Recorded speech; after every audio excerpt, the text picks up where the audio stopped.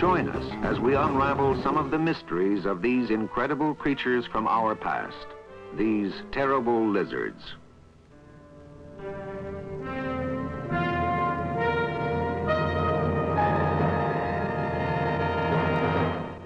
Dapper Dan and their 70 raiders want to hear about those terrible lizards.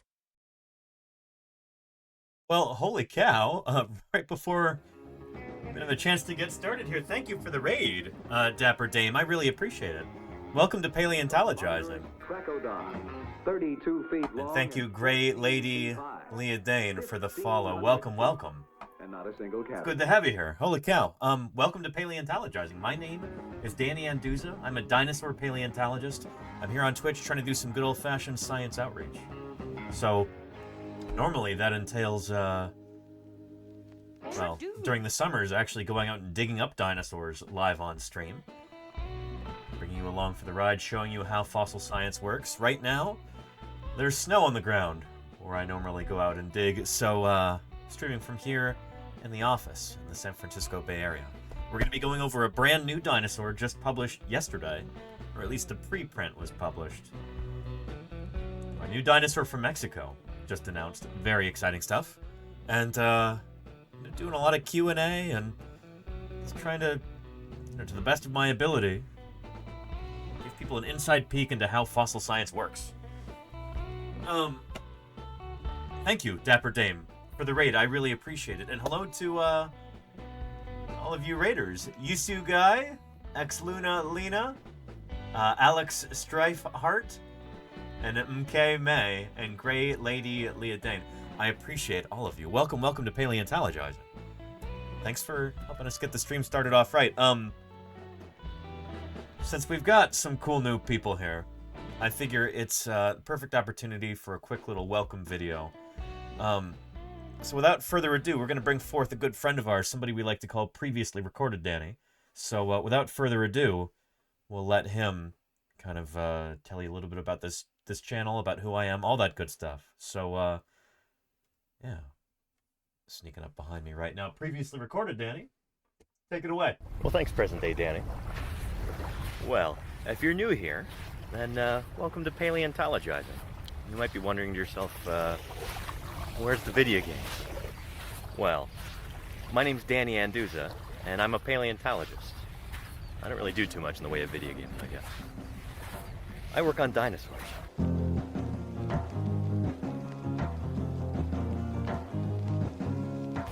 But how does a paleontologist end up on Twitch? Well, I'll tell you. It all started when I moved to Montana right out of high school. In my first week there, I started working in the Paleo Lab at Museum of the Rockies, which at the time was probably the greatest dinosaur museum on the planet. If you've ever seen any of the Jurassic Park movies, then you're more familiar with that institution and with my old boss than you may realize. You consulted on that movie. I did consult on all those movies. And they said the guy, Alan Grant, was you. Yes. Yeah, well, fortunately, he didn't get eaten. It was in that program that Jack Horner built that I learned how to be a dinosaur paleontologist. I learned a lot of that from Jack Horner's last graduate student, this guy, Denver Fowler, who would go on to become curator of the Badlands Dinosaur Museum in North Dakota. Under Denver, I did nearly a decade's worth of fieldwork, digging at hundreds of sites in the Upper Cretaceous, excavating literally hundreds of dinosaurs. Here's just a few highlights. In 2012, I discovered the world's oldest specimen of Chasmosaurus, hopefully soon to be published as a new species. In 2017, we dug up a brand new ankylosaur. Montana's news leader. 5 paleontologists are excavating what looks to likely be a new species of armored dinosaur. So we found its head, we found parts of its armor and plates, and so it should be a new species. I've also been lucky enough to help collect another very important specimen, the world's smallest and youngest Tyrannosaurus rex. And much like my fieldwork, my research is also centered on dinosaurs. Some of that deals with new genera and species, like this guy, Trurarchuncus, a bizarre little theropod from the very end of the age of dinosaurs, who was just published in July of 2020. I've got a few studies in the works right now, some of them focusing on dinosaur biogeography, and some others on behavioral functional morphology.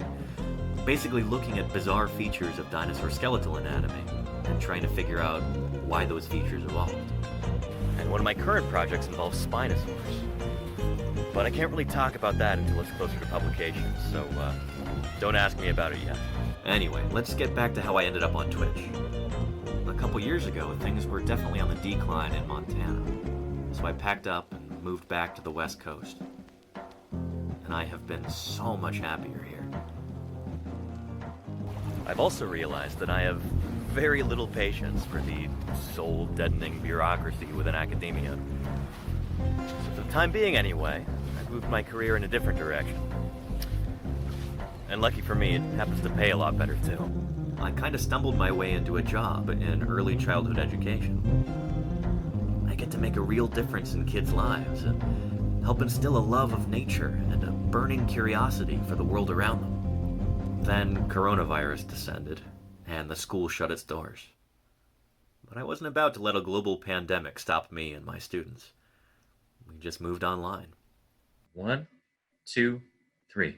I love digging in the dirt with just a pick and brush. Finding fossils is my aim, and so I'm never in a rush, because the treasures that I see are rare and ancient things, like velociraptors' jumps or Archaeopteryx's wings, and all the kids who wanna see them lining up at our museum. I am a paleontologist. That's who I am, that's who I am, that's who I am. I am a paleontologist. That's who I am, that's who I am, that's who I am. That's who I am, that's who I am, that's who I am. That's who I am, that's who I am, that's who I am.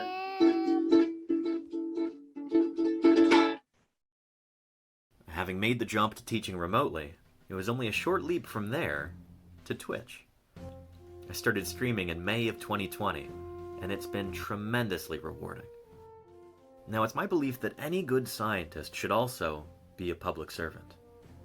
In my opinion, talking to everyday people about your science is one of the most important things a researcher can do. Twitch is kind of an ideal medium for that. This is my passion, and now I get to share it with you. And what could be cooler than that? It's my intention to continue this mission of education by answering your questions, providing good science content, and working to grow this channel. And if you can help out by continuing to watch, or if you can afford it by subscribing, I would be deeply grateful. So, for my regular viewers, thank you for sitting through that again. And for everybody who's new, welcome.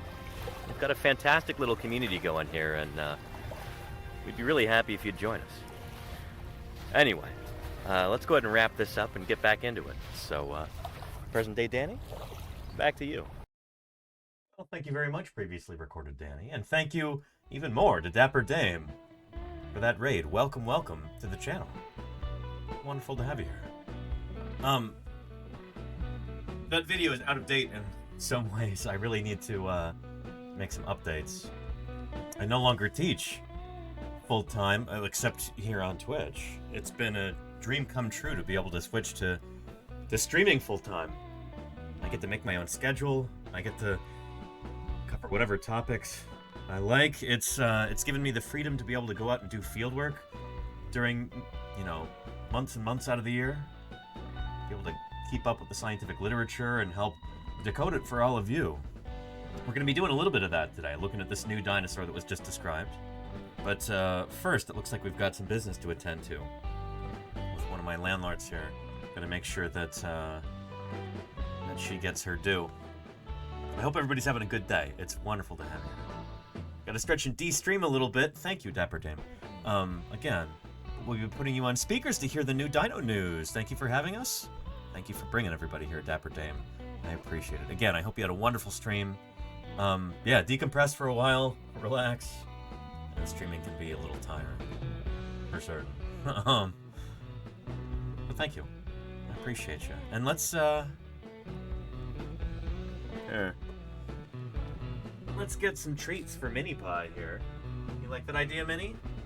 Yeah. Let's make that happen. Yeah, good stuff.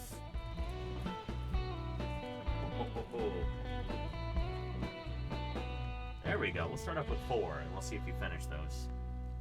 I know you've not been super keen on eating all of them the past few days.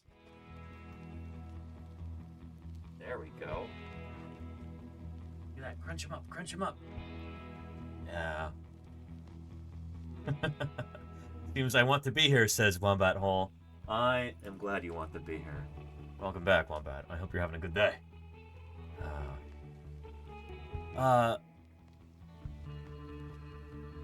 Yeah. I had a few more things that I was hoping to get ready before we actually started, but that's okay.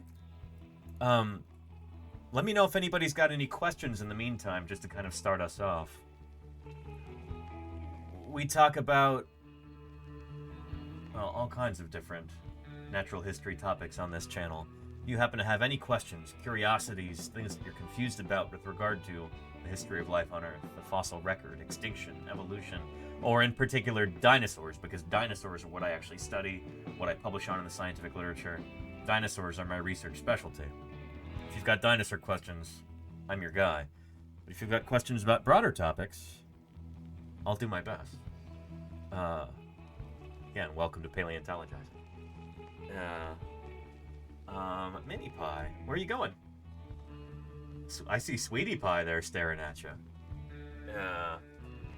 Oop.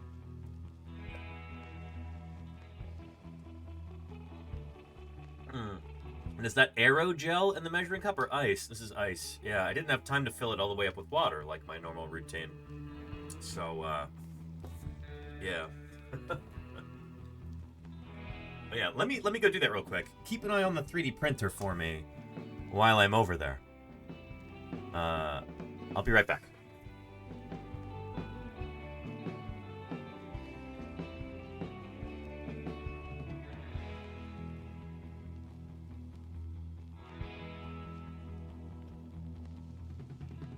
There we go, that's better. And we've got some big pieces of our full-size adult Tyrannosaurus skull printing right now. One of these has been going for, I think, close to 12 hours at this point, the one on the left. So that should finish up maybe by the end of today's stream, we'll see.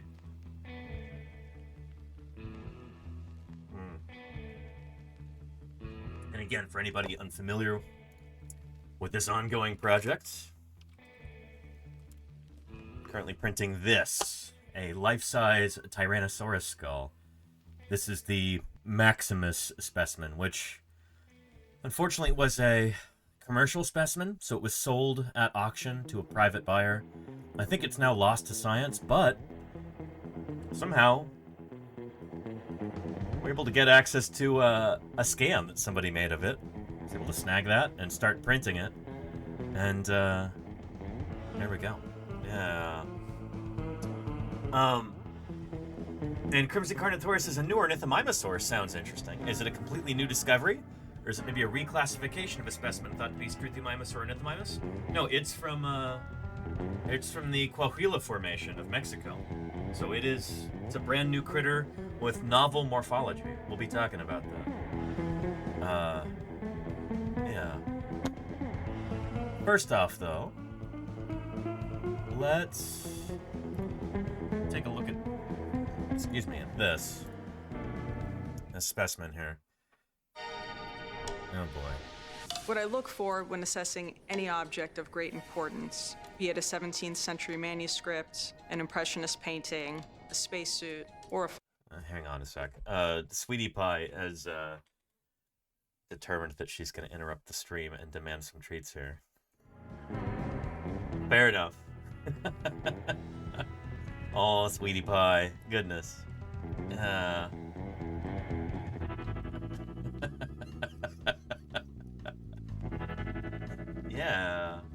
What are you doing, sweetie?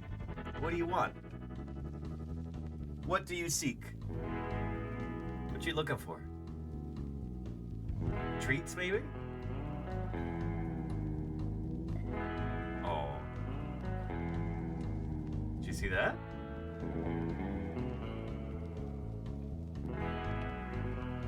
There's a treat right there. Mini Pie left that. You want to eat that one? What do you think? Is that not good enough for you? Alright, fine. Fine. I'll get you your own treats, fresh from the bag. There we go.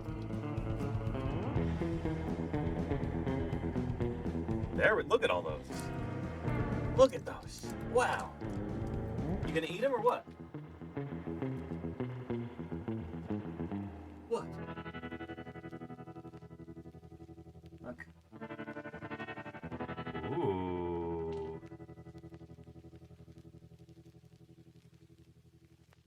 What's the holdup? What? Is that not good enough for you anymore?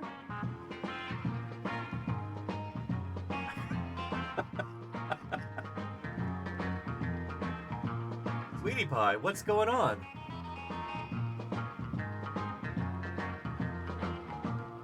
What are you doing? What's with this? I'm trying to read your body language right now, and you're being inscrutable.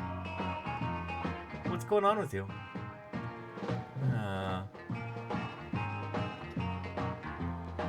Who wants some of these other treats?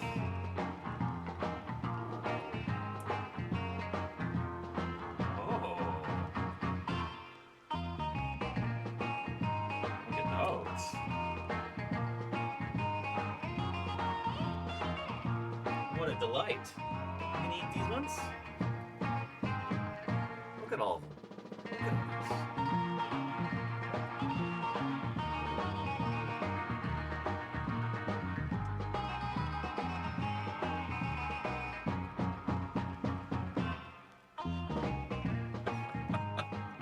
Finally. Cats are such weird little guys, you know? They really are.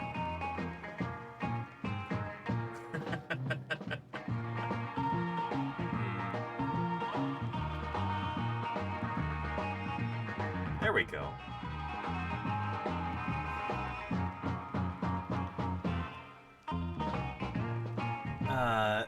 Easy Kai says the cat seems less than impressed. She's acting strange today. Ios, who's normally here 24/7, Ios is off at work, her second day at a new job, and I think the cats are all a little bit discombobulated about that. A little bit, they don't quite know what to do. They're used to having Ios here all the time, and when she's not here, I think it's a little strange for them. Yeah, is Ios in the scientific community? She's not, Cruising Carnotaurus, no. She works in, like, the tech world. So, yeah. It's funny when they act like they can't see the treat near them unless you show it to them. Fire stingray, yeah, that is very much a thing. Also with, like, bowls of water. I've noticed that with a lot of cats. Sometimes you have to, like, splash them with the water a little bit, and they go, oh, it's water, okay. I couldn't see it, because, you know, it's clear, it's water. So that is a thing. Yeah, anyhow. At least disrupt the surface. There you go, Charlie's Dragon, yeah. I didn't mean, like, splash them, but just, like, you know, the tiniest little spritz.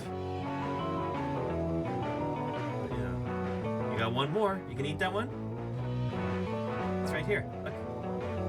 There. Here.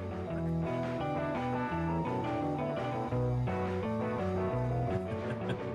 Right here. Hey. Oh, it's right under your nose. There you go. No?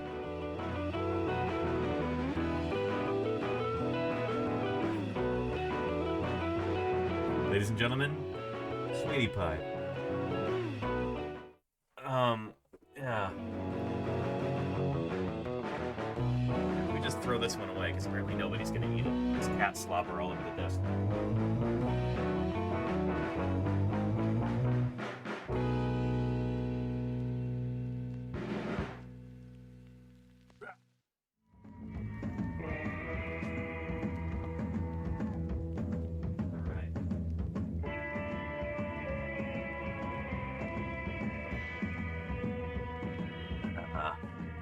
right.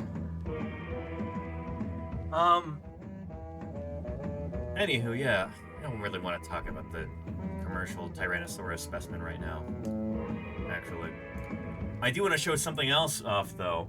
Was it okay for me to share this, Lenina, the picture that you sent me of you with the Daspletosaurus wilsoni t-shirt?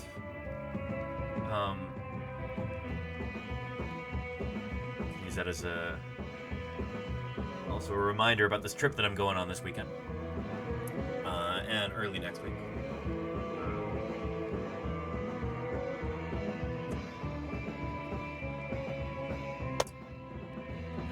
Buonasera, no wait, buongiorno there.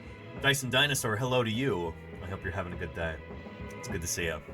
We talked about your new paper yesterday, Filippo. It was good stuff. Good stuff. I like that you and your team made it clear that any of the differences between the skull that you had and other Geolosaurus specimens are probably the result of ontogeny rather than phylogenetic differences. I appreciated that.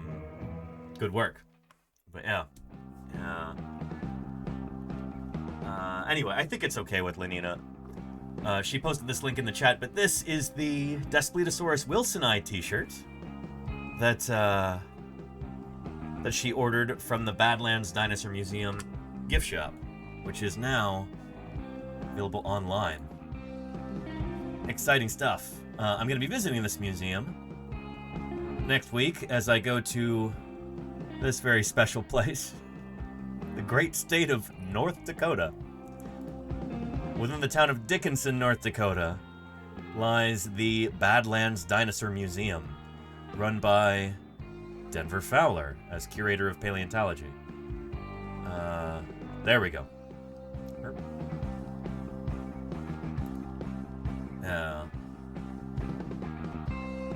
I'm going to be purchasing some of these shirts and other merchandise while I'm there because I want to help support the museum, and they've got really cool designs. So I wanted to show this off again, and sounds like Lenina and Golganek too have already gotten some shirts from here. So check it out. Really, really cool museum. I can't wait to show you around on Monday and Tuesday. I know I keep saying that, but I'm very, very excited, and it's going to be pretty special, I think. Anywho. Any Gorgosaurus ones if they exist. Well, the reason why it's Daspletosaurus is the Badlands Dinosaur Museum holds the holotype of Daspletosaurus wilsoni. This is the original specimen. And I'm really excited to show you this, not in person, but, live on stream. It is going to be pretty great. Here.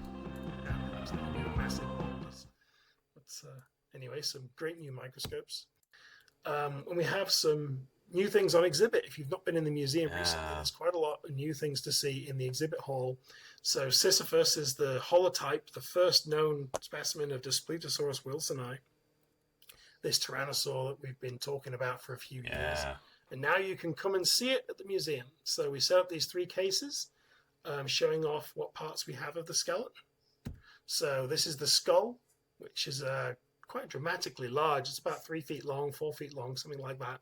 And you can really get around it and see all the bones. The gray parts, very cool. We have those as real bones. It's just that they are from the other side of the skull. Does that make sense? We only have the left side, so we 3D scanned them and printed them out and then stuck them on this side. So these bones are present. They have these bones, but they're from the opposite side of the skull. And so since they've got the maxilla and the dennary and the jugal and these other bones from the right side of the skull, and they've got these bones from the left side, what they did is they scanned them, and then it's really easy to mirror things digitally and then 3D print them. So rather than the, left side parts, you can just switch them, make them right side parts. We've got bilateral symmetry in dinosaurs like this, just like we have, The bones on the left side of your head are kind of mirror images of the right side. So you can do this. It's one of the really cool things that 3D printing and 3D modeling allows us to do. But the other ones, those are real bones. Those are the real teeth sticking out of the jaws. Yeah. Yeah. We also have the postcrania, so we didn't get much Nice. of this skeleton, but we have some neck bones and parts of the pelvis and some ribs, so those are on display as well. Yeah. And I've not got it together yet, but we have a modeler who's making us the 3D model of a Nice. life-size reconstructed skull. So Amanda 3D scanned the bones we do have, and we put those into the computer, and then the 3D modeler is filling in all the missing pieces. So this is a 3D model of the complete skull. Now it's currently just being broken up into pieces so that they can be printed out in our 3D printers and put on exhibit. So I've got about half of them. So hopefully in the new year, I'll have the complete set. I can start printing them, and then we'll have a complete full-size skull on exhibit right next to all those bones, which I am really looking forward to seeing, actually, because I was very impressed It's when going to be that skull awesome. went on display. Yeah. It's a lot bigger than when you just hold one of the bones in your hands. It's quite impressive. Yeah, good stuff. So we might even get to see some of those printed parts. It's not going to be assembled or put together. It's not going to be finished by the time we get there, but we'll get to see this in progress, which is going to be really cool. Yeah. And Riley 1247 says, "Why are some parts of the skull made up of gray plastic material and other parts are missing?" So I was just explaining that, Riley. Here. I'm here to applaud the work of vertebrate paleontologists. And Megabyte, thank you for the follow. Welcome, welcome. It's good to have you here. So these are skull bones that we actually have. They're there in that museum, in the Badlands Dinosaur Museum, Dickinson, North Dakota. Other bones were not found in the field, so fossils are rarely found complete. It does happen. We do get complete skeletons of dinosaurs, but they're often... Well, there's always some part of the animal missing. You know?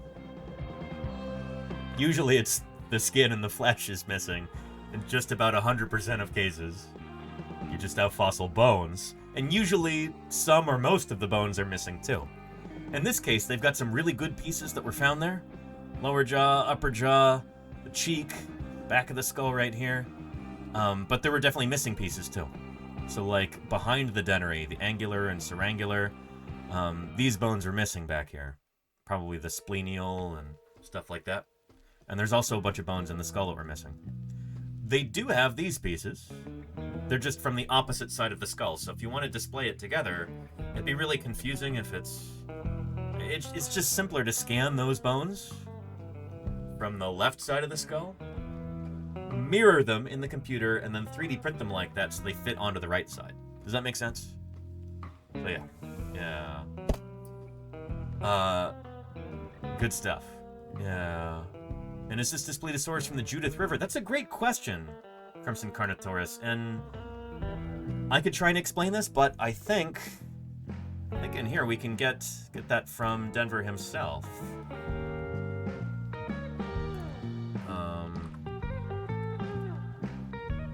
Yeah.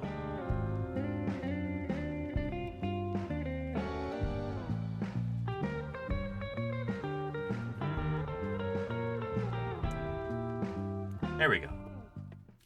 Any more questions out there? Not yet. So there's Liz and Steve Clausen there. Well, do we have anything else, or are we gonna log off? Got a question about the geological formations here that's going to come in a second. You found from the Dinosaur Park formation? No. So the name of these formations is a big question, and the problem is that, well, it doesn't really matter the name of the formation anyway, but we work in two different areas principally, and so one area near Havre has part of the exposure is Dinosaur Park Formation, and the other part of the exposure is you would either call it Judith River or you would call it Old Man Formation. Now, if you're over in the Hinsdale area where we collected all the tyrannosaurs that we've got, all the big This is northern Montana. that would all be called either Judith River or Old Man. Probably Judith River. It's It's not actually all that complicated, I don't think. It's just that it's confusing, really. Confusing more than it's complicated, the term Yeah. to use. And one of the nice things about the dinosaurs that we're finding is that the dinosaurs that we're finding are actually telling us about the age of the rocks. That previously we were just looking at rocks and comparing them to other rocks and trying to correlate them based on the rock type. And that's not been all that helpful. So we've had not very good correlations across what we would call the Judith River Formation, going all the way from southern Montana and even into Wyoming, all the way north into Canada. The rocks alone are not really great for correlating. However, we can use what we call sequence stratigraphy, which is where we use changes in sea level to tell us the relative ages of the rock. So when sea level is very high, it's very high everywhere. So if you see evidence of high sea level, you can link up those levels in the rock. But so the difficult thing is you're looking at exposures of rocks over a really, really wide area. So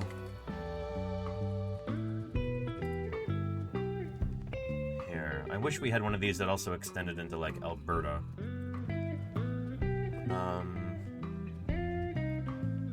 But yeah.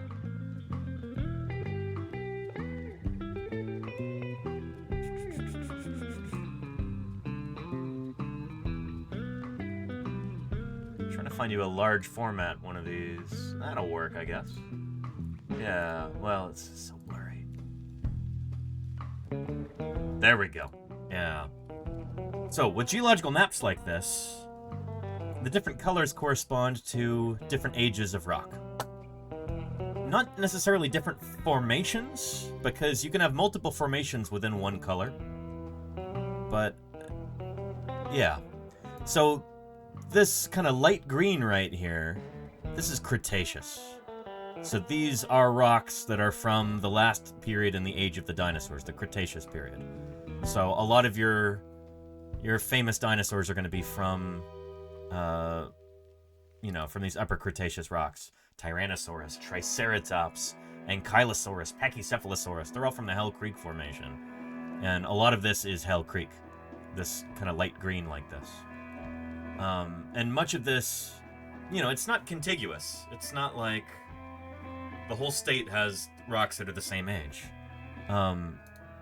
These rocks are exposed in different places, and sometimes when different geological formations were being named, boundaries between them are not necessarily the actual real geological boundaries. It's just like, well, down in Montana, we call it the Judith River Formation. And then up in Canada, up in Alberta, for instance, just above this border here, it was arbitrarily called the Old Man Formation or the Dinosaur Park Formation. I'm oversimplifying here. But part of what Denver is trying to do is to figure out what's actually going on with the rocks. These ones that are down in Montana, are they the same age as some of the rocks up in Alberta? How do we figure that out? Especially if we can't get exact radiometric dates. If there's no volcanic ashes in there that you can actually find radioactive isotopes in, and run it through a machine and it can tell you how old it is exactly. If you can't do that, what are other clues that you can use to figure out exactly how old those rocks are? And which ones match up with each other in time, even across wide geographic spaces? Which rocks from Montana are essentially the same exact time as the ones from Canada? These are tough questions. And there's a lot of controversy about this. There's a lot of different workers in this field who disagree vehemently about some of this stuff. There's a lot of arguments about it, more than you would imagine. So yeah. Hellos and rocks. Hello to you, Banana Dragon. Welcome to Paleontologizing. So when sea level is very high, it's very high everywhere. So if you see evidence of high sea level, you can link up those levels in the rock. But that can sometimes be difficult to tell in these rocks, and it's a relatively new technique that has not really been before. Rock fights, yeah. However, the dinosaurs that we have are the same species as the ones we get in Canada, and we know that you get different dinosaurs at different levels. So, we know we've got Centrosaurus apertus and we know we have Lambeosaurus lambii, and we know we have a Daspletosaurus wilsoni. And so the more of these diagnostic species that we find, we can link them up with the Canadian sections and tell us where we are in time, and that helps us to understand the rocks better. It's kind of like you make one step forward on one side, and then you make another step forward on the stratigraphy side, and that helps you with the other side again. And so you're kind of constantly moving forward. Ratcheting up and up and up. Gathering more and more information. That sounds complicated as well, but it's not. But I think we really need to be looking at the dinosaurs and the vertebrate biostratigraphy in more detail, because there's a lot of very high resolution information there. Don't want to bore you too much about stratigraphy. One more question. Yeah, anywho, yeah. Hopefully we'll get a chance to talk to Denver about some of this stuff in depth when I'm there next week on Monday and Tuesday. Because Denver's one of the pioneers in this field. He's one of the people really figuring out dinosaur biostratigraphy in this part of the world, and it's really important stuff. You'll see a lot of this at the museum. A big focus on biostratigraphy and on paleobiology, you know? Not just trying to figure out, which dinosaur is most closely related to which other dinosaur. What does the family tree look like? That stuff is important. But also what's really important is figuring out the structure of these ancient ecosystems, figuring out how these animals lived, what roles they played in their environment. What were they like as living animals, you know? A lot of work like that is being done at that museum, and you'll see that over the next week. But yeah. Interesting collection, definitely, Crimson Carnotaurus, yeah.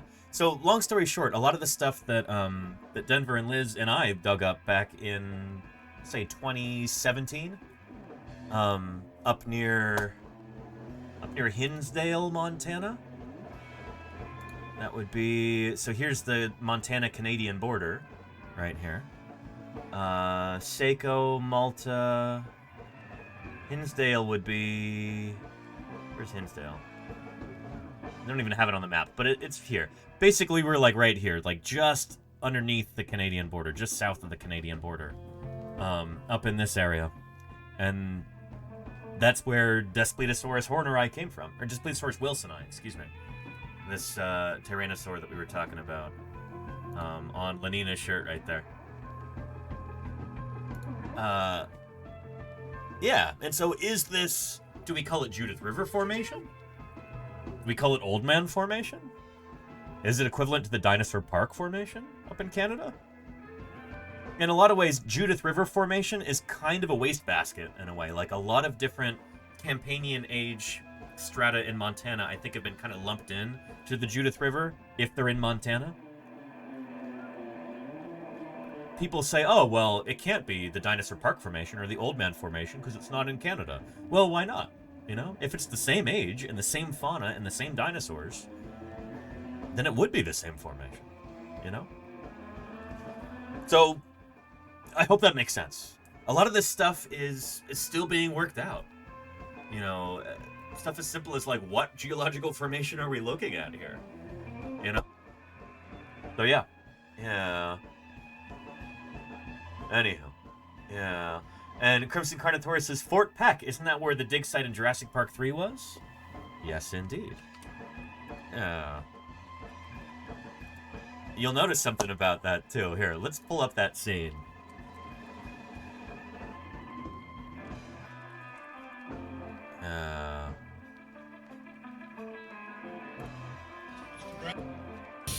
There we go.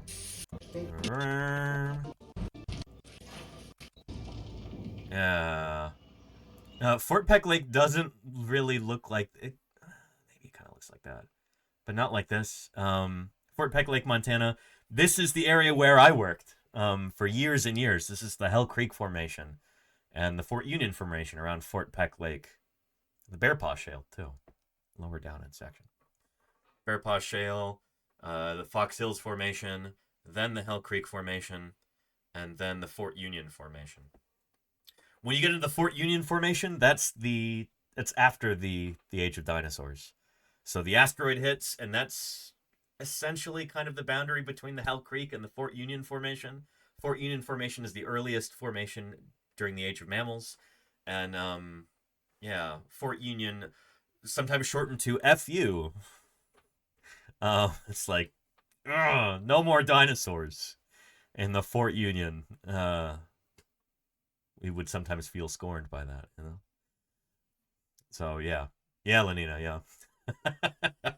Also sometimes known as the Tulloch Formation, but I think Fort Union is the proper term nowadays. Anyway, yeah. It's cool that in Jurassic Park 3, they're referencing this. Directed by Joe Johnston, who used to come out and dig with us at Fort Peck Lake in Montana. Yeah, I've done field work with Joe Johnston a number of times. Billy, I don't think I'm doing this right. I think this is recorded off of a TV screen. But yeah, huge dromaeosaur there. Let's try the toothbrush. You gotta go slowly.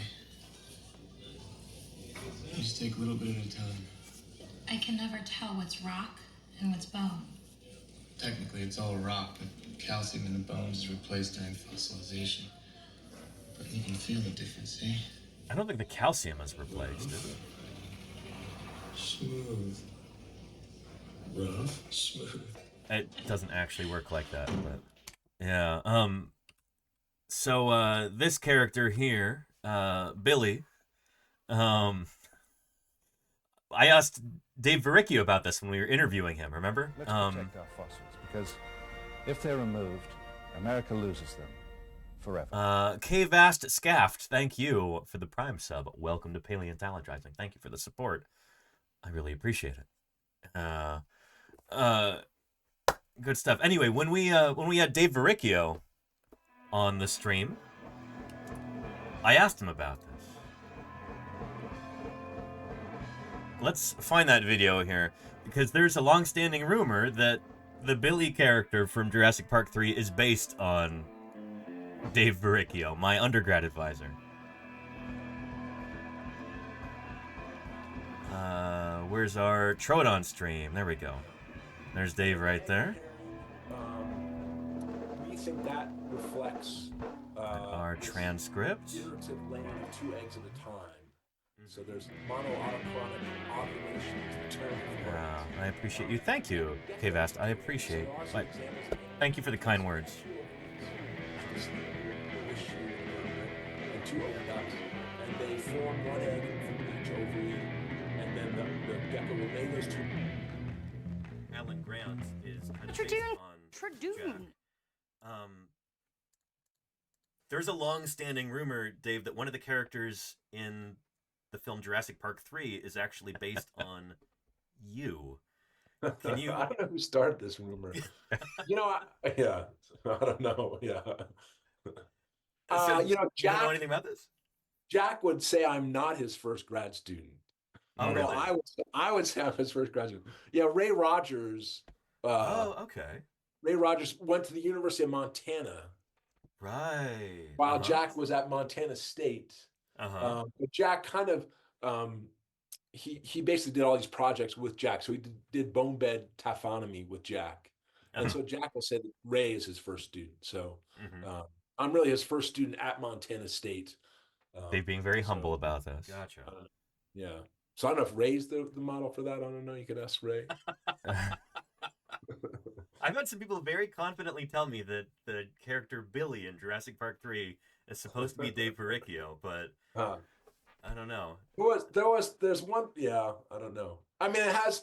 I worked on. I was on the field crew with Paul Serino.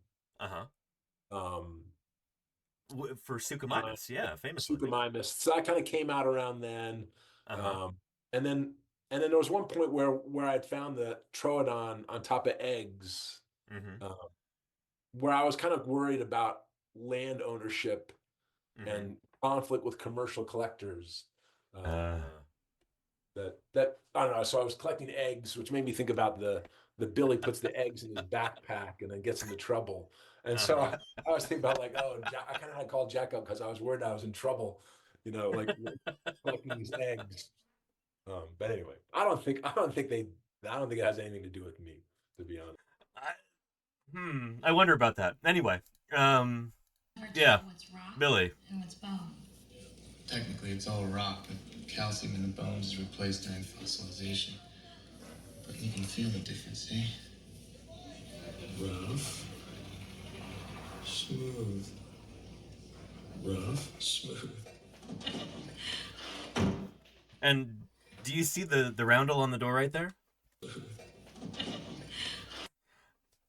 Museum of the Rockies. I used to have one of these on the side of my vehicle when I would do field work.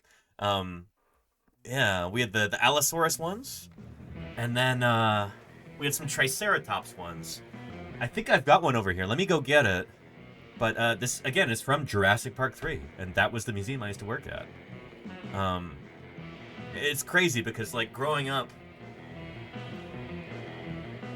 I was like 9 years old when Jurassic Park 3 came out, and it was my favorite movie at the time. I'd seen it a couple hundred times, probably. I remember one summer, I had Jurassic Park 3 on VHS. It's like one of the last movies you could get on VHS. DVDs were already becoming popular. And I wore that VHS tape out.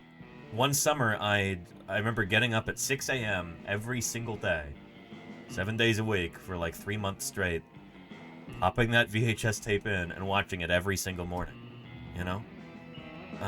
I saw it in the theaters too. Afterwards, yeah.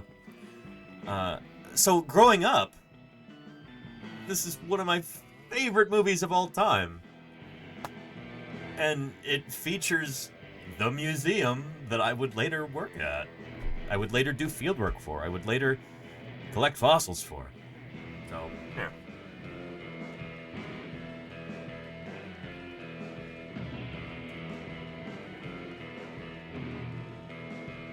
It's definitely a little weather beaten, but here is the magnetic sign, magnetic roundel logo, whatever you want to call it, that I had on the side of my vehicle in, what would that have been, 2013, 2014? Yeah. So, nice side-by-side here. Yeah, good stuff. They'd kind of phased out the Allosaurus ones by the time I was working there. Yeah.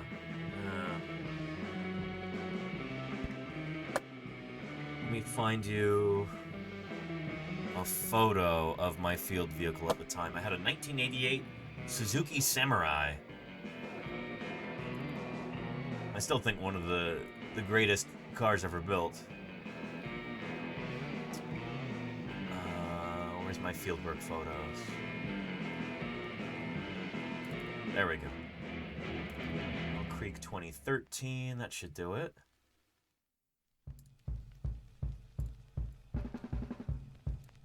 There we go. Yeah. There it is on the side there. I love this car. Oh, man. It was wonderful. Lenina says, I saw the original Jurassic Park in the theater with my Girl Scout troop. The leaders asked what we wanted to do as a group, and our decision was immediate and unanimous. That's awesome. Very cool. Girl Scouts are a cool organization. We just got some Girl Scout cookies in the mail today that Lordy ordered. The lemon ones are my favorite, and yeah. Excited to eat some of them. They just showed up a little while before the stream started. Yeah, and it is cookie time, yes indeed, Lenina.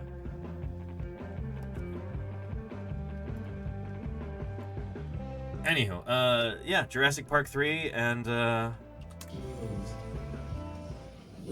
Museum of the Rockies.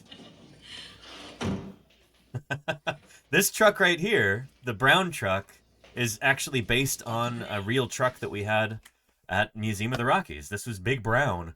It was like an old Ford pickup, diesel engine. I think it was a diesel. It was gasoline, I forget.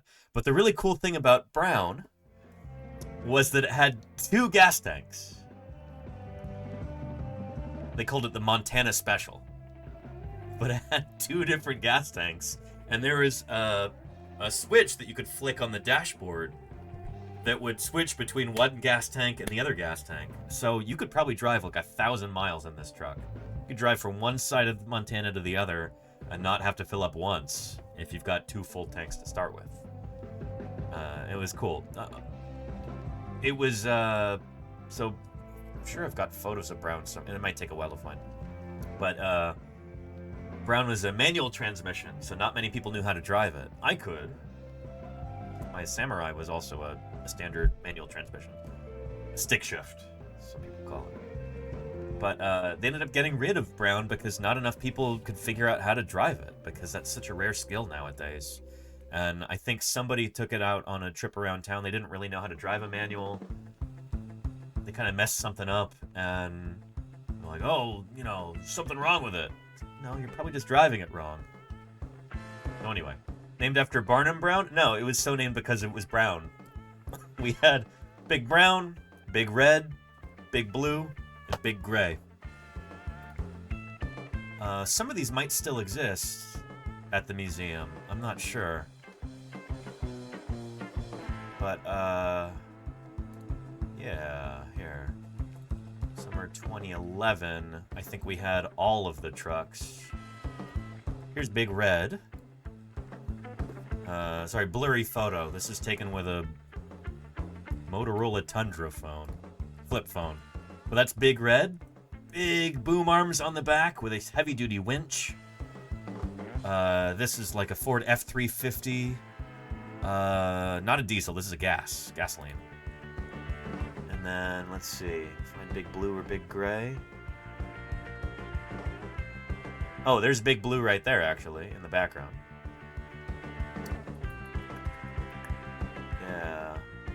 Yeah, there we go. There's Big Blue right there. This was always our favorite truck. The one that gave us the least trouble. Big Blue was a Dodge Ram 3500 diesel. And there was this special, like, toolbox set up on the back, so... Oh, and there's... You could just see Big Brown right behind. I wish I had more photos of Big Brown. But yeah, each of these trucks kind of had their own personality, their own things that they were good at or bad at. You know, it's always having the right tool for the job, you know? So having different vehicles like this was, yeah, was a good thing. This is when we were doing, we were moving stuff from one storage area to another before we left for the field in 2011. So, there's Denver Fowler right there, there's Denver's dad, there's Lee Hall, John Scannella, who's currently curator of paleontology at Museum of the Rockies, there's Brian Baziak, and there's Nate Carroll, who's now curator of the Carter County Museum in Ekalaka, Montana. That was my first summer in the field. A lot of people groused about having to spend 1 or 2 weeks moving storage stuff around before we could leave. But, yeah, and that wasn't the easiest, but, I don't know, I was happy to just be able to participate, you know? Here's Nate right here. John Scannella. I think that's Lee Hall right there, and we're using the Big Red truck to move a really heavy jacket onto the back of this flatbed truck so we can transport it to the other storage facility. It was a tremendous amount of work. This is what it looked like at the end, at the storage unit. So these are all unopened fossil jackets and molds. So like fiberglass and silicone molds that were used for molding and casting fossils for displays and for research and for, you know, giving to other museums and stuff like that. So yeah, it was a tremendous amount of work. So each one of these, I think, is about 12 feet tall. So, you know, 3.5 meters, something like that. Yeah, basically we filled a warehouse with all of these fossil jackets and molds and stuff like that. It was a lot. It was a lot. So anyway, it was during this time that I was working with Denver Fowler, and we're going to be streaming with next week. So you will all get to meet him, and yeah, Denver's been a tremendous influence on my career. He was my mentor, basically. You know, he might go, oh, I don't know about that, but he basically was during my time in Montana, and I learned a tremendous amount from him. That gives the history of life its very quirky, fortuitous, chancy character. We are literally here only because of the good fortune of dinosaur extinction. Hi. It's true. Official Curly TV, thank you for the 7 months of support. I appreciate you using that Prime here. Thank you for that. That's good stuff. Anywho. But yeah. That's the warehouse at the end of Indiana Jones. It certainly felt like it. There, Charlie's Dragon. We were all joking about that by the end of that whole process. And Subsonic Flight says, have you had bad weather whilst working on a site? You had to leave for town? When we were working in that part of Montana, around Fort Peck Lake, here.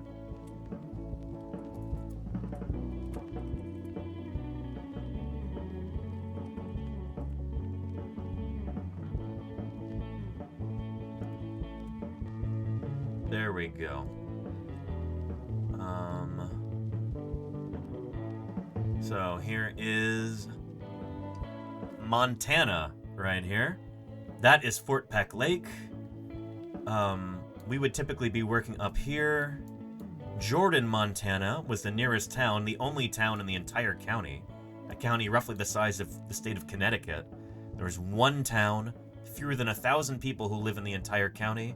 There's about 200 or 300 people who live in and around Jordan. We would have to, get gas and food and other supplies here.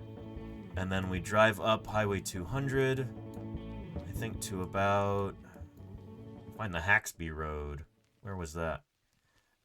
Anyway, it's such a small, here it is here, Haxby Road. We would drive about 50 miles up this road, dirt road.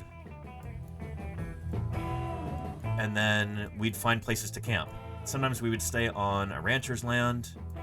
A few times we were able to stay in a cattle shed, which it felt luxurious at the time, So keep going and going and going. Anyway, going up until we're almost at the shores of Fort Peck Lake there. And yeah, my first summer in the field was like this. Staying on a ranch in eastern Montana. 50 miles up a dirt road. The thing is, if there was a bad storm or something, we were really lucky staying in that cattle shed, because we could just batten down the hatches, close the doors on the cattle shed, and ride out the storm. Didn't have to worry about our tents getting destroyed or anything. So that was really nice. But the bad thing is, the roads had this kind of, especially the roads that cut through the Bear Paw Shale Formation, were not great when it rained. So the Bear Paw Shale underlies the Hell Creek. It goes Bear Paw, Fox Hills Formation, there might be another one, and then Hell Creek. I forget exactly. But there's a lot of mosasaurs and plesiosaurs and other critters like that from the Bear Paw Shale. This is from when there was an ancient seaway, kind of cutting North America into the Western Interior Seaway. The rocks are from that age and from that time. They're marine rocks. They're shale. And, yeah, because of the particular consistency of the rocks, it might be that they're very rich in bentonite, but they turn to just muck when it rains, and it makes it so that the roads are unusable. These dirt roads made from that rock, those dirt roads cut through that sedimentary rock, you get any appreciable rainfall and it becomes impassable. And so there were a few times when we just got stranded up there. It's like, yeah, we had a rainstorm come through, there's no way we're getting out of here. So it's a good thing we've got food and everything. Especially after I went vegetarian, there was a lot of joking about how, you know, they didn't have need for a backup food supply. I became the backup food supply. They're like, Danny, you're lower on the trophic web now, you know? You're an herbivore. You've got fewer heavy metals and toxins and stuff like that, so, you know, it's only right for us to eat you when we're stranded here for more than a week. So there's a lot of joking about that kind of. Yeah. And Charlie's Dragon says, got food and a deck of cards to pass the time? Yes, Denver himself would always talk about this. Better have a deck of cards, you know? The creature we will be examining is a paleontologist. And Visceral Revolt, welcome to Paleontologizing. How are you doing? It is wonderful to have you here. Thanks for joining us. How was your stream? I hope it was real good. What did you get up to? Tell me about it. For anybody who's coming in with Visceral Revolt who might be new, let me introduce myself. My name is Danny Anduza. I work on dinosaurs. I study dinosaurs. I publish on dinosaurs in the scientific literature. I talk about dinosaurs here on Twitch 4 days a week, at least in the off season. And then during the summers, I'm out digging up dinosaurs and streaming it in places like Wyoming and Utah and maybe Montana this year too. We'll have to see. So yeah, here on this channel we talk about dinosaurs, we talk about natural history, we talk about the fossil record, and we talk about how we as scientists study that. So if that sounds interesting to you, I hope you stick around and ask some questions. That's what these streams are all about. The whole interactive quality of Twitch is what I think makes this really impactful science outreach. That stream was good. Thanks, Drawing Monsters. We're here to learn about dinosaurs. Well. I'm glad you're here, Visceral Revolt. Thank you again for the raid. And Nick is here. No liver, Nick. I hope you're doing well. Great to see you, Nick. And Nick is one of my compatriots in the field. He lives down in Southern California, but he joined us a couple years ago in Utah, and now this past year in Wyoming and in Utah. Nick, it's great to see you. I hope you're doing well. You'd be proud of me, Nick. I've been going to the gym multiple times every week since the field season ended. And I feel like I'm seeing some results. Yeah. So, yeah. I like to think you'd be proud of me. Yeah, good stuff. So anyway, if anybody's got any questions, don't hesitate. We'll be looking at that new ornithomimosaur in a few minutes, right? So unless anybody's got any super pressing queries, we'll go ahead and get into that.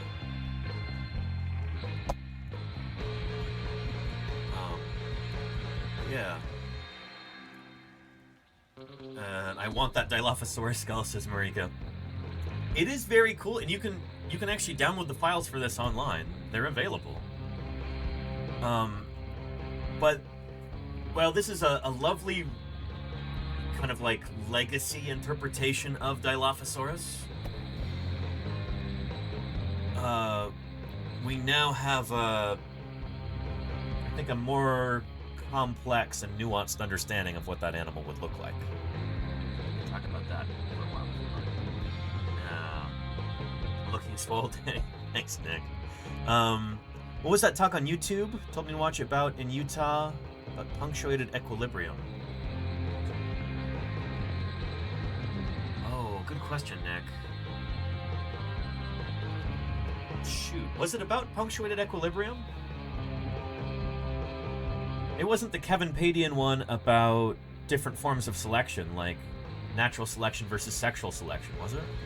Because that's one that I recommend all the time. I can't think off the top of my head of one about punk Eve.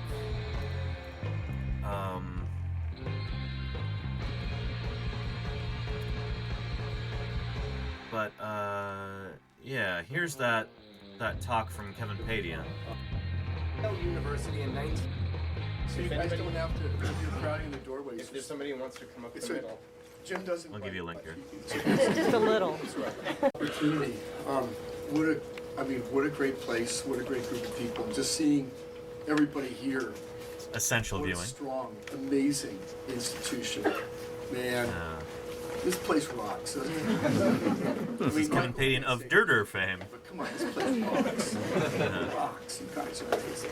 A lot of stuff on Dirter. I might not get to the whole extinct part, but I'll just show you the very beginning of this. I'm going to give you a feel for idea. that.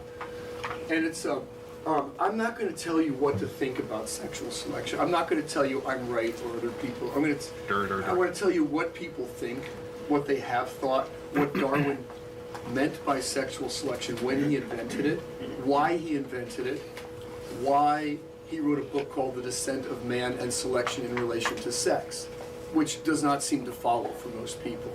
And I want to do this in order to put an historical perspective on a topic that, when you read the literature, it sometimes gets pretty confusing.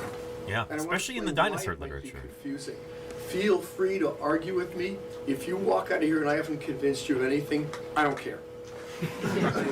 I just want to show you some of the background on this, because I got into this because I was looking at people writing about sexual selection in extinct animals, and I didn't understand what they were talking about. I didn't understand how they thought they could say that. So this is a dinosaur. Yep. Everybody knows that, right? Okay, we're good at that.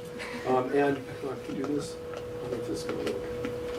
Well, shoot. If this works, maybe you put it right there. But then, well, I can do this here. Okay, that's a dinosaur too. When you find something like this, it may be something that's never been. Mars Mena.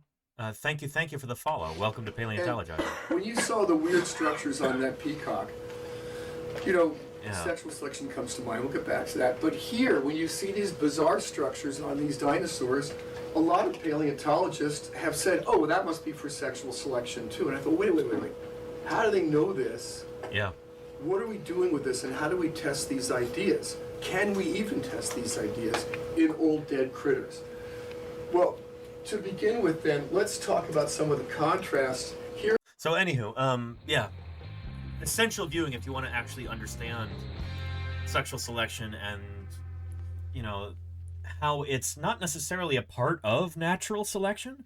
It can be a process that absolutely runs counter to the same pressure, to the pressures that you get from natural selection.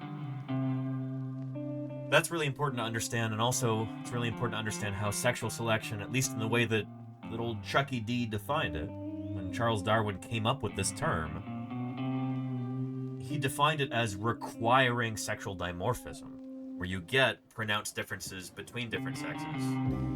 So if you don't have that, then it, by definition, can't be sexual selection. Does that make sense? Anywho, I hope that's what you were talking about, Nick. I'm trying to punctuated equilibrium. I can't think of any videos that I would recommend for that. Yeah. Read Sigmund Freud. That's totally different. And a lot of stuff that Freud came up with has not stood the test of time. If you were to tally up all of the ideas that Freud had versus the ideas that Darwin had, let's see which of these still hold true in the present now that we know more about the world, we've done a lot more science. It would not be an even split. It would be, yeah. Darwin was wrong about a few different things, but kind of astonishingly, most of the time when he proffered a viewpoint, he was right on the money. His ideas have been borne out again and again and again and again by repeated testing, paleontology and genetics and biogeography and zoology and functional morphology, all of these different things. So yeah. And Carl, oh boy, cheerful bloke. Don't get me started on Jung.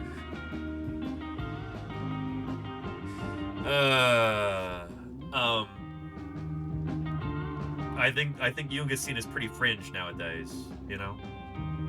I'm not a psychologist, but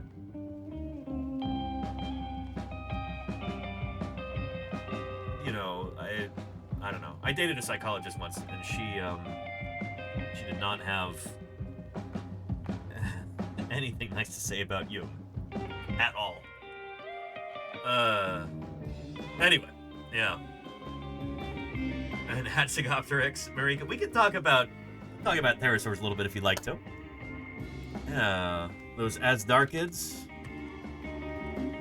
And then we'll get to our new Ornithomimosaur in a little bit.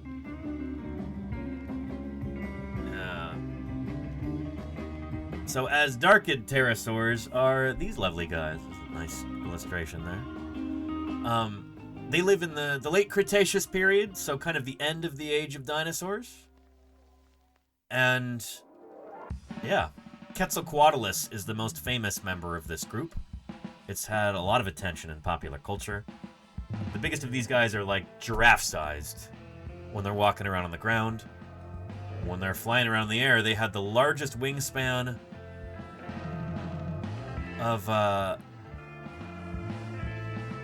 of any animal that's ever flown. They're pretty astonishing. They really are. So I don't know if we'll be able to find something on Hatzegopteryx, a video on that critter. But I know in Prehistoric Planet we've had some really nice Quetzalcoatlus moments.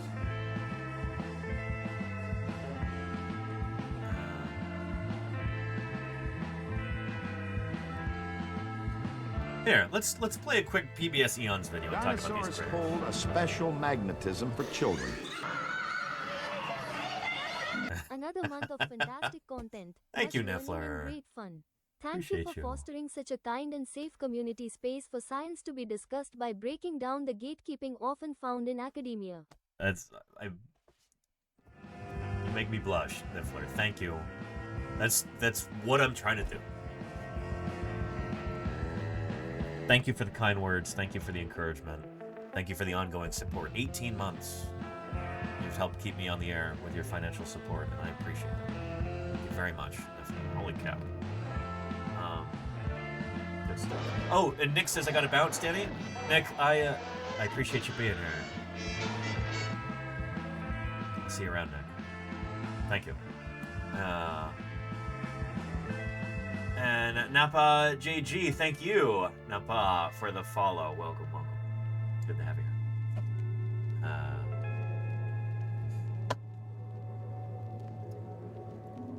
here. Speaking of Hatzegopteryx, let's take a look at this clip from Prehistoric Planet from a few years ago. Kind of portraying this critter as somebody to be feared. Hunters like T-Rex have never reached this little island. So it should be a safe place for a mother to raise her brood. It's a duck-billed dinosaur, Tethys from the very late Cretaceous of Italy. But I think not Tethys is from. necessarily. Uh-oh.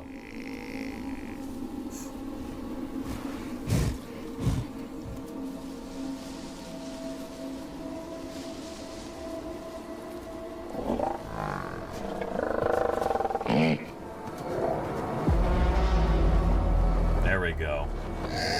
Pterosaurs.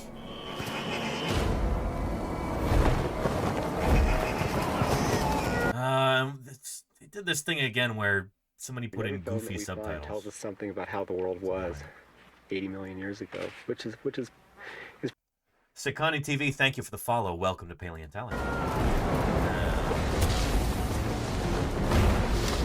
There we go. These pterosaurs trying to chase down these helpless baby duckbills. Giant out little hadrosaurs. Pterosaurs. The best chance of escape is beneath the canopy of the taller trees.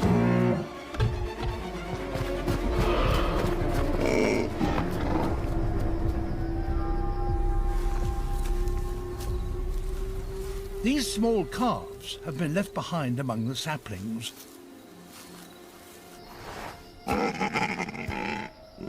Mother and young are separated.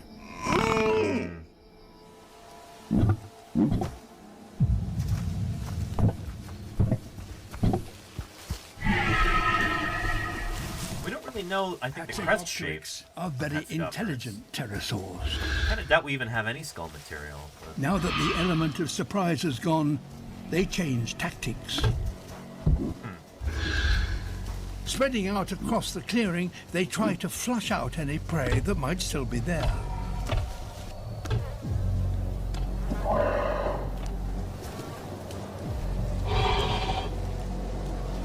The youngster's best hope is to stay completely still.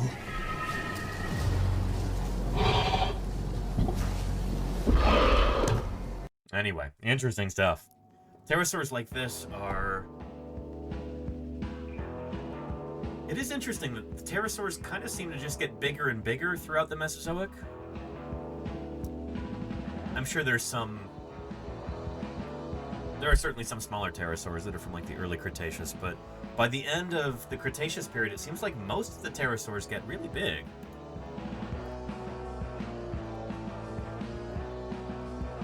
It's kind of an example of what we call Cope's rule.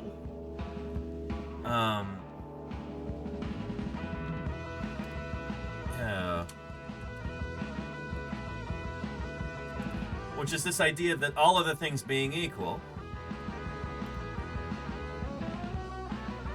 a lineage of organisms tends to get bigger and bigger over time. Where the last individual of a lineage is often the largest one, too. This is not always true. There's a lot of exceptions to this. But it's kind of a general vague trend that we see in living things throughout the history of life. It's named after Edward Drinker Cope, one of the primary combatants in the Bone Wars in the post-bellum period in the United States. Cope's rule postulates that population lineages tend to increase in body size over evolutionary time. And so it's an easy thing to find confirmation for. It's also an easy thing to find disconfirmation for. Like, in general, it seems to kind of hold true much of the time. Not always, but it's like a vague overall trend. The longer you're around, the bigger your descendants. You know, like, the longer a lineage is around, different species over time, they tend toward larger size the further you go through time like that. So here's a tiny little mammal from the Mesozoic, Juramaya. This guy was like this big. And then today, we've got elephants. Descendants of early mammals like that. They're a lot bigger. Part of this might be that, I don't know. I remember I've had a lot of discussions about Cope's rule in the past. We had a special Dead Lizard Society meeting about this when I was at Montana State. I actually chose the topic for that night. I wanted to talk about Cope's rule because there was a new paper that had come out about it. And we didn't really have any strong conclusions by the end of it. It was like a 4 or 5 hour discussion over pizza and beers and, you know, potluck dinner. And yeah, it's like, yeah, oftentimes lineages tend toward larger size, but they also tend to diversify in size. The first organisms that ever evolved on Earth were very small. They were tiny single-celled organisms. So there's kind of nowhere to go but up, you know? If you're going to change in size at all, you have to get bigger, you know? And it can be difficult to miniaturize. It can be difficult to get smaller sometimes. It almost seems like getting bigger is easier, you know? If you're going to change in any direction, the area of least resistance is in getting larger. So, yeah. Anywho. Yeah. David Peters in the pterosaur photos. There's always David Peters images. Deathsaurus. Yeah, it's... He's got very good SEO, I guess, on his website, or he's got a lot of images. But yeah. But yeah. And did you ever watch Flying Monsters 3D, a documentary about pterosaurs by Dave Attenborough from around 2010? I have not seen that, Crimson Carnotaurus. No. No. Yeah. I wonder if we can find a video on Cope's rule, if anybody's really tackled this. Now, we tend toward watching videos on this channel because it makes for engaging stuff. Yeah.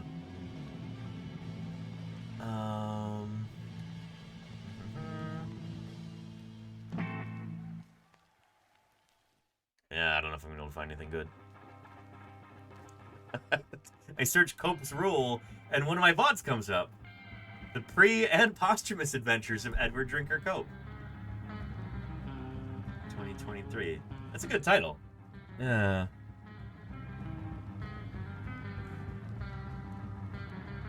Here, just for curiosity's sake. Let's take a look. This is back in my old apartment. Oh, very nice, Charlie Rex. Very, very chunky Tyrannosaurus. I like it, Charlie Rex. Nicely done. Now, we're 2 3/4 hours into the stream. I guess I can introduce you to this idea right here. This is Cope's Rule. Excuse me. You're excused. Let's talk about... Get rid of these tabs right here. Come on, get on with it.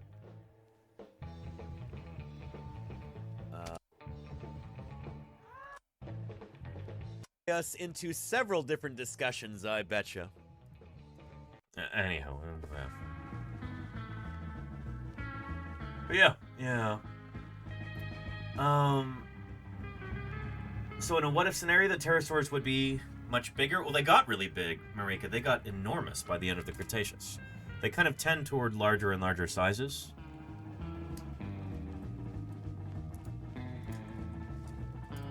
So critters like Quetzalcoatlus, they were enormous. They were not just the biggest pterosaurs that ever lived. They were the biggest flying animals ever. Much bigger than the largest birds. It's like Pelagornis and Argentavis. Yeah.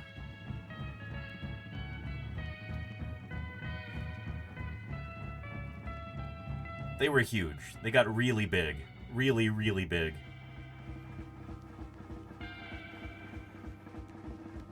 So some of them had a wingspan, like Quetzalcoatlus northropi, wingspan of around 40 feet, probably. So like 12 meters. Astonishing. The biggest animals that ever flew. But yeah. And trying to work out if the latter, Danny, is larger. Probably ever so slightly, sign rate. Yeah. Good to see you back, by the way. Hope you're having a good day. Yeah. That's terrifyingly huge for something that flies, says Galrox. Yes. Yeah, definitely. But they were very lightweight. So a critter like this... Show the picture of me next to one of these guys at SVP last year. Ancient predecessor of the Tyrannosaurus. Mighty hunter of the Jurassic Age. Giant meat eater with long, dagger-like teeth. Have you Thank ever you, met Toner Mark Belly. Whitten, Danny? He's done so much to popularize pterosaur paleontology. Yeah, Toner Belly. I've never met Mark Whitten. No, he was probably at SVP this past year. I'm sure I'll meet him at some point. Almost certainly, if I go to SVP this next year in Birmingham, he'll be there. He's a British paleontologist. We've watched a lot of videos and stuff with him over the years, and his pterosaur book is the one that I always recommend to anybody who's interested in pterosaurs. That's right here. Pterosaurs by Mark Whitten. And the book delivers what it promises. It is chock full of up-to-date information on pterosaurs, discussions. Oh, there's a spinosaur eating a pterosaur there.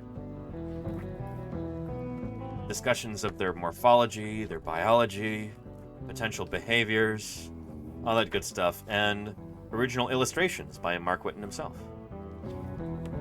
Good stuff. So, Pterosaurs by Whitten, the popular book on pterosaurs that you should get if you're interested in these animals. Oh, yeah.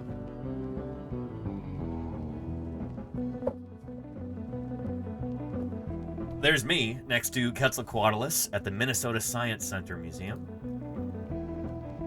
Back the end of October 2024. It's a big animal. It's a big animal. I mean, it like doesn't even fit in the frame.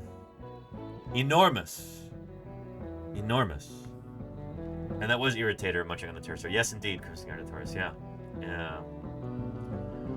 Ms. Art Rule says you look so small next to it. It's a big animal. I mean, I'm not the tallest guy in the world. You know, I'm a solid 4 feet tall. But, this pterosaur is gigantic. It's like as tall as a giraffe. And it could fly, you know? Yeah. Anyhow. Yeah.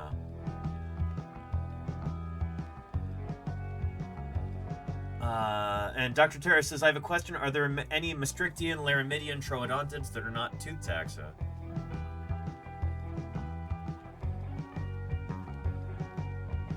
Maastrichtian troodontids that aren't tooth taxa. Well, by the time the Maastrichtian comes around, Laramidia isn't really a thing anymore, at least not to the extent that it used to be. Appalachia and Laramidia are connected by the end, by the Maastrichtian.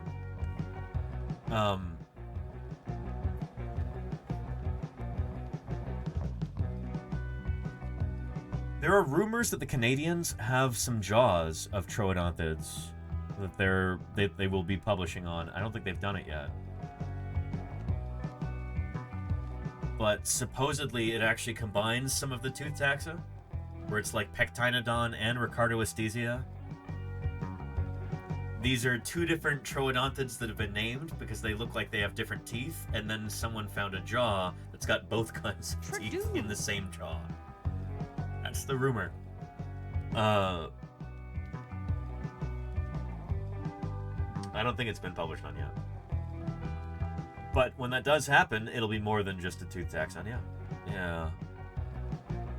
So we'll see. We'll see. Yeah. Can neither confirm nor deny. Thank you, Slick Toxic. Yeah. Anyway, I think now is probably a good time to post on Blue Sky. Holy cow, look at this. Niles Eldridge followed me back. One of the fathers of punctuated equilibrium. That's crazy. That's crazy.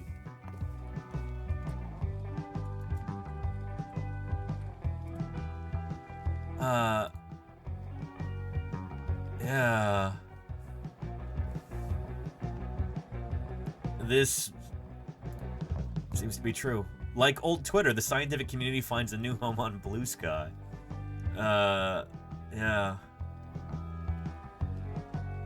Niles Eldridge there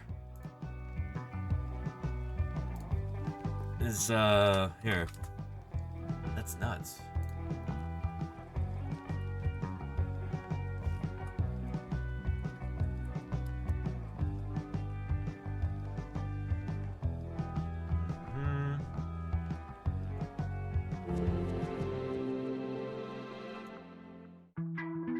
I thought maybe I'd have a better chance at spotting evolutionary change if I started working on trilobites. People don't seem to realize cool, that, Anita. particularly That's in the cool. east coast of the United States, but basically all over the world, the ancient seaways used to flood the interiors, leaving a huge, dense fossil record with millions of specimens, not single specimens, and they preserve rather well. The trilobite that was the most common, easily collected species was a thing called Phacops rana. This is my favorite trilobite. They just, I don't know, they've got that classic trilobite look, and they can curl up into a ball, too, which is really neat. It's since been renamed Eldredrops rana. So it's been split from the genus Phacops into a different genus. Rana means frog in Greek, and it's because the big eyes on the heads of these things give it a sort of a frog-like appearance. I found out very quickly that they occur all the way across New York State, all the way down the Appalachians, and through southern Ontario, into Michigan, into Ohio, even into Iowa. The thing that started bothering me, I was finding that I couldn't tell the difference between the specimens that I was getting in New York from the ones in Michigan. I remember once in Alpena, Michigan, we were in a laundromat washing our dirty field clothes, and I took out... This is a classic part of field work, is going into town to do laundry. Yeah, many, many times I've done this. In fact, here, I'll show you a picture.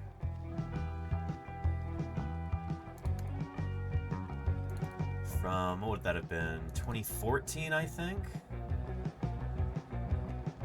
Denver always used to get these plain white button-up shirts from Walmart that were they're pretty inexpensive and kind of more or less disposable, I suppose.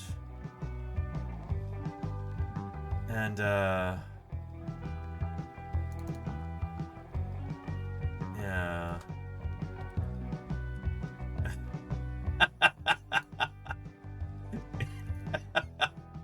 There.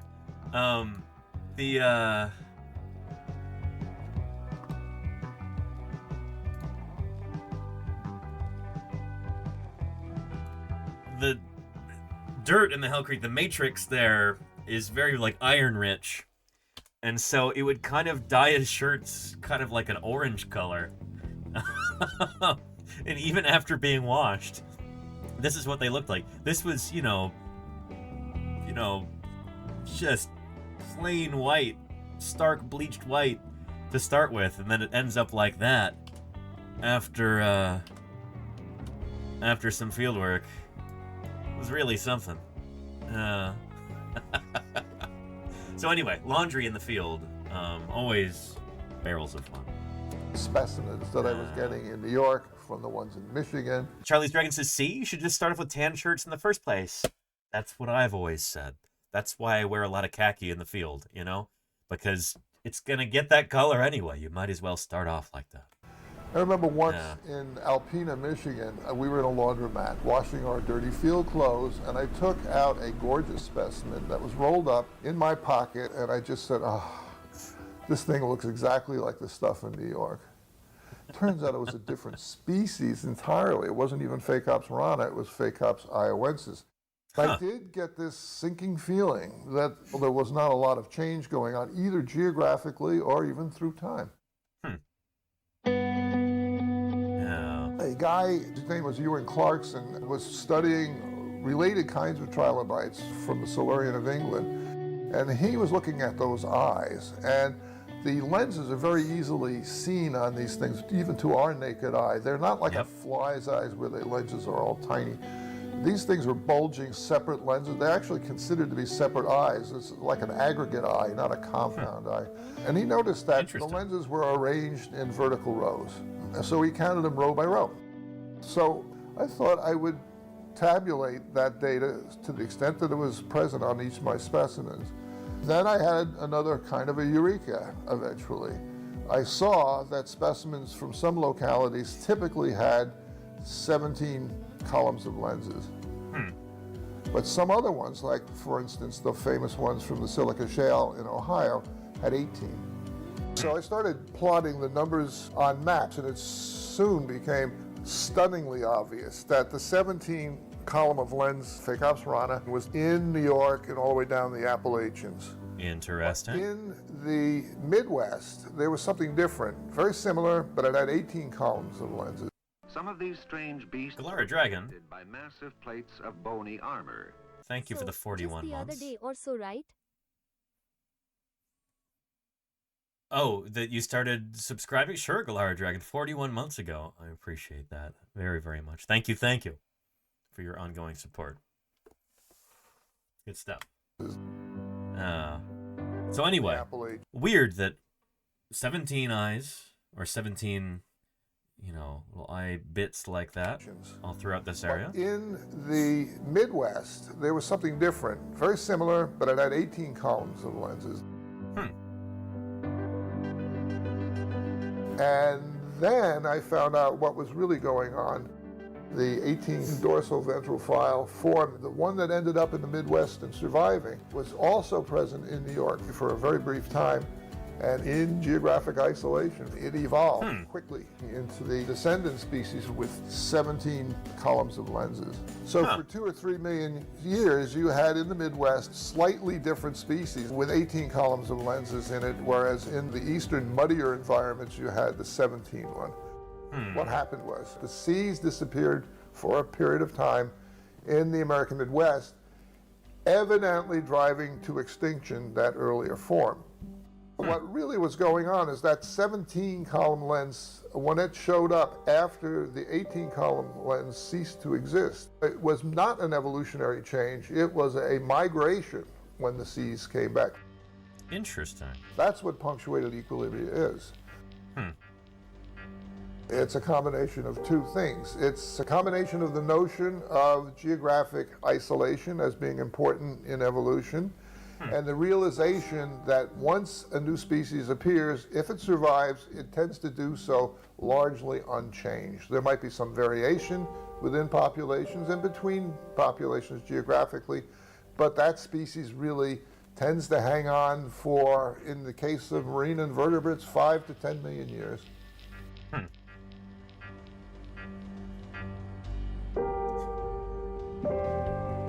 So this is one of those big ideas in paleontology, very celebrated idea, punctuated equilibrium. I've spent a lot of time with folks who want to push back against that idea a little bit. Say that that's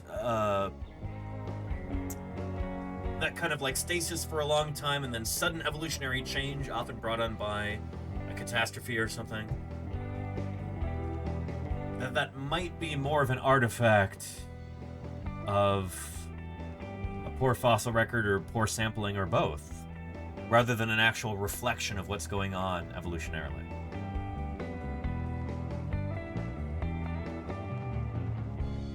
So it's an ongoing controversy, I guess, but yeah, the point is, wild. Niles Eldridge has followed me on Blue Sky, and he's like a titan in the field of evolutionary paleontology, you know? But yeah. Anywho. Good stuff.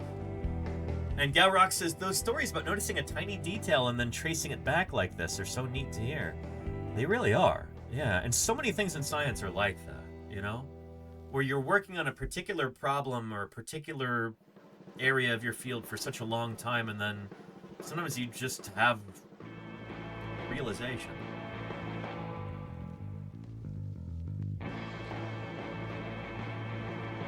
It usually is after studying something for a long time and really becoming enmeshed in a particular subject, developing a general sense for how everything is, and that gives you the perspective to be able to notice when something is different or weird or it gives you enough familiarity with the general milieu that when something is a little bit askew, a little bit different, a little bit odd, you could recognize its significance. so much of paleontology in particular is like that.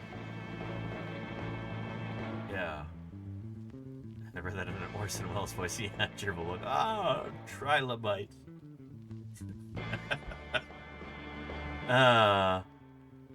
And did I read that correctly? Understand that correctly? The compound eyes of trilobites evolved independently from the compound eyes of crustaceans? I think so, Cliff Alistair McLean. Yes. Yes. So trilobites, they're not closely related to modern groups of crustaceans, as I understand it. Their eyes were actually made of aragonite. Here.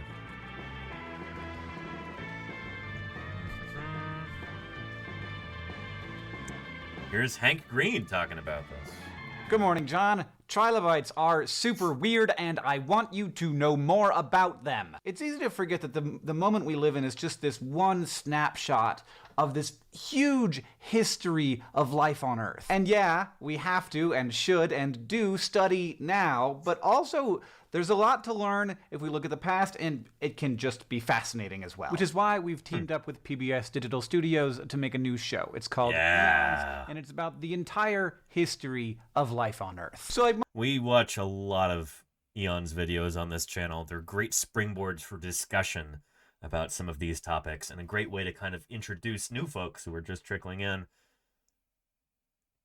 It's a great way to kind of provide a good primer. Like, here's how this thing is. Here's what's known about it currently, and then we can dive into how do we explore this further?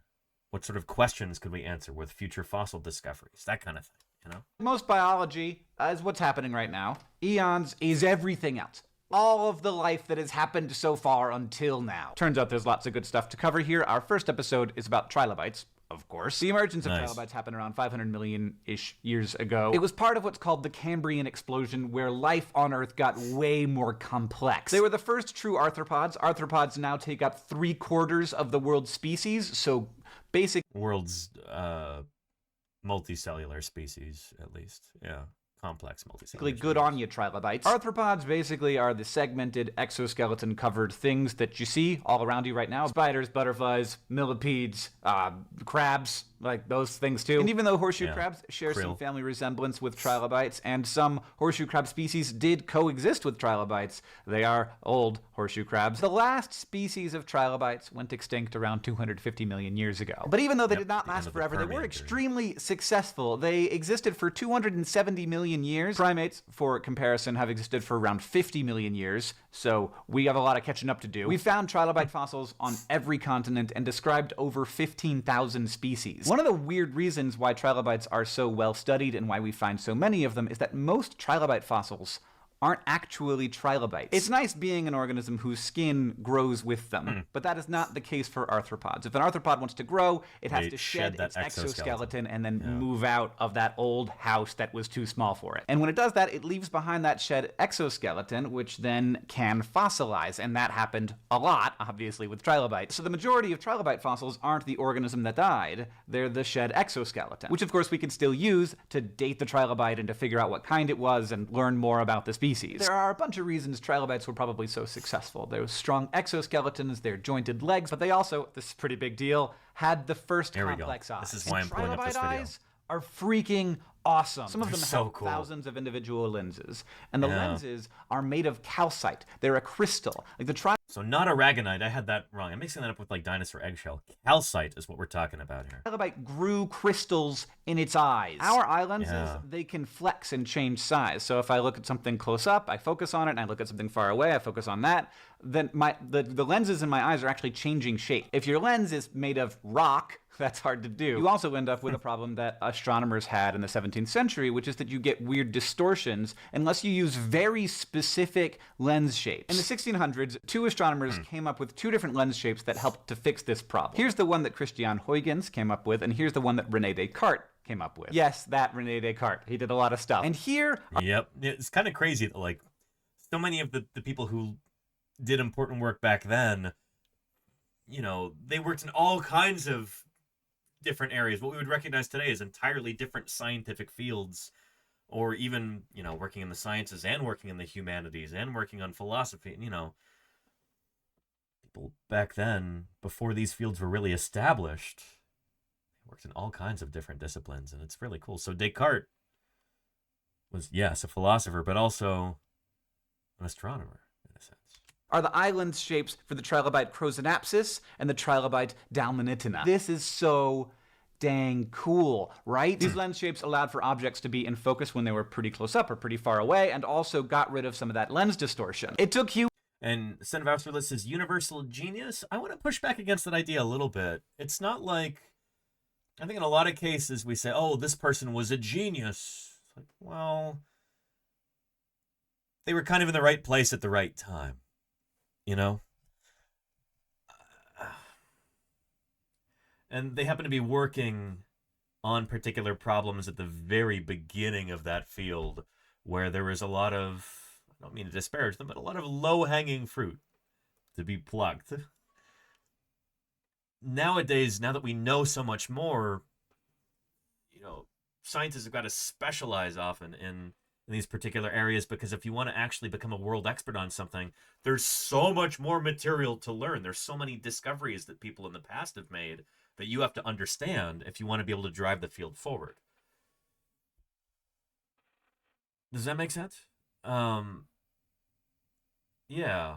I'm not trying to denigrate Descartes and say that René Descartes was, you know, not a clever person.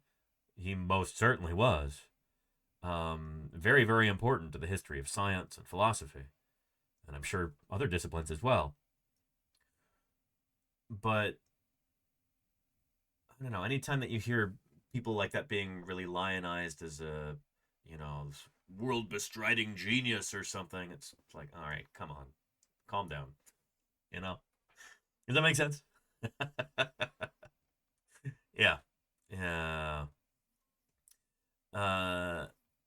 Yeah. Humans, 300 million years to catch up with trilobite evolution. I just love it. And if you want to learn more about trilobites, our first episode is up, youtube.com/eons, where me, Blake, and Callie will be taking you through the entire history of life on Earth. It's going to be fun. Join us there. John, I'll see you on Tuesday.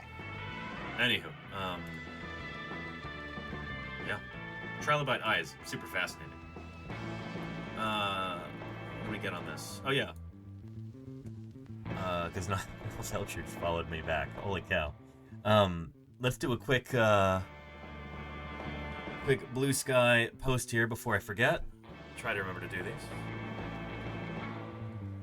There we go. Control print screen. Yeah, there we go. See if that's an okay screenshot.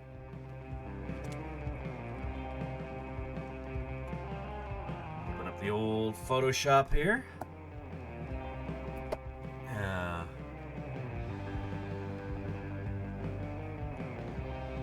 Come on. There we go.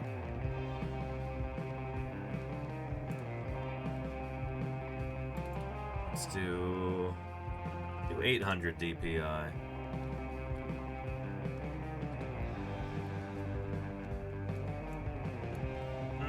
I feel like I can do better than that.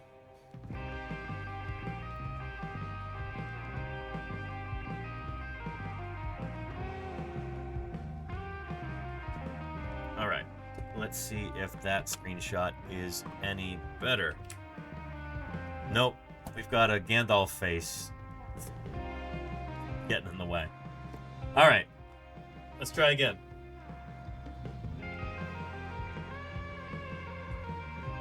Okay. That'll work. Let's do that. Yeah. I should make a special... Or just toggle the emotes thing off. I can do that. Just have to remember to.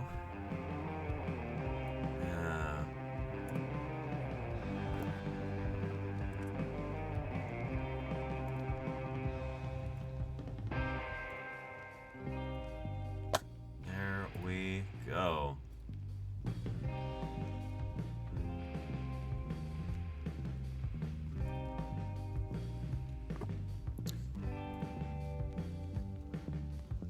Our image. Okay.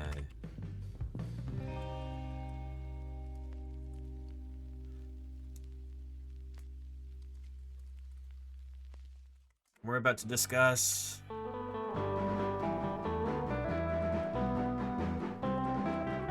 Mexidracon, right? Isn't that what the critter is called? Bingo. Our new ornithomimosaur. Yeah.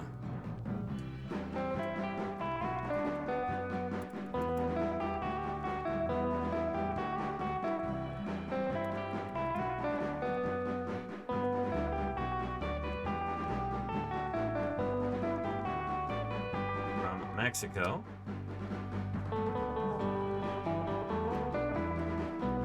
Formation ornithomimosaur from Mexico.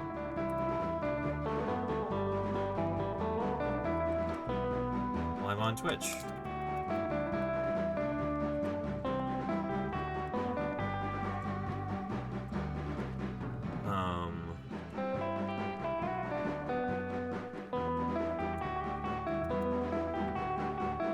We've already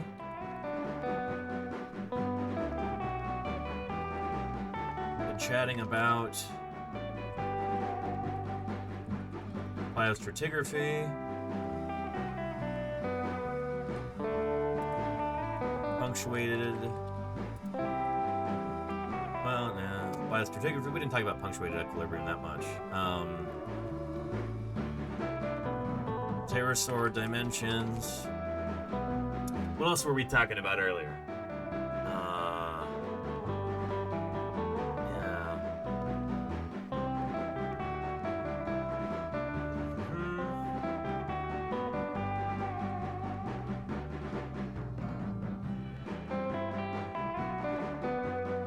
Big brown trucks, yeah.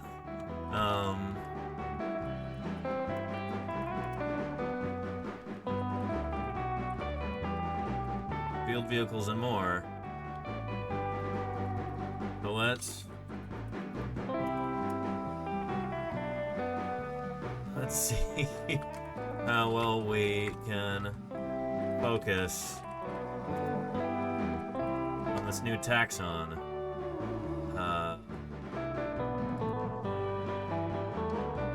Chat constantly asking questions.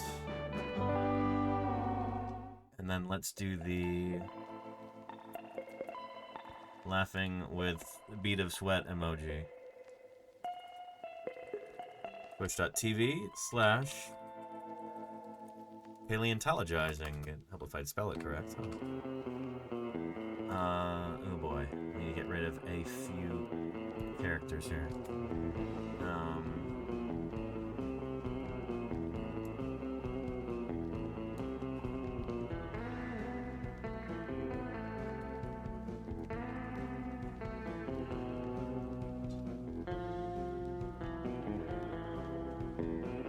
All right, 12 more to get rid of.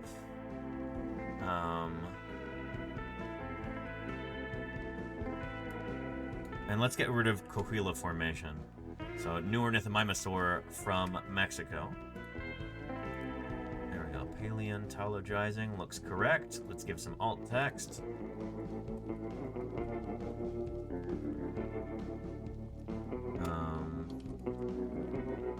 Screenshot of Twitch stream.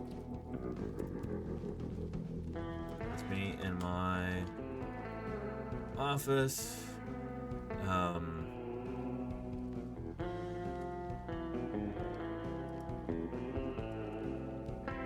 3D printed Dilophosaurus skull and a big plastic Manchisaurus behind me, along with some framed scientific figures and photos. That's good enough. There we go. Doesn't gotta be perfect. Hold on to your butts. Let's post it. Blair Dragon says, I like that you can type a lot more in the alt text to help people find the post. Yeah, and also to help people who are visually impaired or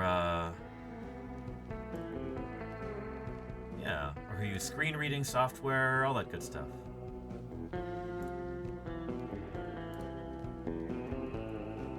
There's a link to the post right there if you'd like to engage with it in any way. Yeah, mods would never troll the streamer, says Lenina. Yeah.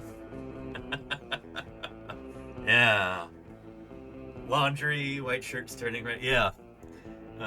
Fiacre Dragon. Yep. Yep. Is that an L or an I? It's an I. Fiacre Dragon. Nice. And that is the Mamenchisaurus? It is indeed. Yeah, Mamenchisaurus. Right here. The Diplodocus I've got up there. It's orange.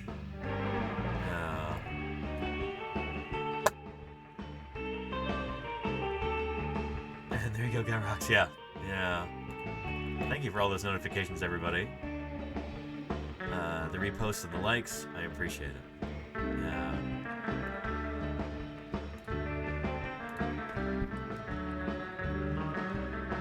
So, we're going to talk about Mexidracon, which is our newly named ornithomimosaur.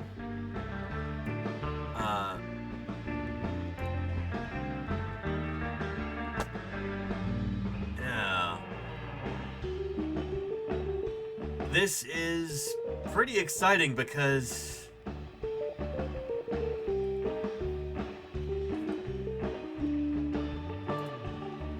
this area of Mexico is kind of a new hotspot for dinosaur paleontology. Over the past couple years, we've had a number of new dinosaurs named from here. Coahuilosaurus was just named, toward the end of 2024, as I recall. The big duck-billed dinosaur from this part of Mexico, from the Coahuila Formation.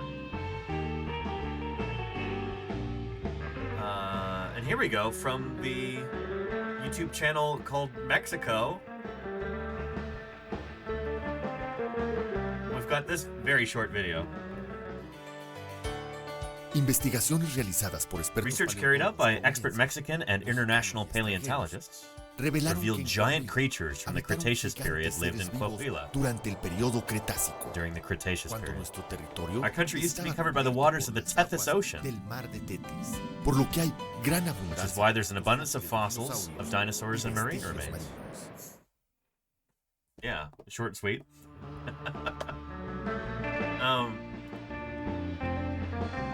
Yeah.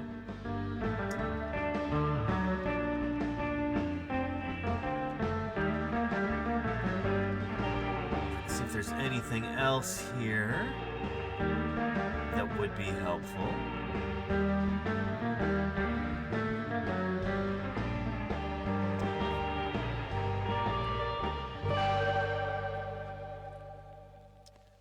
So Denver Fowler and co. actually did field work in Coahuila. I think it was in Coahuila. Pretty recently. Within the last few years.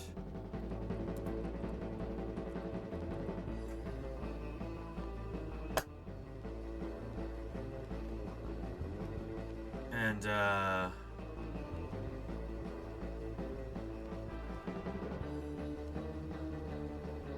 is that the Chihuahuan Desert there? I guess it is. Here, take a look at this. This is some background. Where is it in Mexico? You'll see. Mexico State University.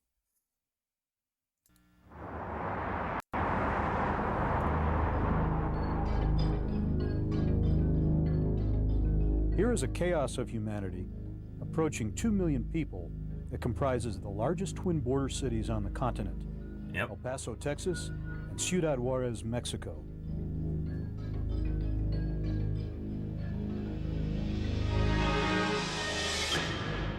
It's kind of an old video here. 15 years ago. Wow.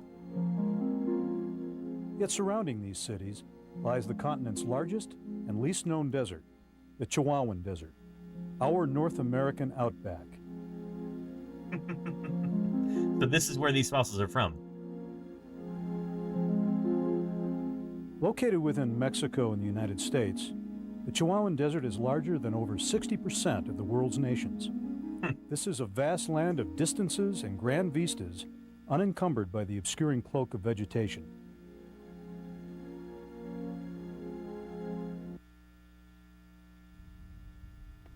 To pass into the desert, whose boundaries lie undefined and obscure in the wilderness, is to pass into a place that is absolute in its remoteness.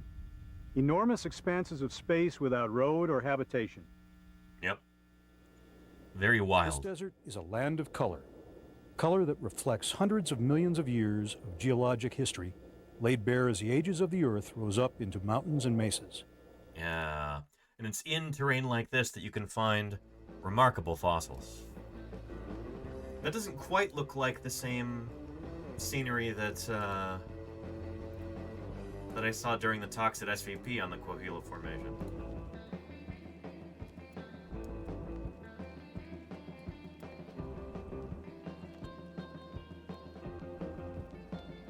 Yeah. Oh, Cerro de Pueblo Formation. Sorry. A geological formation in Coahuila, Mexico. Was try to date back to the latest Campanian of the late Cretaceous, just before the Campanian Maastrichtian boundary. Very scrubby vegetation there. The way that that people like Daniela described it, gave a talk at SVP this year on beautiful juvenile ceratopsid that they found here. It's super cute. Way that she described it is like every plant wants to stab you and prick you and just get its thorns into you. Everything is incredibly prickly. There's very dense, scrubby vegetation like this, and it can make prospecting for fossils really difficult. But dedicated people do that. They go out and they find those fossils, and it's important stuff.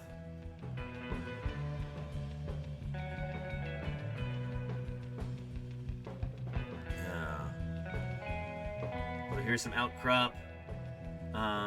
The type locality of the Cerro de Pueblo Formation on the edge of Saltillo, Coahuila. Saltillo is, that's a town that they mentioned in the talks too, so we know we're on the right track. We've got the right thing here. Our new dinosaur is an ornithomimid.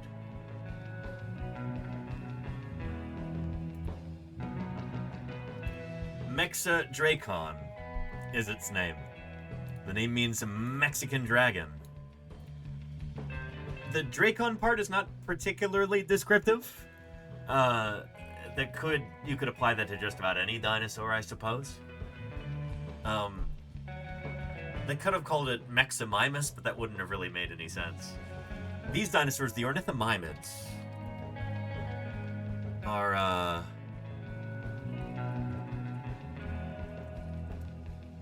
often called the ostrich dinosaurs, because they're very similar to an ostrich in terms of their appearance. They've got this toothless beak. Unlike an ostrich, they actually have arms with fingers and claws. But being animals coated with feathers, they probably had almost kind of wing-like things going on. They had feathers coming off of their arms like this, and we have direct fossil evidence of this. They've got these long ostrich-like legs, but they've also got a long bony tail, which ostriches lack. This one here looks a lot like an emu in its feathering, and I think that's pretty nifty.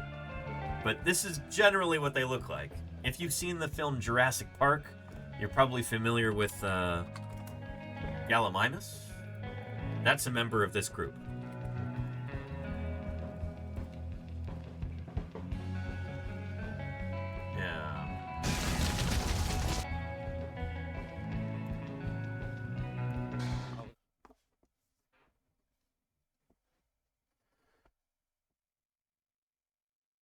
You know this scene.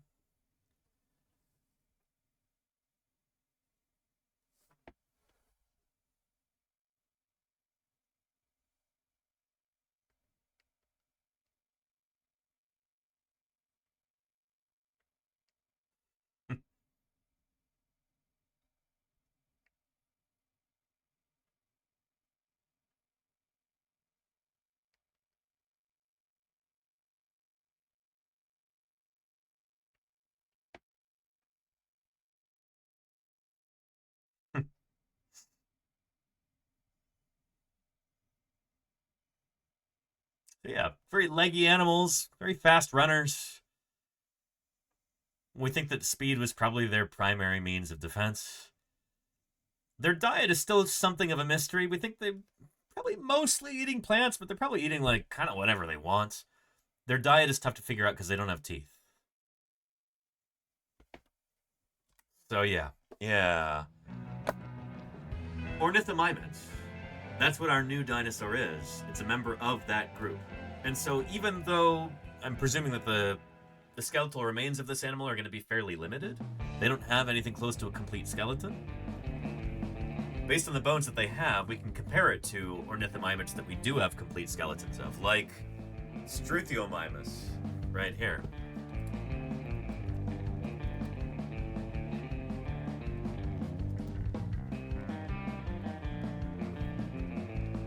We've got fairly complete skeletons of these guys. For some of them, we do have, I think, almost 100% complete skeletons. We know what pretty much every bone in the skeleton would have looked like. And so there are members of this group that we know, we've got the full osteology for. And so this is one of the things that we do when we find a new dinosaur. It's usually fairly incomplete. If we figure out what it's related to, then we can kind of tentatively fill in the blank parts of the skeleton. And is that skull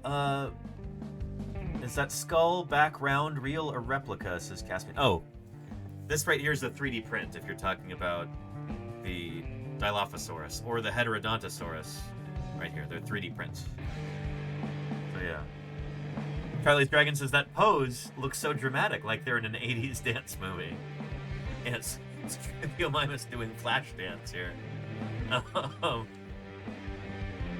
No, this is what we call a pistotonic posture. So, still kind of debated what causes this, but we see a lot of dinosaurs found in this same pose. Whether they're tyrannosaurs like these guys, or sauropods, that classic dinosaur death pose. Yeah, here's the Struthiomimus.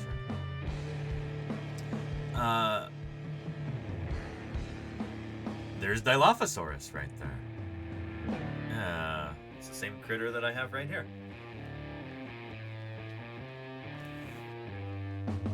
Whether that happened after death, whether that's during decomposition after the animal has already died, whether that's, the neck ligaments and muscles kind of contracting and pulling it back like that, or whether that's the actual death throes of the animal, like if it drowned or succumbed to toxic gases or something, and that's part of like the suffocation, as the animal is in the process of dying. We're not really sure. At least in some cases, it's got to be a taphonomic thing, where it's like this is the animal just kind of ragdolls, and if it's being carried around by river currents, all of the parts that can flap around kind of do, and so it's it's just kind of being ragdoll pulled by the current. In these some cases, that's probably what's going on. But a pistotonic posture like that, the pistotonic death pose. If you read more about that, here's a nice place to start. Galard Dragon says, could they watch dying birds to see if the same thing happens? That's been done. Yeah.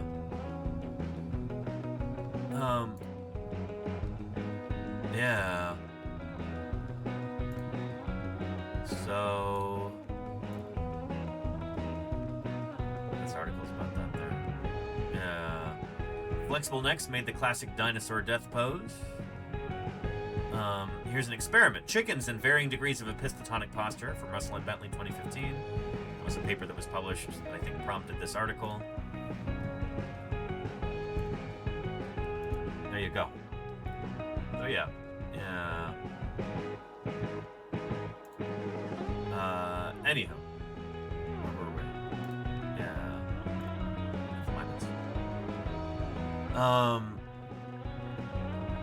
And Caspian says, could the land move and put that position? No. So this is not because the land itself is moving. If it would do that, the bones wouldn't be in articulation.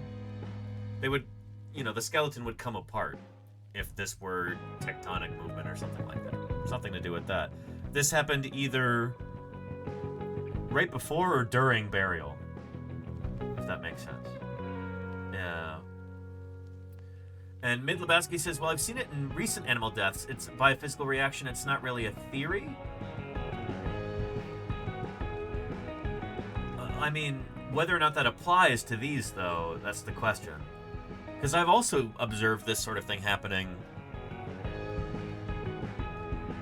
in real life. Like, I don't know, I can tell you a story that I've told before on stream. One time I was up in northern Montana with a friend of mine during the summer in Great Falls, Montana. We were riding bicycles along the Missouri River. And we look out and there's this big, weird thing floating in the river. I'm like, what is that? This big, white, amorphous kind of blob. It almost looked like a big, white trash bag floating in the river. Got a little closer and peered at it more intently, and then my brain was able to make sense of it, you know? Like, oh, I recognize, that's a dead goat. I could see its head, I could see all of its limbs, and it was being pulled along by the current like that. And sure enough, all of its arms and legs kind of going like that, so was its head too, just being pulled along by the current. So in some cases, this sort of death pose like this, it would have happened while the animal is in the process of dying, and in some cases it's going to be after the animal is already dead. Especially if it's in a fluvial environment, if it's in like a sandstone that's very clearly deposited by a river, you know? But yeah. So Foe and Padian suggested in 2007 that the live animal was suffering epistatonus during its death throes, and that the pose is not a result of any post-mortem process at all. They also reject the idea of water as responsible for randomly arranging the bodies in a death pose, as different parts of the body and limbs can be in different directions. Yeah. That's the thing. If it's being pulled along by the current, generally all the flappy bits are going to be oriented in the same direction. Yeah. They did not find the drying out of ligaments as a potential cause convincing. Anywho. Yeah. But, oh, interesting. Alicia Cutler and Brooks Britt and colleagues at BYU suggest that the pose is a result of submersion in water after death. Seconds after placing chicken carcasses in water, the body's assumed the death pose. It's after the chicken is dead. The reduction of friction to allow ligaments and tendons to contract to their typical positions causes dorsiflexion of the head and tail of the animal. So anyway, there's a lot of controversy about this, and if you're... a lot of discussion about this also. If you want to catch up, there's a good place to start. Yeah. Anyhow. Yeah. And there you go, Charlie's Dragon, yeah. Yeah. Anyway, back to our new critter. I don't think we've got a press release on this yet. Normally, I would wait a little bit.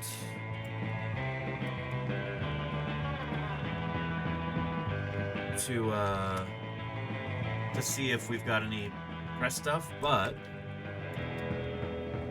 we've got one more stream this week, and nothing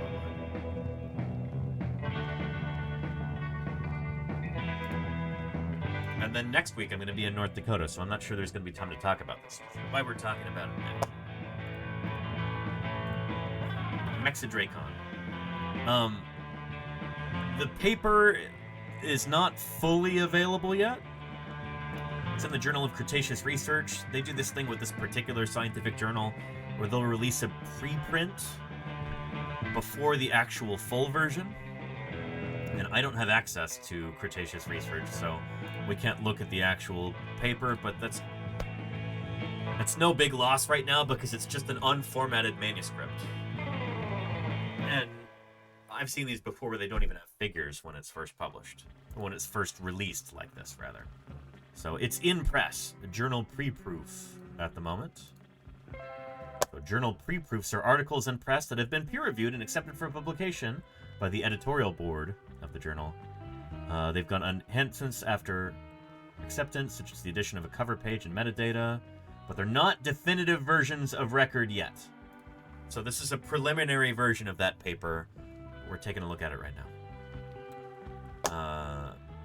So highlights. Ornithomimosaur remains. Those are ostrich dinosaur remains. From the Campanian Cerro de Pueblo Formation. The morphological characteristics of the specimen indicate the presence of a new taxon. What that means is this thing looks different. Looks different from other dinosaurs. We're saying it's new. That's what that means. The most conspicuous characteristic is the exceptionally enlarged metacarpals. Metacarpals are these bones in the upper part of your hand. So, really long hands on this animal, which you see in this illustration right here. Very long hands on this guy. Mexidracon longimanus. It delivers what it promises. I like this. Charlie's Dragon said before, you know, it is what it says on the box, you know? Yeah, literally calling it longhand longimanus. Yes. That is what it says on the tin. Mexidracon longimanus is the first ornithomimid formally described from Coahuila. The study points to a greater diversity of ornithomimosaurs in southern Laramidia, which is interesting. Very interesting. Ornithomimid fossils are not rare in North America. You find bits and pieces of them all over the place. But finding anything close to a complete skeleton can be difficult. They're the sort of animal where they've got all kinds of distinctive parts, so when you find bits and pieces, you can go, oh, that's an ornithomimid. But they're kind of an understudied group, too. There's not a great number of paleontologists who really work on these guys. Especially in North America, I feel. For a while, I really wanted to get into ornithomimids because well, nobody's doing this. Now people are starting to do this, which is cool. It's a Mimidae. There we go. There's a bunch of different genera and species that are known from North America, from Asia, primarily North America and Asia. But I think we might have a few from Europe at this point. And that might be it. I know there were some doubtful remains of ornithomimids purported from Australia. For a while, I think people were talking about kukuru and how it might have been an ornithomimid, and I think that's no longer the consensus view.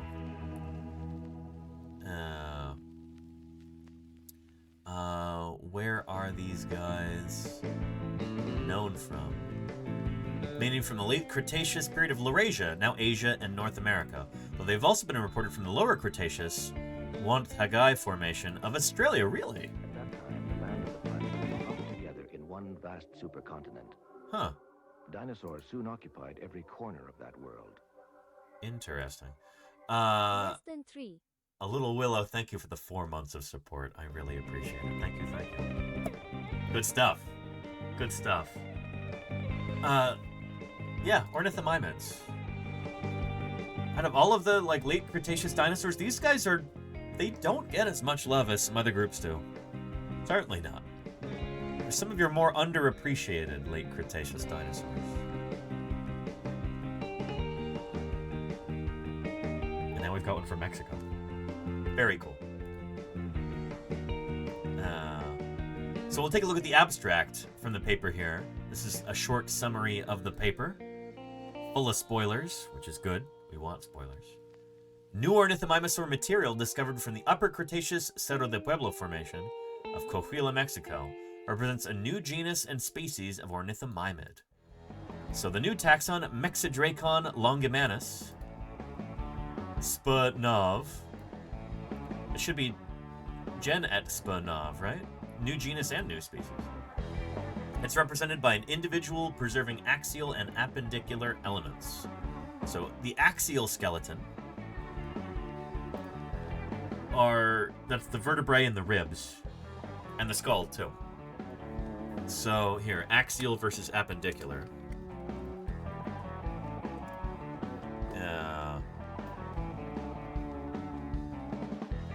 There we go. Can we embiggen this? There we go. So appendicular skeleton is the limbs and the hips. The axial skeleton is everything along the center line. That's your vertebrae, your sacrum, your ribs, your sternum. Not your clavicles. I guess clavicles are appendicular. And then your skull. So axial is in the middle. Appendicular is out to the sides. Does that make sense? So they've got bits of both parts of the skeleton. Appendicular elements and axial elements too.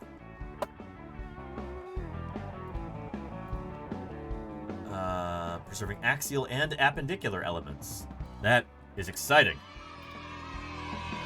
So, Mexidracon longimanus is characterized by the following combination of characters. They're going to list some things that are unique to this dinosaur, how we know that it's something new. Extreme lengthening of the metacarpals. Metacarpals are these bones here. If you can actually see them in your own hand. If you kind of go like this, you can at least feel them.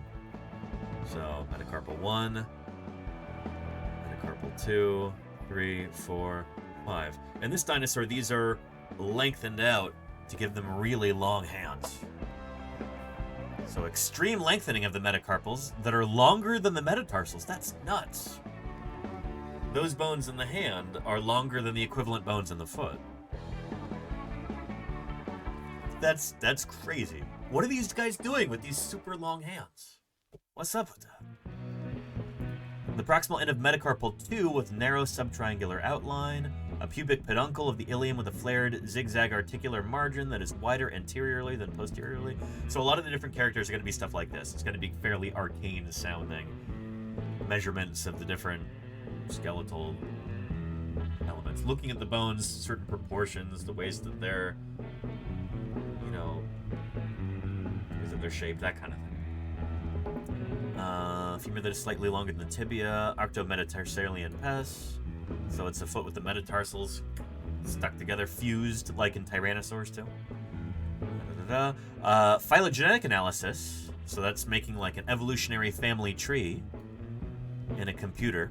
You plug in a bunch of different anatomical characteristics for this dinosaur and a bunch of its relatives. Then you try and figure out which of these match up the best. And the ones that are most similar end up next to each other on the family tree. Grossly oversimplifying, but basically how it works. So a phylogenetic analysis, making a family tree in the computer, places Mexidracon longimanus within Ornithomimidae, so it's a member of the ostrich dinosaur family, according to that tree, forming a polytomic relationship with other members of this clade. Interesting. So a polytomy is when you can't quite tell who's most closely related to whom. You know, a polytomy is when you've got the computer's like, well, it looks like they're all kind of equally closely related. It's the sort of thing that you generally try to avoid. You don't want to get a polytomy because it shows you that you've got limited information, or maybe you're coding characters in a not ideal way or something like that. So B and C are polytomies right there. Where it's like, yeah, the computer's kind of going, who knows, you know?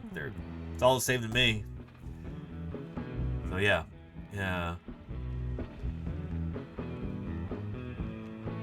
So with our new critter, Mexidracon, those long hands and that's nuts. The analysis here is like, yep, we've got a polytomic relationship here. We don't quite know where exactly it fits in. And I guess introducing it to a family tree with other ornithomimids kind of messes things up. It's like, shoot, it complicates things and it kind of breaks the model a little bit. So the finding of Mexidracon adds to the increasing diversity and paleobiogeographic distribution of the group during the Campanian of southern Laramidia. And again, Laramidia, for those of you who are not familiar, we talk about this all the time. Laramidia is an ancient continent that was the western part of North America. So here's Earth about 90 million years ago. Sea levels were very high at the time. It's pretty darn warm. North America was split into two continents. In the east, Appalachia, separated from the west by what we call the Western Interior Seaway. Kind of a semi-shallow tropical sea. Think about like the Caribbean today, or think about maybe the Mediterranean. Got a similar kind of thing going on in the middle of North America back then. So Appalachia to the east, Laramidia to the west. Laramidia. This is where the majority of your late Cretaceous dinosaurs are from in North America. Nearly all of them are from Laramidia. This is where you get the best fossils. For a number of reasons, there's not a lot of dinosaur fossils from Appalachia. A lot of that is today, there's not good places to look for fossils. A lot of these areas are forested or covered by cornfields or Walmart parking lots or etc. Forests, oftentimes. That out in the west tends to be pretty dry nowadays.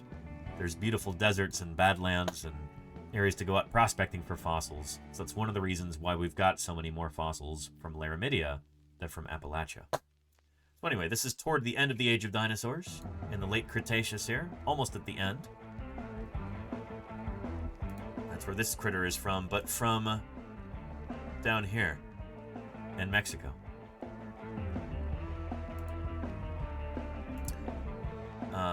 So the Ornithomimosaur record of the Cerro de Pueblo Formation represents yet another instance of the coexistence of ornithomimids and dinochirids, spanning a wide range of body sizes within this clade of ostrich dinosaurs.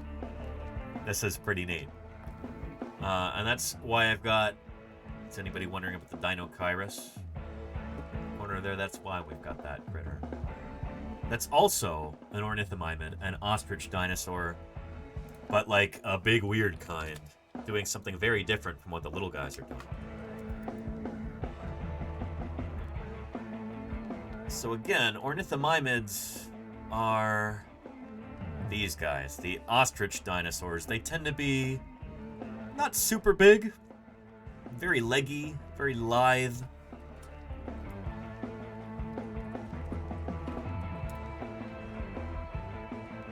Probably very fast runners. Yeah. But early on in the history of ornithomimids, there was a split that happened. So you get ornithomimids and then dinochirids, both evolving from the same ancestor. And dinochirids are like these guys, but huge and probably very slow moving and very powerful and very weird.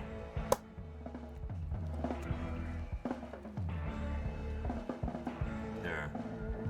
Here's a clip from Prehistoric Planet. Blood-sucking flies, which infest his coat. Ugh, that's not fun.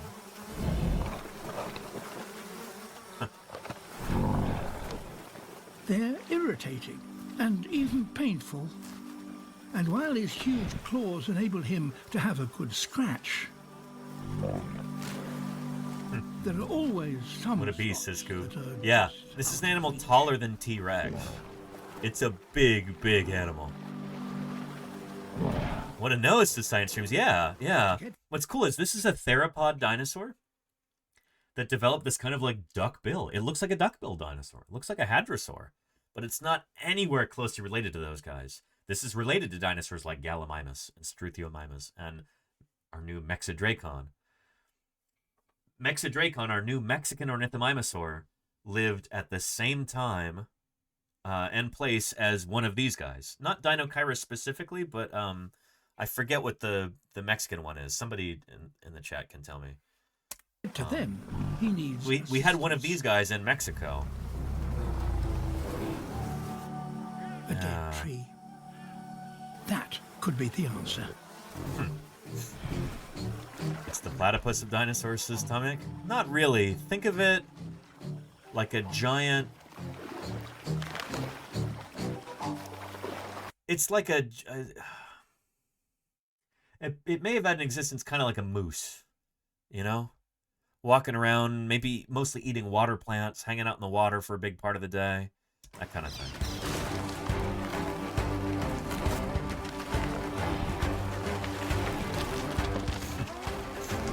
But yeah, the beak is kind of spoonbill-like, Emily, yeah.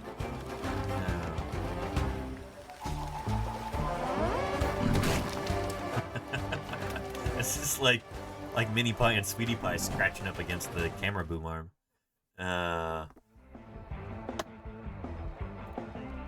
Yeah, so that's Dinochirus right there. A weird and beautiful and strange creature. Yeah. I don't know what you mean, Dino Dex. Yeah. Herenchisaurus. Thank you, Charlie's Dragon. Yeah. So our new critter, Mexidracon, would look like a lot like this guy, but with longer hands.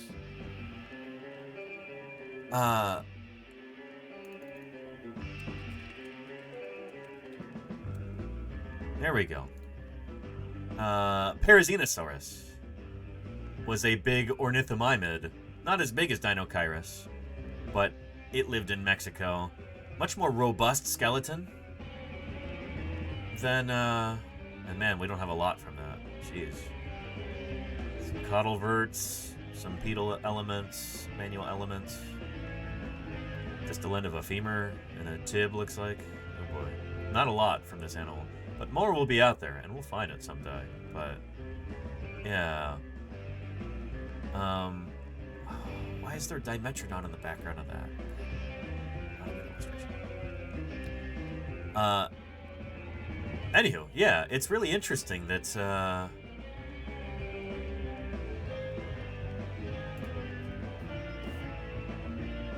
that in the same environment you've got these two critters. It makes a lot of sense because they would have had very different lifestyles. The small, speedy ornithomimids and these big, hulking dinochirids, even though they're close relatives, probably very, very different lifestyles.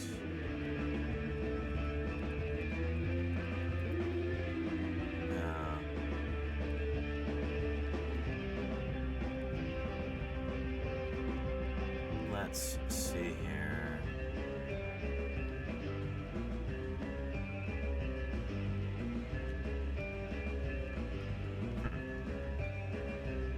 I don't know if I'll be able to find you a good video. Oh, they have it in Jurassic World Evolution 2? This is from a year ago? I didn't hear about this. Eustreptospondylus? We don't know a lot about Eustreptospondylus, what it looked like. I guess that's not a bad reconstruction. There we go. Parazinosaurus. They were probably not this fast.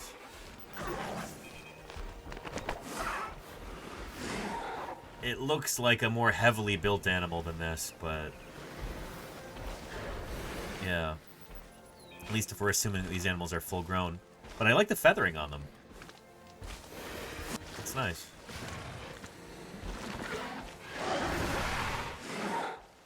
That's not the worst. The, like, biker jacket fringe on the arms is a little goofy. Doesn't look like the way that real animals are feathered, but yeah. Oh, and Plateosaurus. Excellent. Plateosaurus probably didn't walk on all fours, though. That's probably completely wrong.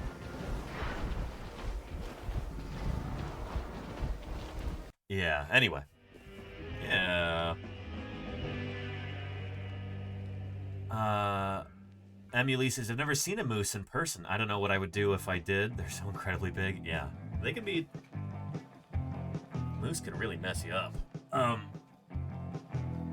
I've seen a moose in person on numerous occasions when I lived in Montana. One particularly chilling occasion was when I was working in the Frontier Formation. We were at like 9,000 feet elevation up right around the Continental Divide in like this mountain valley collecting dinosaur tracks. And it was cold up there, even though it was like June. It got down close to freezing at night. And yeah, woke up in the morning and got up to go to the bathroom. So, you know, the sun hasn't really even come up over the mountains yet in this mountain valley. And I'm, you know, taking care of business there. And then I just get this feeling like I'm being watched. Maybe I heard something behind me subconsciously, but I turn around and there's this huge female moose just staring at me from like 20 feet away. She just kind of walked over and she's like, "Oh, what's this?" Why? Please don't kill me. And she just kind of turned around and walked away. But yeah, moose they're really something. I kind of imagine dinochirids being the same way, you know?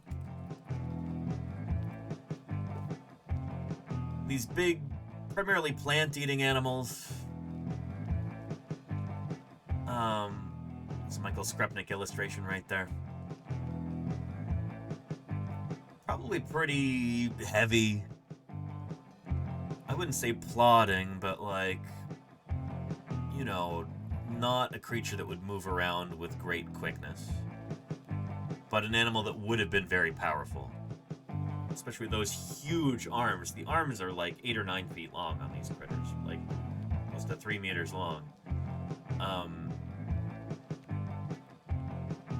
Yeah, if you were to go back to the late Cretaceous of Mongolia and encounter Dinochirus, if you threatened this animal, if you made it angry or frightened, and it swiped out at you, the animal could just vaporize you. It's just like, wow, you're gone.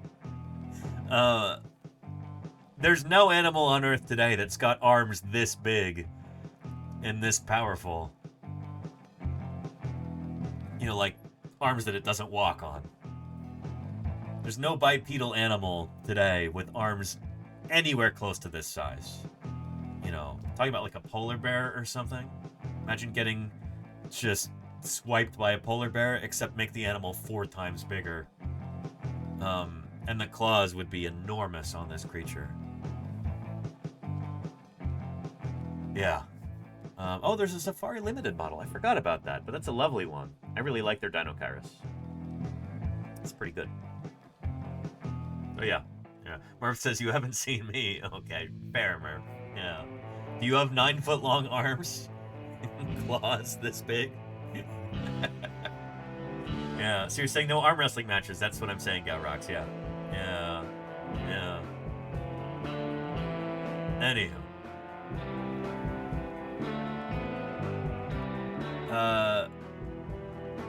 Yeah, good stuff. So anyway, our new dinosaur, Mexidracon.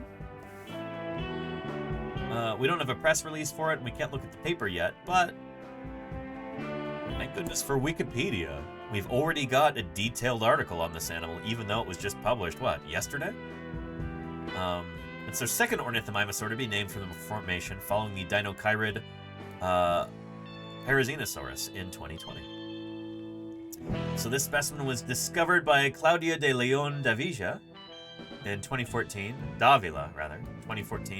in the Loma Prieta locality of the Cerro de Pueblo Formation, Difunta group, in the town of Porvenir de Jalpa, in General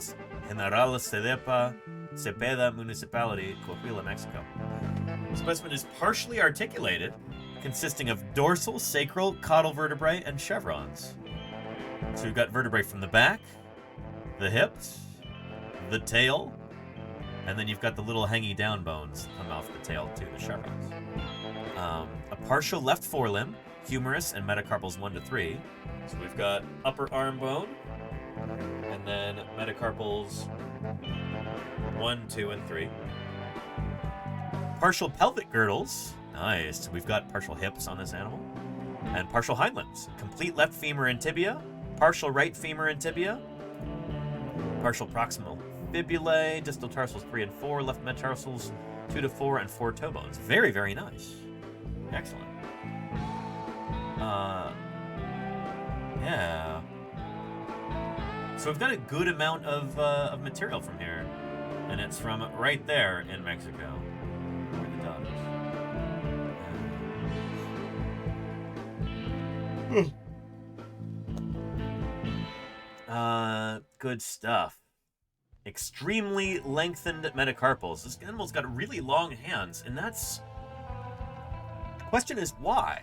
This has been kind of a mystery for ornithomimids for a long time. What are they using their hands for? This goes all the way back to like the 70s and 80s. Yeah, David Norman talks about that in his Dinosaur Encyclopedia from the early 80s. What are ornithomimids using those weird hands for? What is going on with them? There we go. It's funny, this is back when Oviraptorosaurs were thought to be closely related to ornithomimids. Now, we recognize they are not. But, yeah. This also kind of highlights the mysteries around their diet. They've got these toothless beaks. Here one showing eating a big old dragonfly. Yeah. Do they mostly eat plants? Do they mostly eat meat? Do they mostly eat bugs? What are they doing? It's still kind of a mystery. So, these guys have already got long metacarpals here. Or rather here. So, like, very long hands.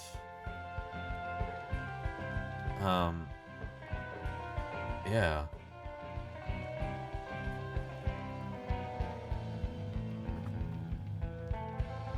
And so, Bert1701 says fruit picking, and that is one of the scenarios that you see right here. The caption is, browsing herbivores, right. A number of suggestions have been advanced with regard to the likely feeding habits of the ornithomimosaurs. While it is impossible to be certain, their basic body shape would seem to be well adapted for a plant-eating lifestyle. The long arms and hands might be used to grasp branches, while the beak could nip off buds and leaves. Of course, these attributes would also suit a speedy omnivore with a wider and more Catholic diet. Catholic meaning like, you know, all-encompassing, varied diet. Yeah. So yeah, that's one idea.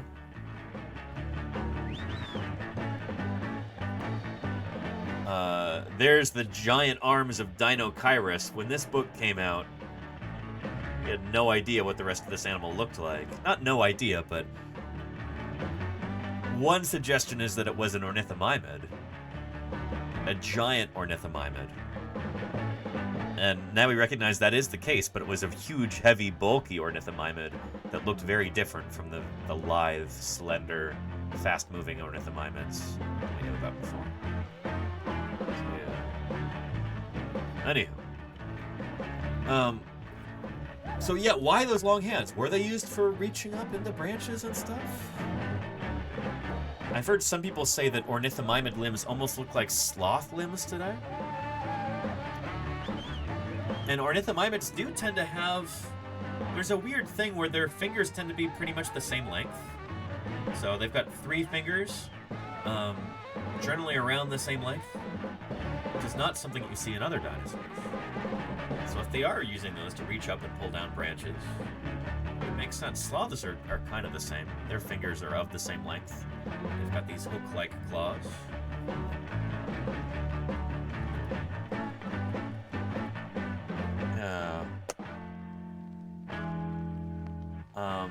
I don't think they have long metatarsals.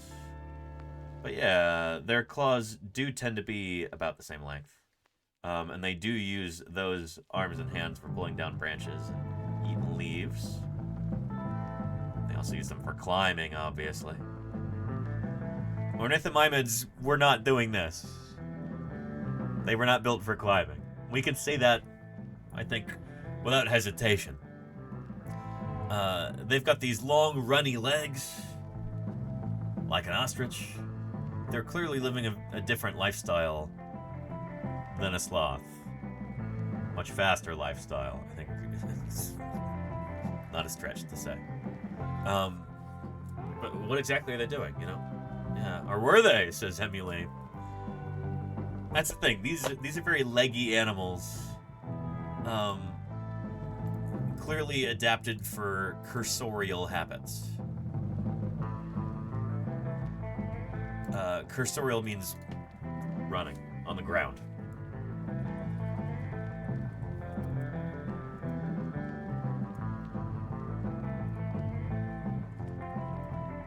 Yeah.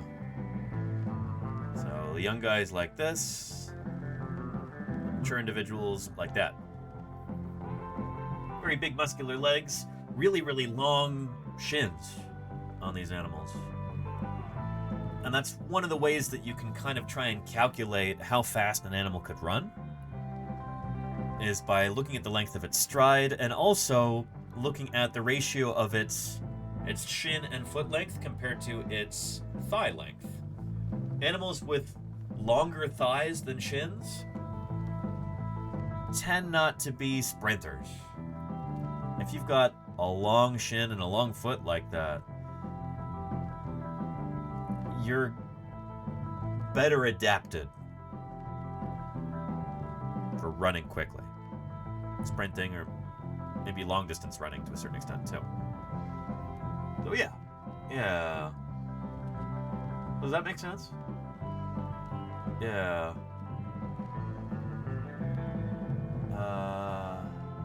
And you learned a new word today. What was that, Emily? Yeah. An outrun a cheetah. I don't think these animals would have been... We don't have any reason to think they would have been that fast. But who knows? Maybe. The fastest animal on two legs around today is the ostrich. They can outrun an Olympic sprinter like that.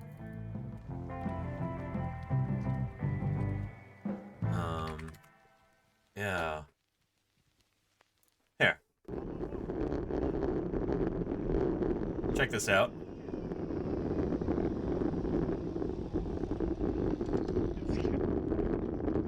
There's some bicyclists, and here comes an ostrich, all angry at them.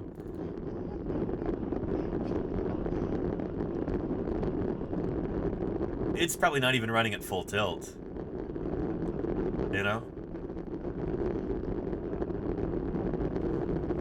Yeah. So were ornithomimids as fast as ostriches? Maybe. I'm not sure how you would test that, you know? You could look at the proportions of their leg bones for some clues, maybe.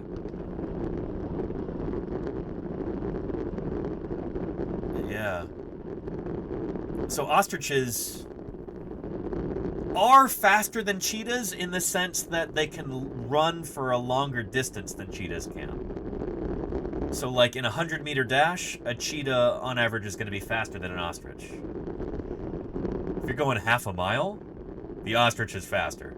Cheetahs do not have the stamina that an animal like an ostrich does. Ostriches have got a big advantage in that they've got that avian respiratory system, you know? They've got a much more efficient set of lungs and air sacs and everything else that, you know, we as mammals do not have.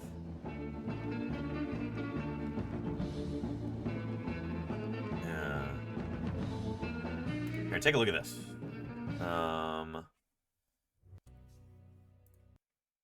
Well, hang on. No, that's not the right one.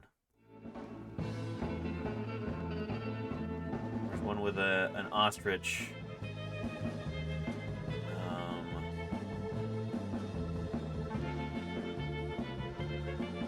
Outrunning, I think, an NFL athlete. There we go. Yeah.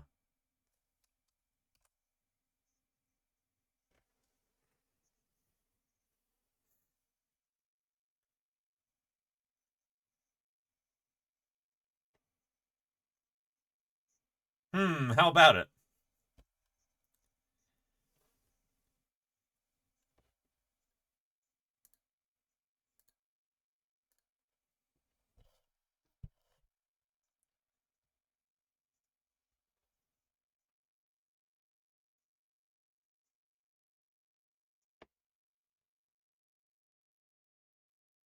Is this guy a household name? I'm not familiar with him, but...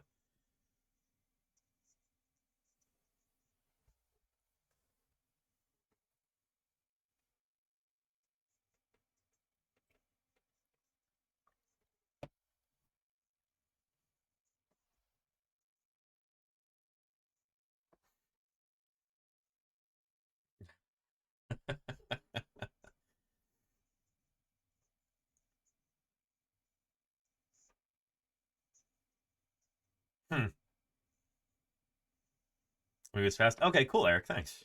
Yeah.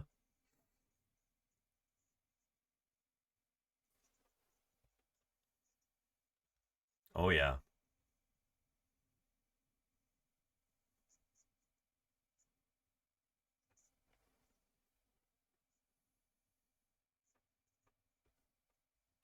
Early 2000s editing is great. I know, right? It's a little much.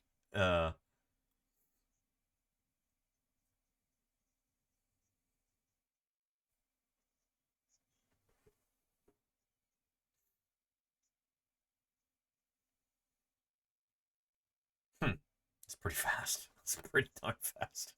Holy cow. Huh.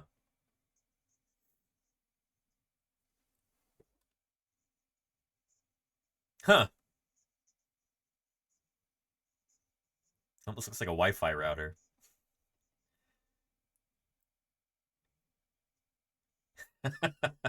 Trash talking him.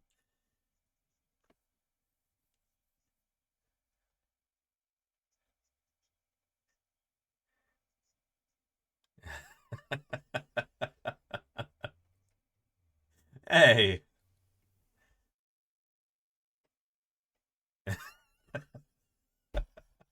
He's got a good sense of humor.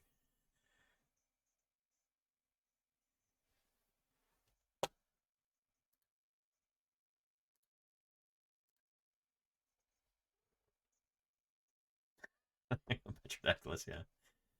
All right. The ostrich isn't going to use the starting block.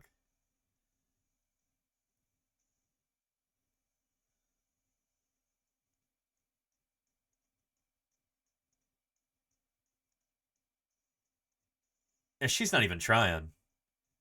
She's out for a stroll.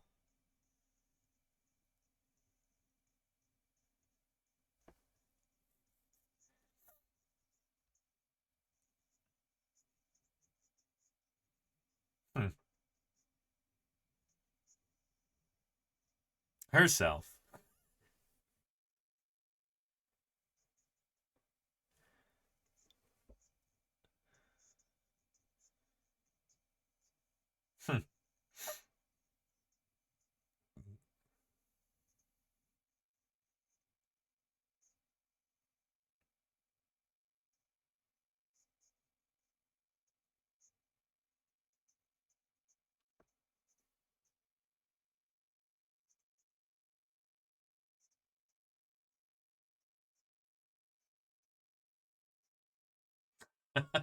He's right. Don't try and do this.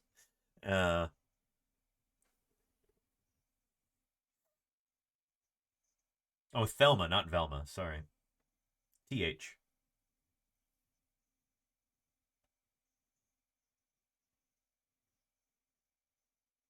Not even close. Uh...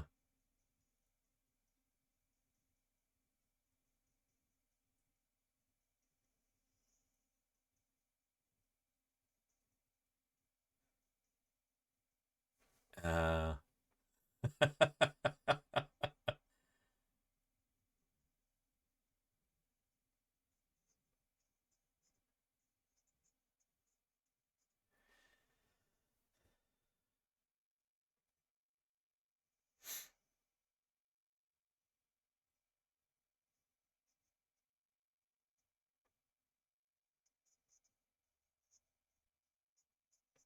It's not his fault, though. That's evolution, baby.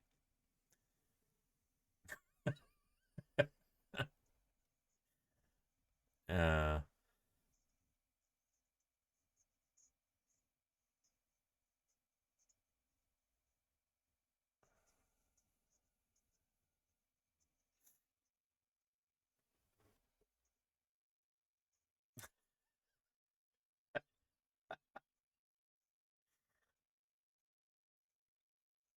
sports dog.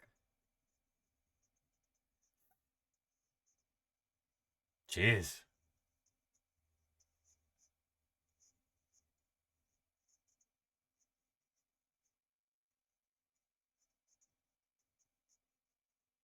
Hmm.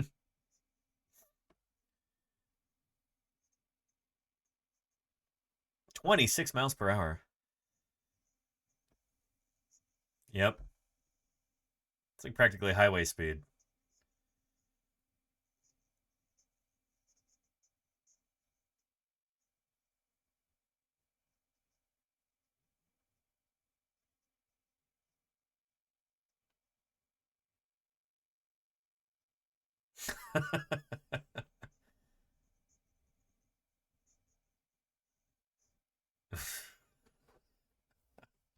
Anyway, yeah. Fast critters, ostriches. Very, very fast runners. Were ornithomimids comparable? Let's take a look at the hind limbs of an ostrich. Let's take a look at an ostrich skeleton.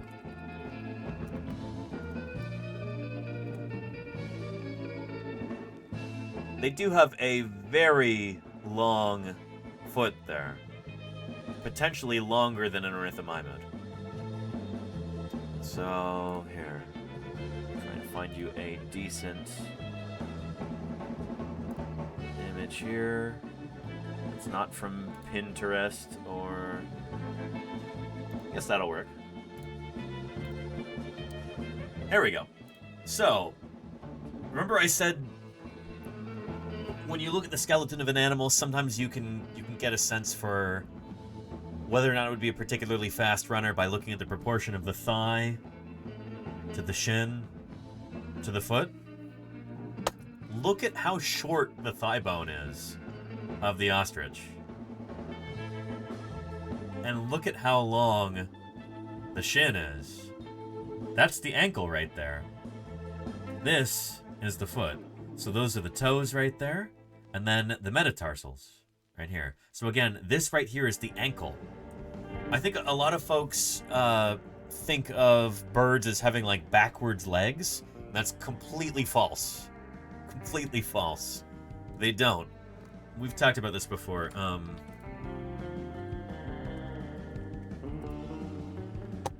have any Star Wars fans in the chat?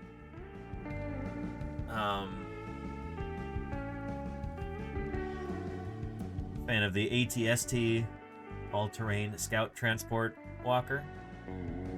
A nickname for these is chicken walker, right? Oh.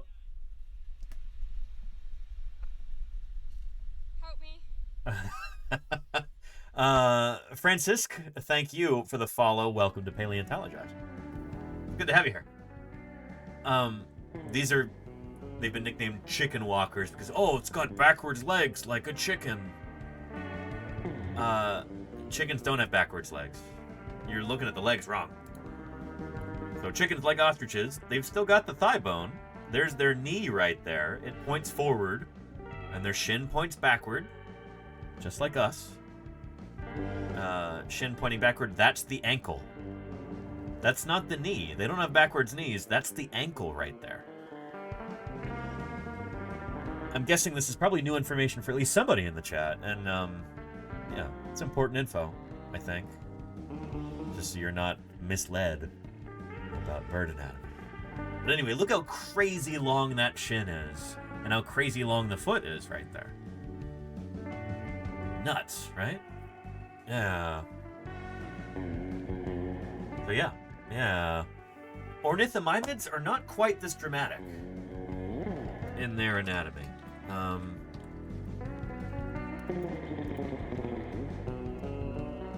So Struthiomimus, it does have a very long shin, a very long foot, but not quite as dramatic as the ostrich. Whether this means that they weren't as fast, or whether it just means that they're not birds, and that's why it's like this, is another question. Birds tend to have short thigh bones in general, because in a bird, the thigh bone doesn't really swing back and forth. It's almost kind of locked in place. And like all of the, the flexing and motion and everything is of the lower leg bones. This is different than in the non-bird dinosaurs. There's not a lot of things that actually separate birds and dinosaurs in like a concrete way. If you think of a cool, weird feature that birds have, chances are their dinosaur ancestors had that too, especially when you get closer and closer to the ancestry of birds. But this is one of those things where the birds are different. All of the birds that we have today evolved from a common ancestor in which this was like a weird, new, different thing that they had that their dinosaur ancestors didn't.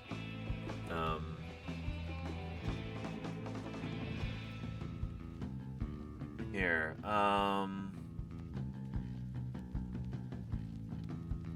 not what I'm looking for. I'm not looking for workout videos. Chicken leg movement.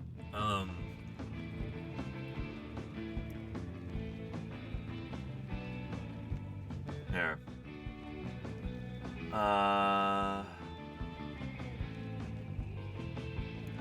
Hey Kim, guess what? Chicken butt.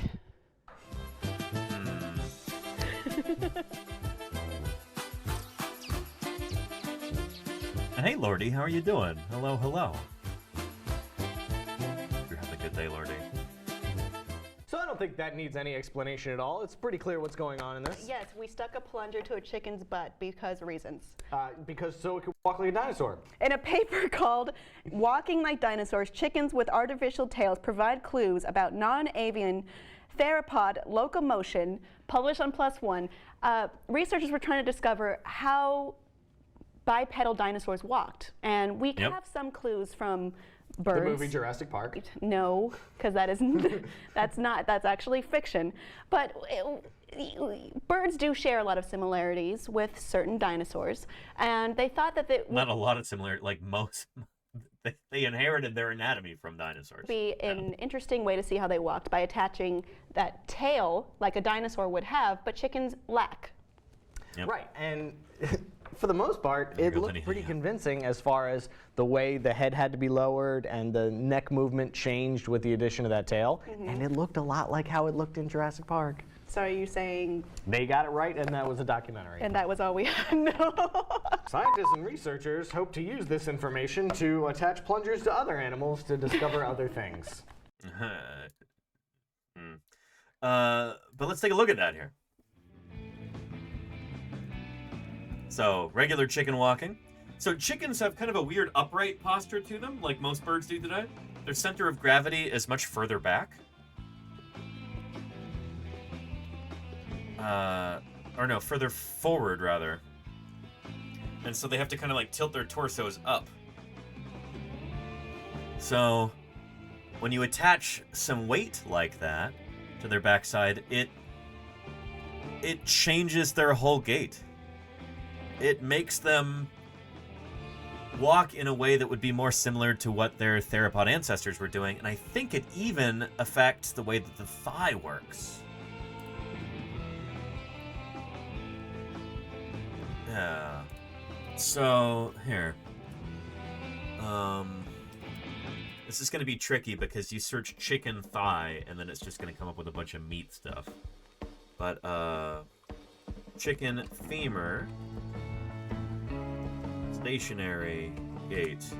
Let's see if that gets us anywhere. Yeah, this'll work. Yeah. So when chickens are walking, their femurs are not moving that much. It's not like it's stationary, but yeah, and their femur's angled forward more. Their thigh bone is kind of, you can look at that angle there, you know? It's at a 35-degree angle. This is not like theropod dinosaurs, like non-avian theropods. Their femur would have been a little bit more up and down, you know? You look at like Allosaurus skeletal diagram. An Allosaurus that's standing, its femur is going to be going not quite straight down, but not nearly as far forward as the chicken. So these guys have got a tail for balance.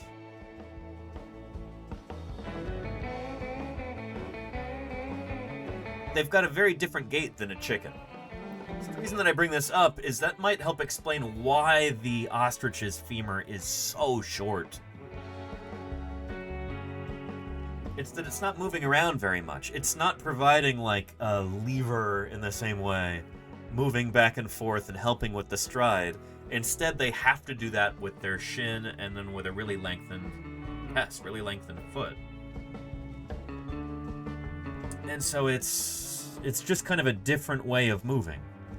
So does the ostrich having a much shorter femur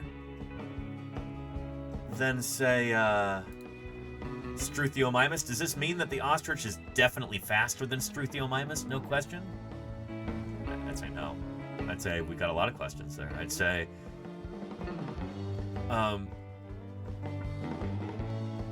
they're operating in a different way. We're almost comparing apples and oranges. So yeah. Maybe these guys were as fast or faster than ostriches.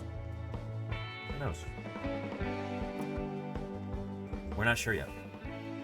Yeah. Anywho, yeah. Yeah, I hope all of that makes sense.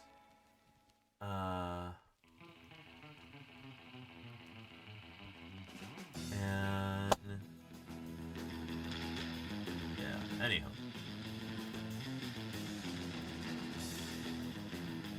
Well, cool. So, welcome to the world. Mexidracon. A new ornithomimid from Mexico with a very cool name. There is a link to the paper. And there is a link to the Wikipedia article, which is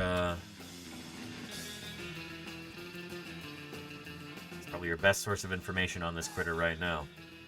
Until the paper becomes, like the actual final version is published. Let's just see real quick what kind of artwork has been produced thus far.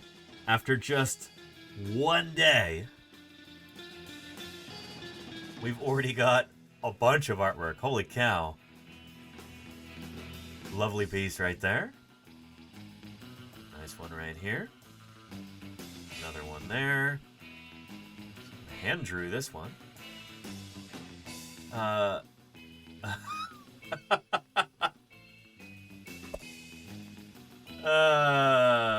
appreciate the enthusiasm behind this illustration, but using your hands to spear fishes is not something that any modern animal does like this, to my knowledge. So it's a little far-fetched. Yeah, sure, why not, says Charlie's Dragon, yeah.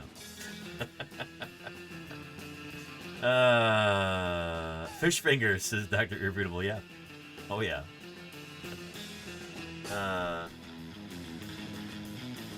Yeah. Ooh, that's a lovely one right there.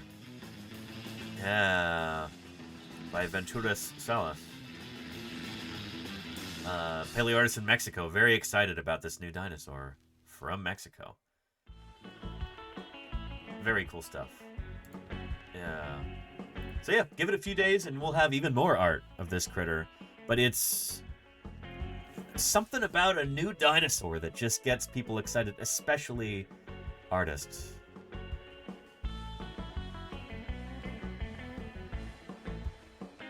I think there's something really beautiful about that. Here's an animal that's been extinct for 80 million years, 75 million years.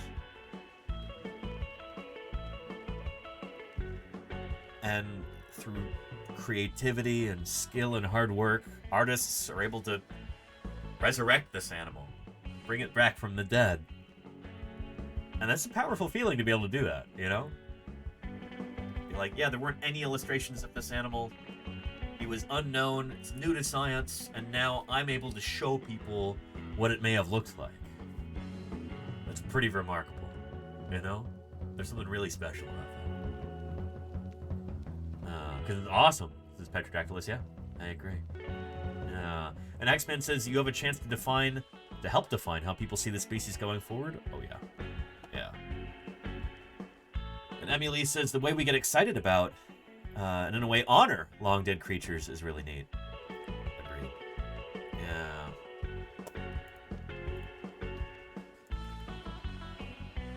Pretty nifty stuff. Pretty nifty stuff. And Plane Shifter in, you taking off?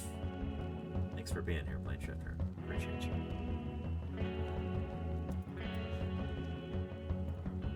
Well, now that we've covered that, let's see if any other news has popped up in the interim. Doesn't look like it. Check one more site. We'll take a look at the video.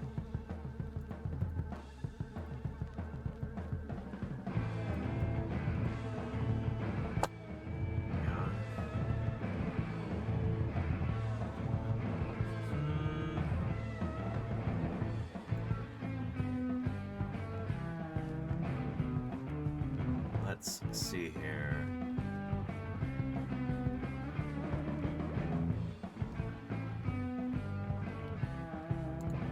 Order to incorporate.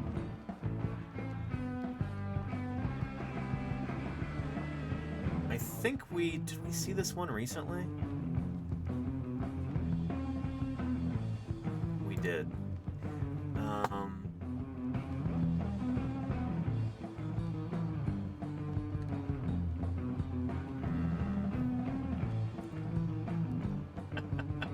It's been ages since we've seen this, so I think we'll take a look at it.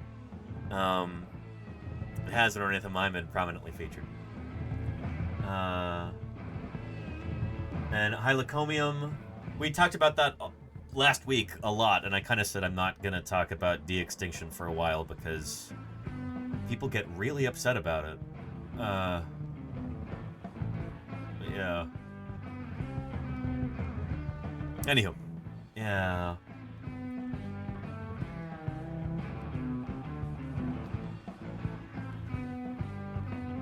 I've really got to go to the bathroom. So let's see if we've got a quick video on ornithomimids that I can play while we do that.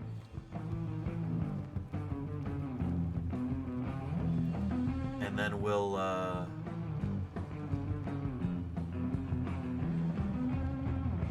continue.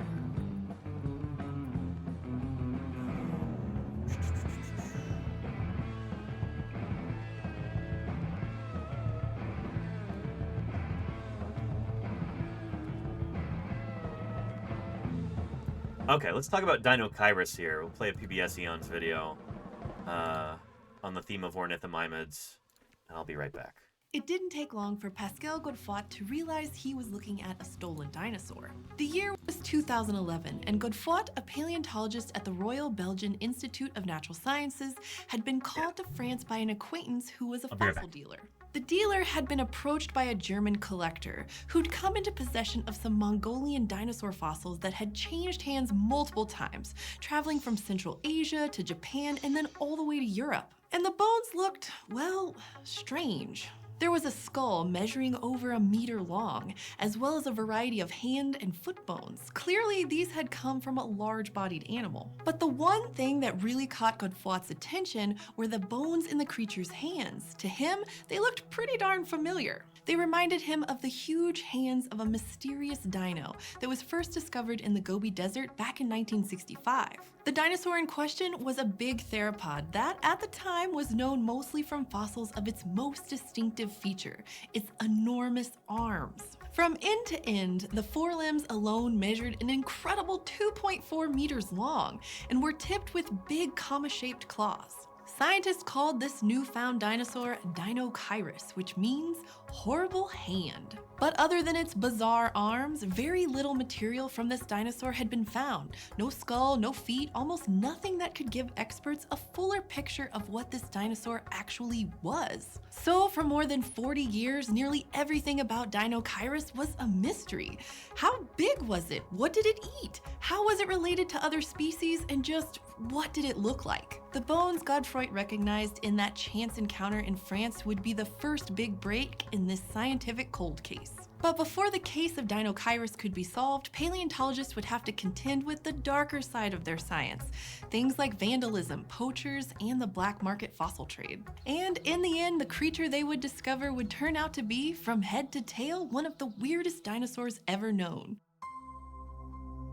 Dinochirus was first described by a Polish paleontologist who had been prospecting in the Gobi Desert for fossils from the late Cretaceous period. There, she and her team discovered 3 fragmented backbones, some ribs, and several of the stomach-lining bones called gastralia that dated to around 70 million years ago. And then there were, of course, the arms.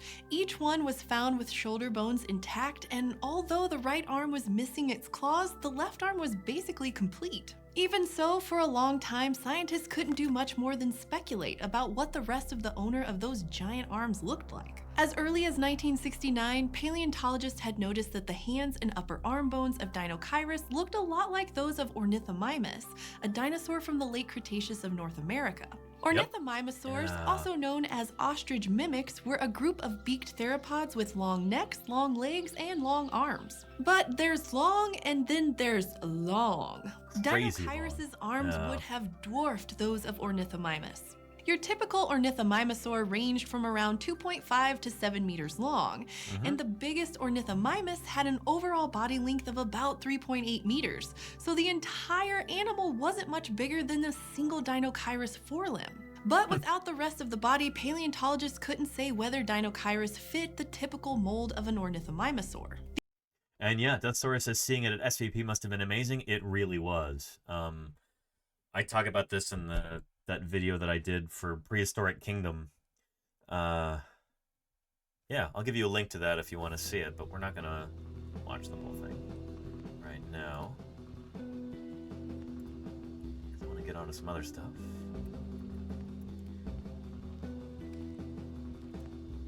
There we go. Yeah. There's a link. Yeah. These dinos had long, narrow beaks, and most species were toothless. They also tended to have huge eye sockets. And just like the real ostriches, many of the ostrich mimics had long, powerful hind limbs. Scientists estimate that certain ornithomimosaurs might have had a top running speed of anywhere from 35 to 60 kilometers per hour.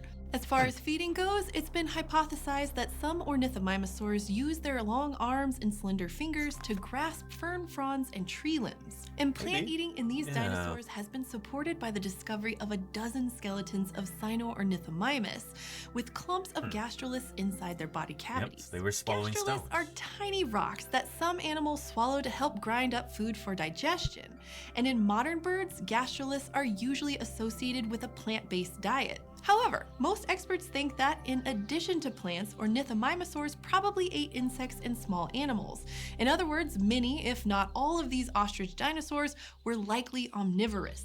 But again, without more fossils, paleontologists couldn't be sure about what Dinochirus ate or where it belonged on the family tree. Still, as time went by, most experts agreed Dinochirus was probably an ornithomimosaur, just an exceptionally big one. Now, fast forward to 2006. That year, scientists involved with the Korea-Mongolia International Dinosaur Project seemed to hit the jackpot. At a new dig site in the southern Gobi, they found fresh material from a different Dinochirus, including elements from the hip, hind limbs, and vertebrae. And better still, an incomplete arm, more backbones, and other parts of a third Dinochirus turned up in yet another new quarry in 2009. But unfortunately, both of the new sites had already been ravaged by fossil poachers, a serious problem in the Gobi. Raiders had smashed up many of the fossils, and it looked like other bones, including the skull, had been taken and smuggled out of the country. Yeah, called the head hunting. They just take the skull, maybe the claws, and they leave the rest there. Anything that they can yank out of the ground quickly, and then, you know, something like a skull will sell for a lot of money. So will the claws and the teeth. This animal didn't have teeth, but they got the skull. We're gonna take a brief break from this because I got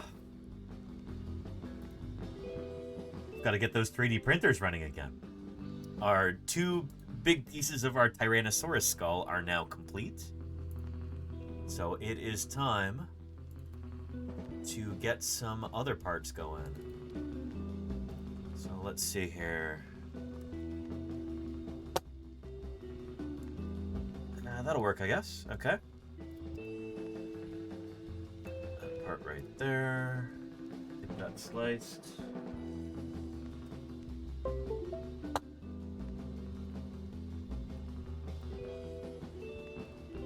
And we'll go ahead and export that. There we are. So we can get that printing. That is part number 12, so I'll move that to the printed folder so we don't accidentally double up on it. Let me get that plugged into the printer here.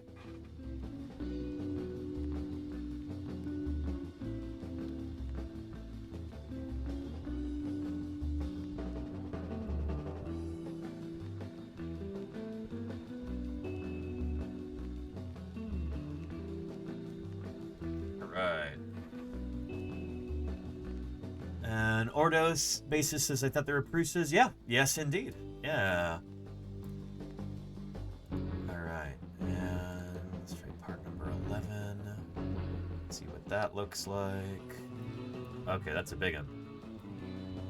Let's see if we can get that to fit on the print bed. Looks like it will. Might, no, it won't work like that. Yeah, we'll print it like this.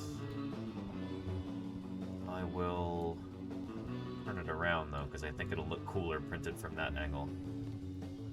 Alright, cross your fingers that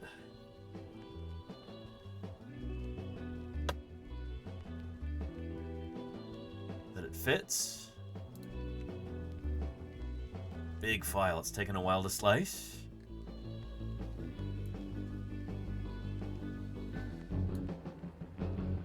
Alright, so far so good. We've had some issues with some of these files where there's like non-printable layers. So we've had to repair a few of the files, but this is looking good. All right, get that exported to the SD card.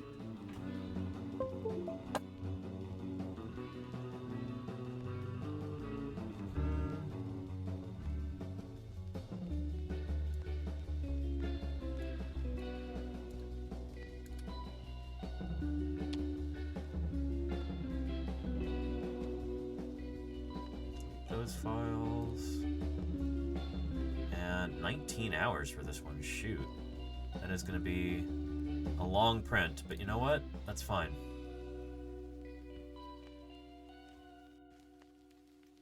Very nice. Okay,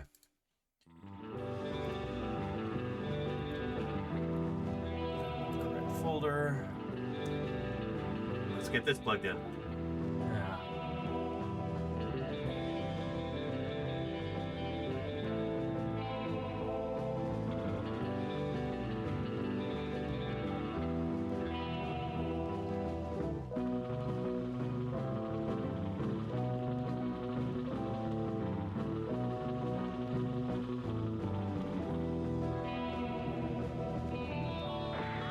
All right, excellent. For anybody who is not familiar with this project, this is what I'm currently printing. The Maximus Tyrannosaurus specimen skull. This, unfortunately, was a commercial specimen, just like the Dinochirus from the video that we're talking about. But this one was ostensibly collected and sold legally, but it was sold in a private auction, I think to a private buyer. Yeah.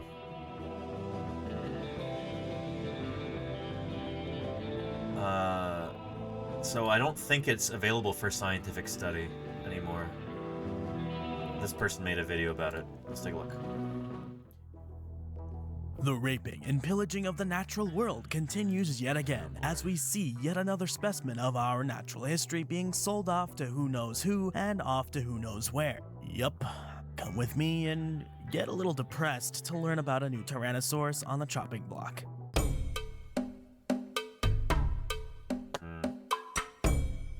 Anywho, yeah, I'll give you a link if you want to watch the rest of this video from Edge Science.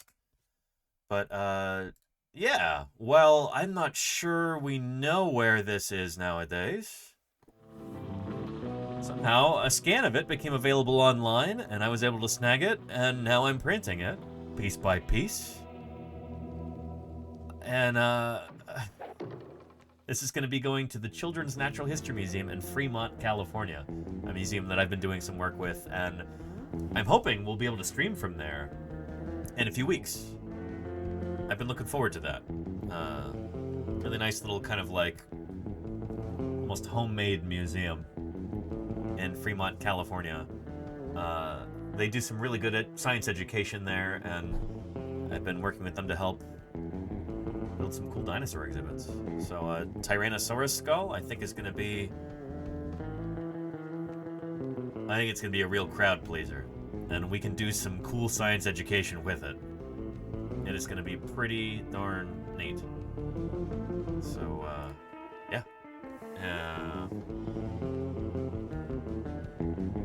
Anywho. And Nero Crab, hey, welcome back. Good to have you here. Yeah, and Mexidracon, very cool name for our new dinosaur. Again, that dinosaur is an ornithomimid, like the much larger and more robust Dinochirus. Poachers often take skulls, hands, and feet and then destroy or leave behind the rest of the skeleton. But enough fossils were left that experts could identify the two new specimens as Dinochirus based on comparisons with the material found in 1965. It already is. And after word of all the new discoveries got out, the paleontologists caught a lucky break in that meeting with the fossil trader in France. After seeing the German collector's fossils, Godefroy got in touch with the team that had been working in the Gobi. He told them he'd seen the bones of a strange and familiar Mongolian dinosaur. The hand bones from this specimen had definitely come from a Dinochirus. And there was more. A right foot included with the collector's specimen was missing a toe bone. There was just an empty impression in the rock where it should have been. But that little bone wasn't lost forever.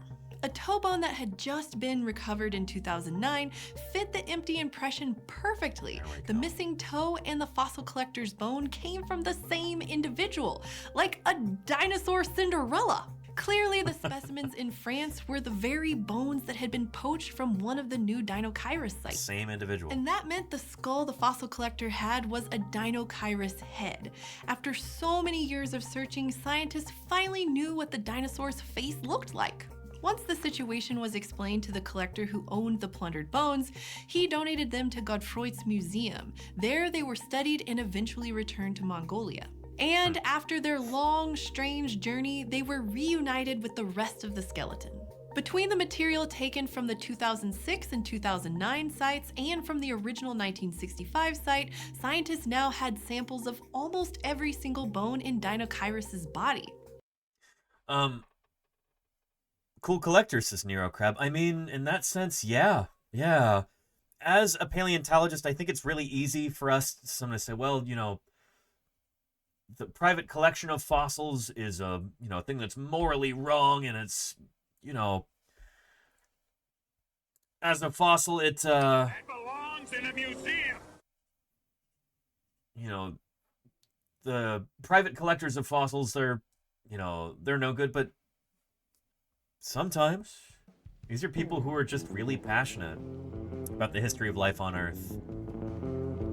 And the way that they express that passion is by buying fossils at auctions and stuff, and sometimes the things that they're buying are super illegal and should absolutely be held in the public trust. They belong to all of us.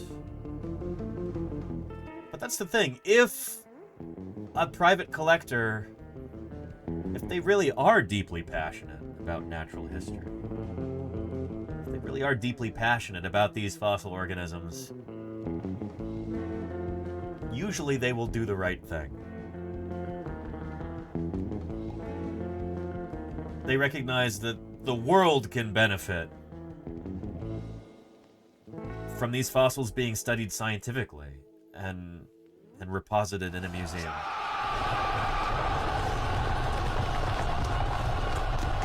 Forest of Wires, thank you for the raid. Welcome to Paleontologizing. How are you doing? It is fantastic to have you here. Holy cow. Arrived in force with their army of 124 chickens. Forest of Wires, thank you for the raid. It is good to have you here. How was your stream? I hope it was really good. Welcome to Paleontologizing. My name is Danny Anduza. I'm a dinosaur paleontologist. I'm here on Twitch trying to do some good old-fashioned science outreach. Talking about the history of life on Earth, talking about the fossil record, about extinction and evolution and the origins of biodiversity, and of course, talking about dinosaurs. Dinosaurs are what I actually study. Dinosaurs are what I publish on in the scientific literature. Dinosaurs are my research subject. Dinosaurs are what I dig up during the summers. And I stream that too, whenever I get the chance, when I'm out in the field. So, if you like dinosaurs, HB Strat says wizards are fascinated by dinosaurs too. Just about everybody is. I'm glad wizards are also, though. If you've got dinosaur questions, I'm here to try and answer them for you. Welcome to Paleontologizing. Fozzie 5000, good to have you here. Do I know Harry the Dino Kid from TikTok? I don't think so. I met a couple of TikTokers at the Society of Vertebrate Paleontology meeting last fall. I don't know if Harry was one of them, though. I don't know. Yeah. Does anybody have a link to that TikTok that I was in? I'm not sure if I even have that. But anyway, Andromeda673, how are you doing? Welcome to Paleontologizing. Anyway, I hope you had a wonderful stream, Forest of Wires. I really appreciate the raid. Welcome, everybody. I'm glad you're here. Without further ado, since we've got a bunch of cool new people, I figure it's the right time for a quick little introduction. Courtesy of a good friend of ours, someone we call Previously Recorded Danny. I'm gonna call him forth, or hang on. He's very eager. I'm gonna pass things on to him for a second, let him take center stage. He's gonna tell you a little bit about who I am, why a paleontologist is here on Twitch in the first place, all that good stuff. So, yeah. Forest of Wires, thank you again so much for the raid. I really appreciate it. And, yeah. Previously Recorded Danny, it is your time to shine. Thanks, present day Danny. You know, people ask me all the time, Danny, how did you first get interested in paleontology? And I've always been interested in fossils from the earliest time I can remember, particularly dinosaurs. My parents like to say that I decided I wanted to become a paleontologist pretty much the moment I realized I couldn't grow up to be a dinosaur. And believe me, I tried. I was born and raised in the San Francisco Bay Area, which is a lovely place to grow up. Except that we haven't got any dinosaur fossils here. So right after high school, I packed up and moved to Montana, one of the best places in the world to find dinosaurs. Just a couple days after I arrived in Montana, I started working at the lab at Museum of the Rockies, and the paleontology program founded by Jack Horner. Jack's done a lot of amazing things in his career, but you may know him as the scientific advisor on the movie Jurassic Park. You consulted on that movie. I did consult on all those movies. And they said the guy, Alan Grant, was you. Yes. Yeah, well, fortunately, he didn't get eaten. But we wanted a credible resource that could back up several theories that we were sort of expounding. And one was that dinosaurs eventually evolved into birds. And even the word raptor means bird of prey. And that's something that Jack Horner believes in and could defend if necessary. And Jack Horner became our credibility. It was in this program that Jack built that I learned how to be a dinosaur paleontologist and how to think outside the box. I've done work at a number of other museums around the American West, helping to prep fossils, design exhibits, and educate visitors. I did a fair bit of eclectic fieldwork in various places, identifying and collecting early Cretaceous dinosaur tracks on the Idaho border, Sphenodontian fossils in the gravelly range of the Rocky Mountains, Cenozoic fishes in western Nevada, but most of my work out in the field was with Dr. Denver Fowler, who is now curator of the Badlands Dinosaur Museum. In all, I've worked probably a few hundred sites throughout the late Cretaceous of Montana, in the Hell Creek and Judith River formations, digging up dinosaurs. Lots and lots and lots of dinosaurs. And from time to time, that work has even garnered some media attention. Montana's news leader. 5 paleontologists are excavating what looks to likely be a new species of armored dinosaur. We found its head, and we found parts of its armor and plates, and so it should be a new species. And much like my fieldwork, my research focuses on dinosaurs. I'm particularly interested in their behavioral functional morphology. All these bizarre anatomical features that certain dinosaurs had, I want to know what they used them for. Right now, I'm working on a study on spinosaurs. All right, but don't ask me too much about that because it's still a project in the works and I can't give away too much just yet till it's published. But anyway, a couple years ago I realized that things were definitely headed downhill in Montana. So I packed up and headed back to the West Coast. And I've become kind of fed up with all the bullshit in academia, so I found myself another job. I am now a teacher in early childhood education. And let me tell you, it's been a natural fit since day one. Now, given that I get to design the curriculum, my students now know more about biology, classification, and the history of life on Earth than most adults do. I've been helping raise a new generation of young scientists. Then, coronavirus hit. In mid-March, when all the schools shut down in San Francisco, I started holding classes over Zoom, and we picked up right where we left off. 1, 2, 3. I love digging in the dirt with just a pick and brush. Finding fossils is my aim, and so I'm never in a rush because the treasures that I see are rare and ancient things, like velociraptors' jumps or Archaeopteryx's wings, and all the kids who wanna see them lining up at our museum. I am a paleontologist. That's who I am. That's who I am. That's who I am. I am a paleontologist. That's who I am, that's who I am, that's who I am. That's who I am, that's who I am, that's who I am. That's who I am, that's who I am, that's who I am. I realized that I really enjoy teaching remotely. So back in May, I decided to try streaming on Twitch. And here we are. This is my passion. And now I get to share it with you. And what could be cooler than that? I believe that scientists ought to be public servants. Ultimately, it's our job not just to make scientific discoveries, but to teach the public about them. That's exactly what I want to do here. Now, because of COVID-19, this will be my first summer in almost 10 years with no fieldwork. I'm trying to look on the bright side, though. It's not all bad. At least I have more time for outreach. And I've got plenty of cool stuff to work on. And if you could throw some support my way by subscribing, I'd be incredibly grateful.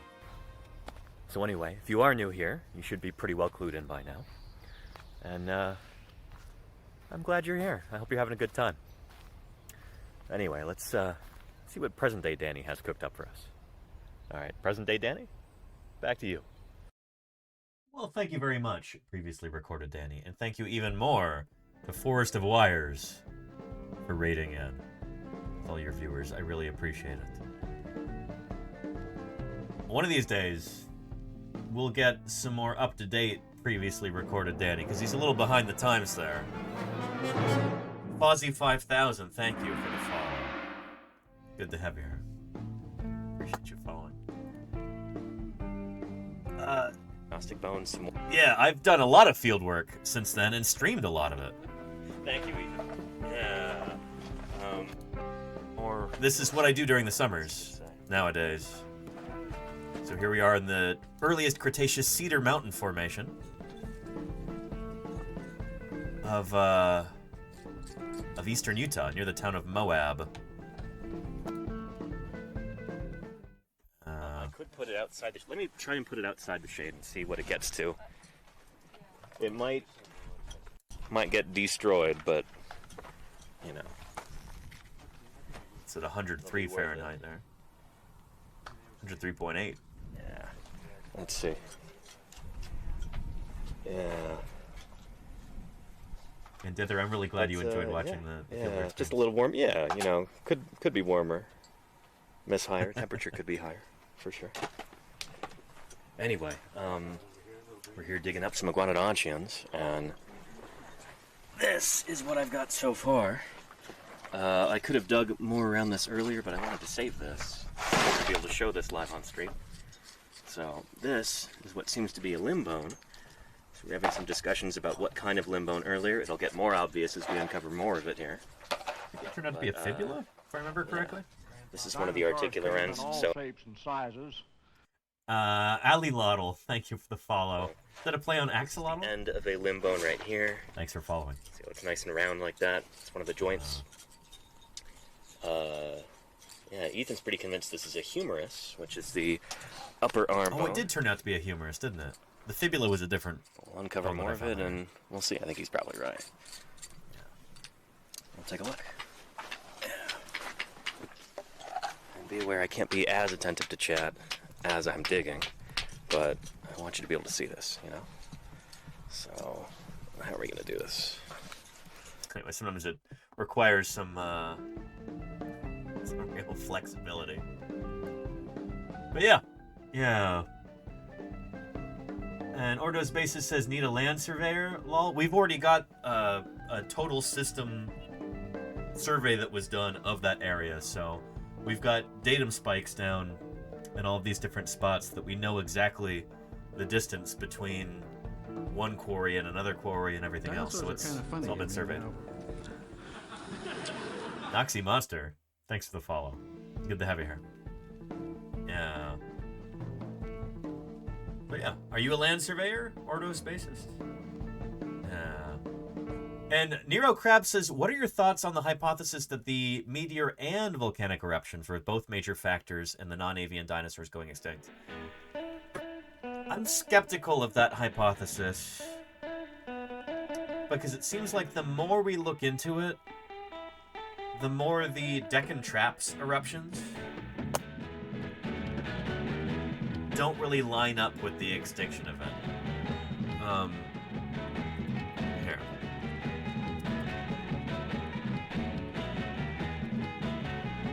So for a long time, the question, what caused the dinosaurs to go extinct, except for birds?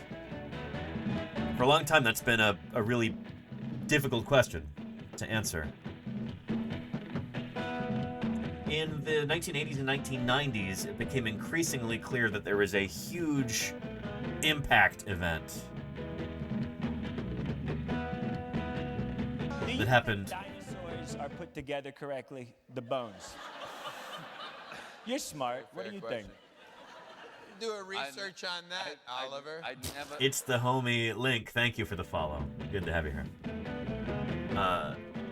When that crater was discovered along the Yucatan Peninsula, there of Mexico, the Chicxulub impact crater, it became pretty obvious that, oh shoot, something bad hit the Earth here 66 million years ago. At the same time that all of the dinosaurs, except for a handful of birds, disappeared, along with like 70% of all other life on Earth. And so we know that that asteroid impact happened at the same time that the dinosaurs went extinct. It doesn't seem like a coincidence. But meanwhile, on the other side of the planet, in what's today India, there were these massive volcanic eruptions going on that would have thrown up a ton of greenhouse gases in the atmosphere, would have actually warmed the climate to an appreciable extent. It definitely did have an effect on the Earth. But those volcanic eruptions have been going on for hundreds of thousands, if not millions of years. And we don't really have a strong sense that that had an appreciable effect upon dinosaur diversity. It doesn't seem like dinosaurs are dwindling in their numbers at that time. It doesn't seem like there's a steep drop-off in the number of dinosaur species or in absolute numbers of dinosaurs. The more we study this, the more it seems like the extinction event was extremely rapid. Like, practically overnight. Which is consistent with an asteroid impact, you know? But there's another interesting idea.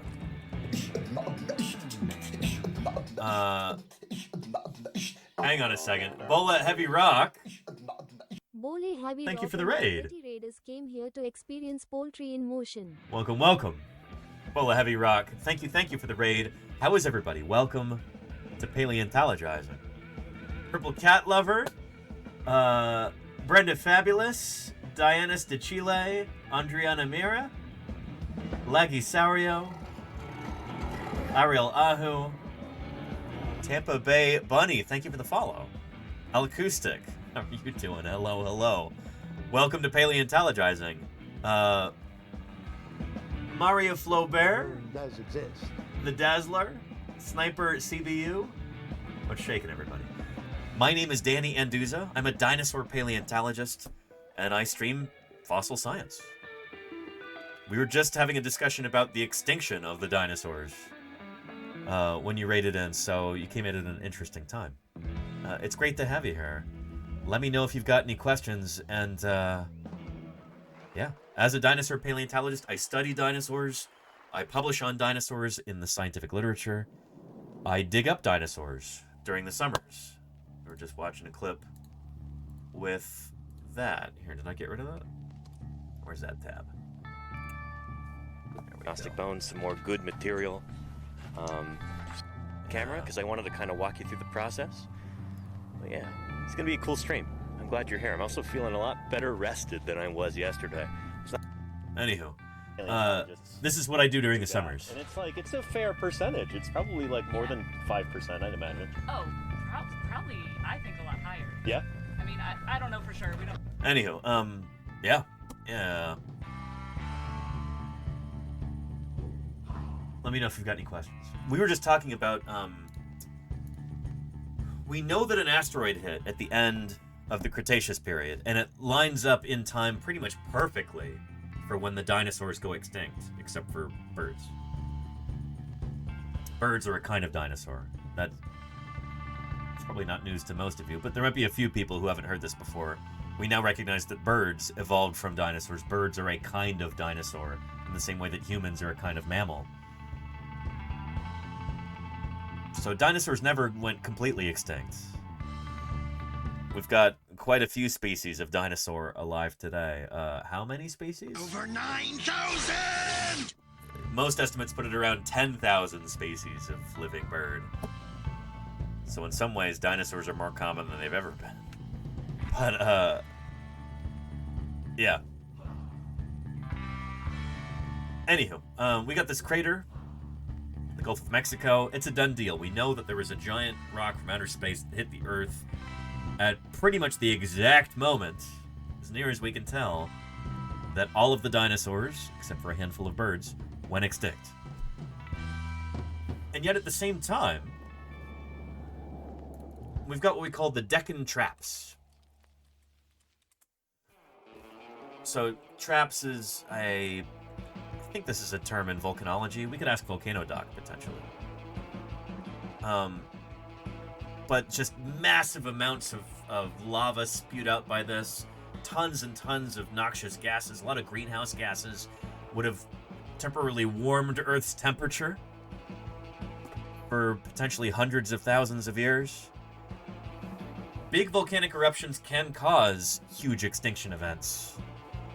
You can have a lot of life on Earth die out if you suddenly warm the temperature and acidify the oceans and change the composition of the atmosphere. And we know that this did, to a certain extent, change the composition of the atmosphere, but there's some evidence to suggest that it might have improved conditions slightly.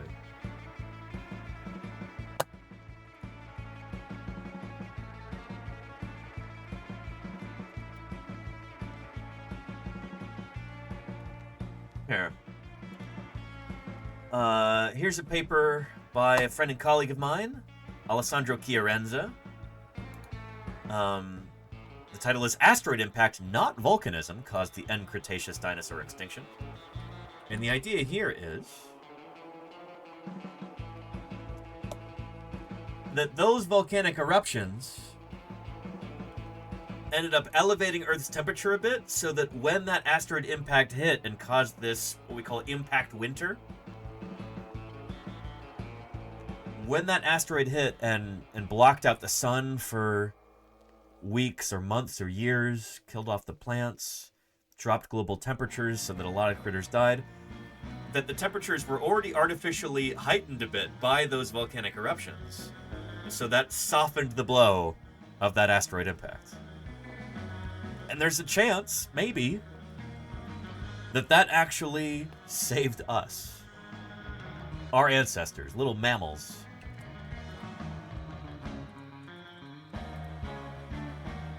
The mammals that ended up surviving that extinction event, the few species that managed to eke their way through, these guys, maybe if conditions had been a little worse, if Earth temperatures had been lower, if you hadn't had those volcanic eruptions and you have that impact winter, maybe these guys would have died out too. So anyway, there's a chance that the asteroid impact and the volcanic eruptions slightly not canceled each other out, but like the volcanic eruptions may have actually made the asteroid impact less severe in a way. The after effects of that asteroid impact would have been less severe because Earth's temperatures were already a little bit higher. That's the idea. I'll give you a link to the paper if you want to read it. It's really interesting stuff. And it is open access. The journal PNAS. And yes, that is what it is. The Proceedings of the National Academy of the Sciences. If they didn't want us to call it PNAS, they should have chosen a different acronym. It's a prestigious journal. That's what we call it. Yeah, it's open access, not paywalled. So, you can read it yourself if you like. And Bola Heavy Rock says, that's interesting. I didn't know the Deccan traps could have had a positive impact. That's the idea, you know? They may have actually... It may have helped slightly ameliorate the nuclear winter caused by that impact event. Yep, they're using the same word. We further show that the concomitant and prolonged eruption of the Deccan traps may have acted as an ameliorating agent, buffering the negative effects on climate and global ecosystems that the asteroid impact produced at the Cretaceous-Paleogene boundary. So yeah, there's still debate about this, but if you were to ask 10 different paleontologists what caused the extinction of the non-bird dinosaurs, and frankly many of the birds too, a lot of birds died that day also. A lot of bird species went extinct. If you were to ask 10 paleontologists what it was that did that, probably 7 or 8 of them would say, yeah, asteroid impact.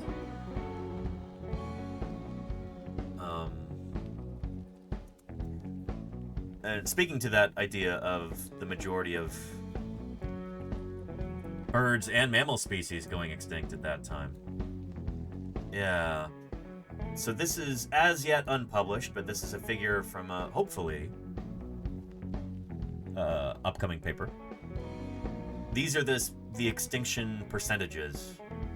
I don't know if this is in North America or globally. I need to ask the author about this. It's on her bulletin board outside her office. 100% of the non-bird dinosaurs died out.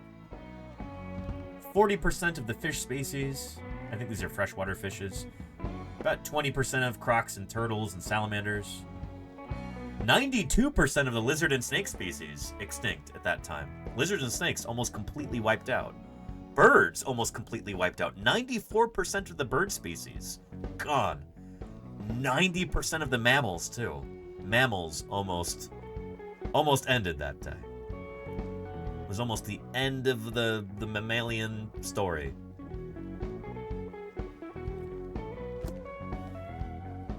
So yeah. 90% of the mammals too. Because that's the thing. That's why I thought this was important to show, because there's this story that, oh yeah, the dinosaurs died out, but the mammals and the birds, they survived. It's like, barely.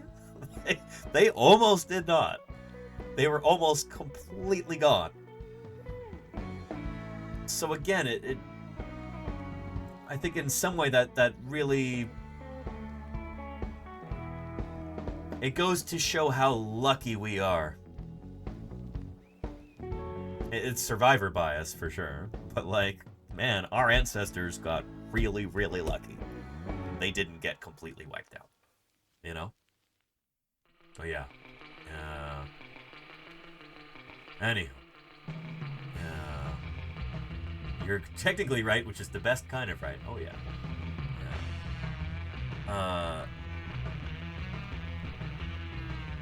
Anywho. And 11th Ninja, well, shoot, that doesn't seem to be... I don't think we're on track to have another ice age for, like, tens of thousands of years, potentially. So, like, what we're doing right now is just kind of speed running what happened in the Permian mass extinction, when 90% of species on Earth died out, overall across the board.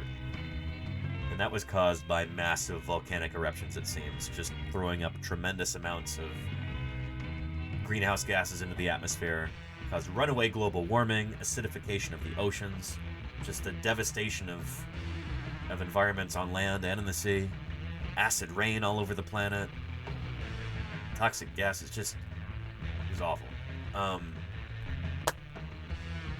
That happened over about 2 or 3 million years, as I understand it. We're speedrunning that right now. We're putting out similar amounts of greenhouse gases over like a couple hundred years. So, it's... When you hear climatologists, geologists, paleontologists get scared of this kind of thing, we're not being scared for the sake of being scared. It is legitimately deeply scary. And we wouldn't know how bad it is if we didn't have fossils to look at, if we didn't have this understanding of what's happened on the Earth before us, That kind of perspective is invaluable, Friendly Fighter YT, thank you for the follow. Welcome to Paleontologizing. Oh yeah, anyhow. Joe Box says, yay. It says, yeah.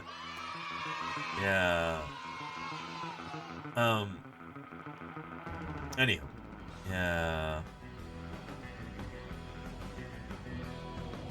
And there you go, Nero Crab. That's a I think a good characterization. Anyway, we were watching this video on Dinochirus before everybody came in, so let's return to that real quick. We were talking about ornithomimids earlier because we've got this brand new ornithomimid just described, just published from Mexico. Mexidracon is its name. It's an ostrich dinosaur, a lot like Ornithomimus, Struthiomimus, Gallimimus, except it's got crazy long hands, which is really interesting.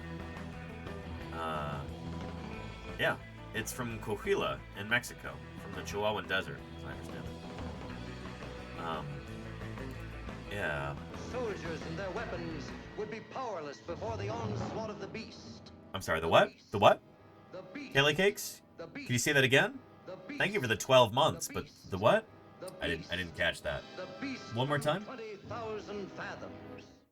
Kelly Cakes, thank you so much. For my sub gift. Hello, good evening, Danny. Hello and good evening to you too, Kelly Cakes. I hope you're having an excellent day. Thank you, Reganation. That gift's up there. Yeah. Yeah. Science. What's science ever done for us? TV off. Atsukak, thank you for the follow. Welcome to Paleontologizing. It's good to have you. Yeah. Anywho, our new dinosaur here, Mexidracon, is brand new ornithomimid from Mexico, but not the first one. This animal lived alongside another ornithomimid, same environment, called Parazinosaurus, who was bigger and bulkier, a kind of dinocheirid. And we didn't know what these dinosaurs looked like until... Finally knew what the dinosaur's face looked like. Once the situation was explained to the collector who owned the plundered bones, he donated them to Godefroy's museum. There they were studied and eventually returned to Mongolia. And after their long, strange journey, they were reunited with the rest of the skeleton. Between the material taken from the 2006 and 2009 sites and from the original 1965 site, scientists now had samples of almost every single bone in Dinocheiros' body. And it must have been a sight to behold. Yeah, with a maximum length of animal. about 11.5 meters, the creature would have rivaled some Tyrannosaurids in size. And some anatomical clues, like the toothless beak, showed that scientists were right in thinking that Dinocheiros was a gigantic ornithomimosaur. But it was the weirdest looking ostrich mimic that anyone had ever seen. For starters, the skull, which was over a meter long, had a broad duck-like bill. And some of its backbones had tall neural spines, supporting a strange triangle-shaped sail. At the end of its tail, the last few vertebrae were fused together into a structure called a pygostyle. In living birds, the pygostyle is an attachment point for tail feathers. So Dinocheiros probably had a tuft of feathers at the end. So this is, sometimes it's called the parson's nose, if you know anything about like common names for bird anatomy. But these are the little, you know, bird tails are super, super short and the vertebrae at the end fuse up. And it's just this little nubbin that the tail feathers attach to. Attachment point for tail feathers. So Dinocheiros probably had a tuft of feathers at the end of its tail. These have been seen in a few other non-avian dinosaurs, but nobody had ever found one on an ornithomimosaur before. And unlike some of the speedier ornithomimosaurs, Dinocheiros had relatively short legs, tipped with blunt claws that resembled hooves because of their squared-off tips. Last but not least, there were the stomach contents. The Dinocheiros from the 2009 site had a belly filled with over 1,000 tiny gastroliths. And sprinkled among the stomach stones were fish scales and vertebra. Clearly, this dinosaur had enjoyed a fishy meal before it died. I kind of wonder about that. I don't know. If they were acid etched, which I don't think they are,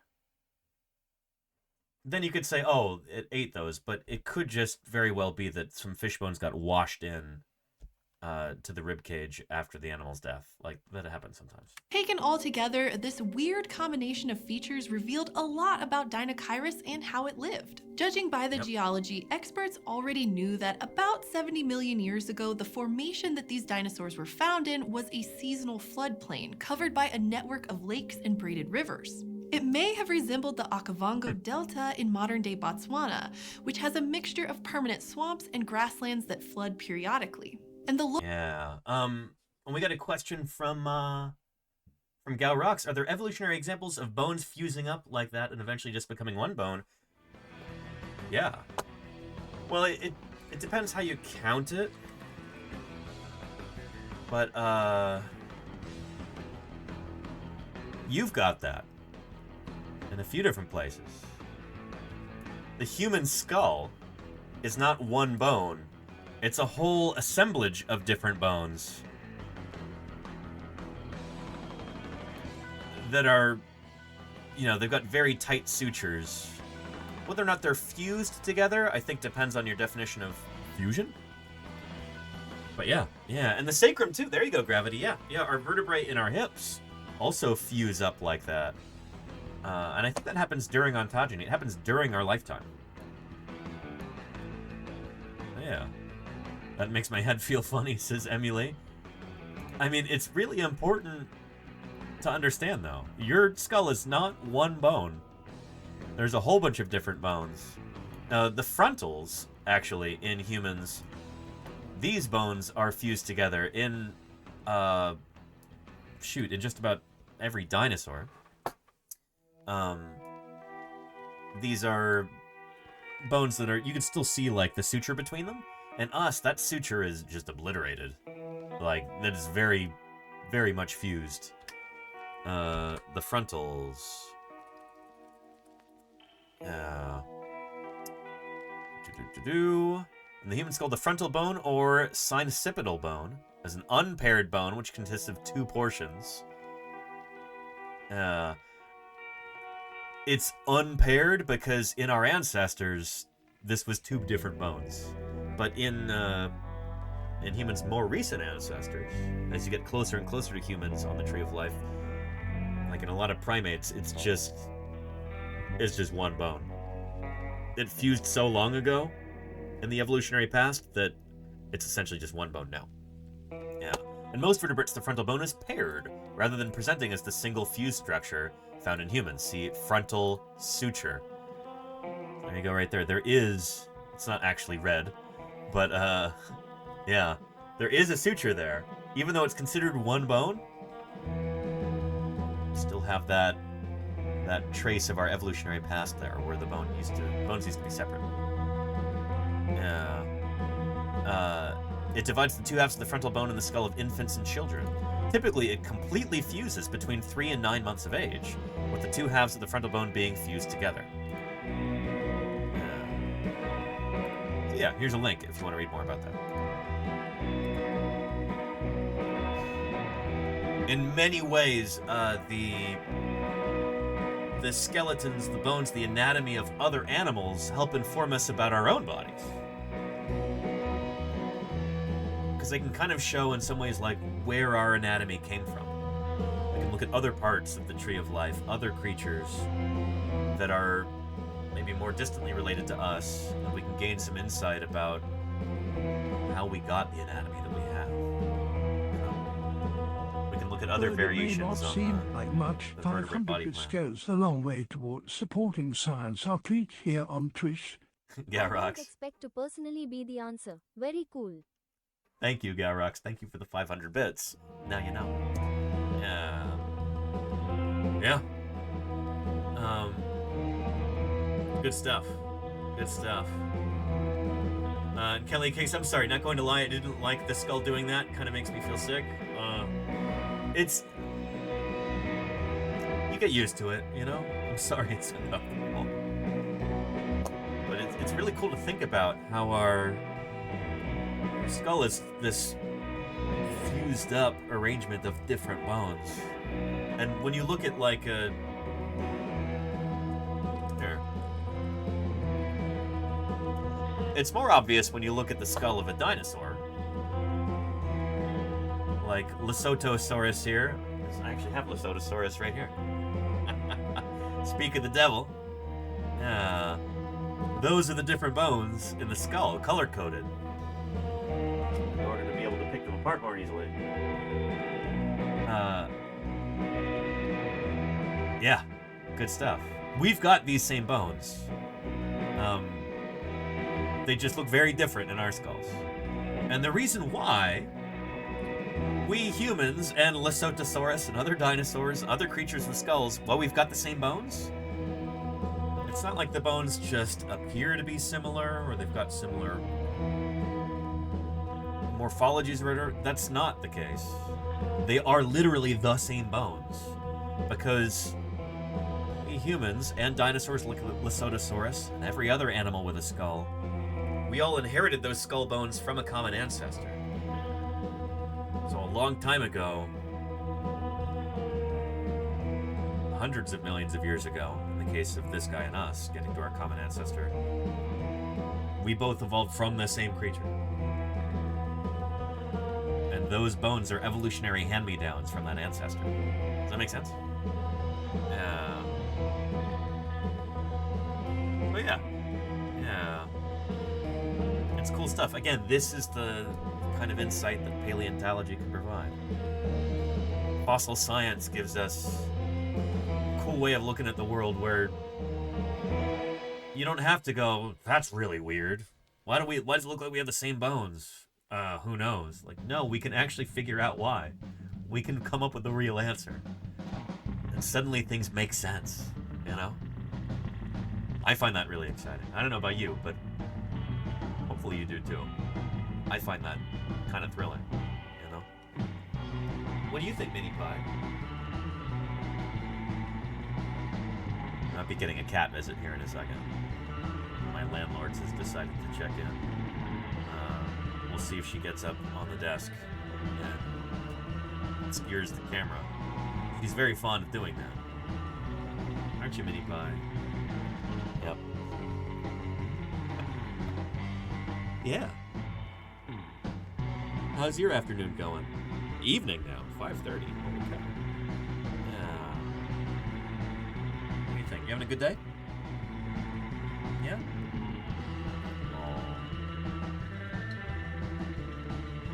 And Nero Crab says, studying the world, be it physical, biological, historical world, gives us a pathway towards introspection and an understanding of our place in relation to everything. Exactly.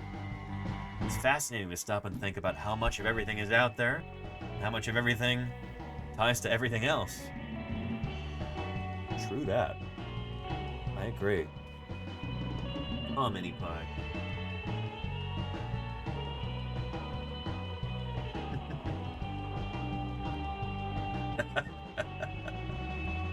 Yeah. Want some more treats? Is that what you're here for? You didn't even finish the treats I gave you last time. So maybe you just want attention. Let's see. Friendly neighborhood Mexican, welcome back. Good to see you. You're having a good time.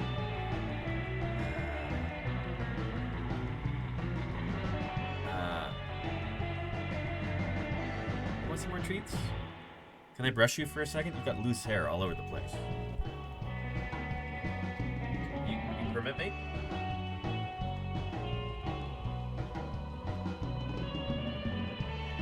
Is that a yes? Oh, there we go. Yeah. Okay, let's get you some treats, huh?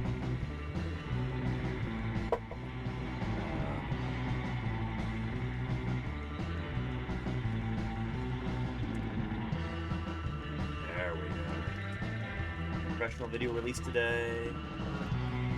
I've not seen that, Dr. Terra, no.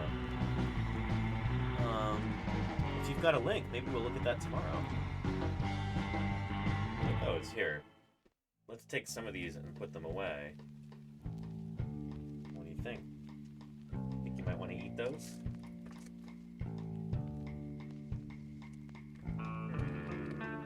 Just thinking about it. No? No? You don't want them? You don't want them? He's like, ooh, that looks tasty. Everybody watching at home, I think I might want to eat them.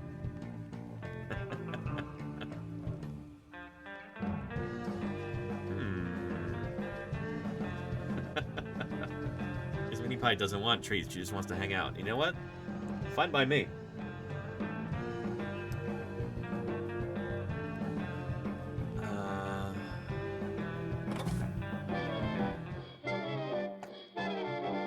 Oh, this is gonna be cool. Meet Gertie, the dinosaur. This 12-minute movie is Oh, cool. We'll take a look at this tomorrow, Dr. Terra. Thank you. This is going to be great. Let me grab that and put it on our agenda for tomorrow.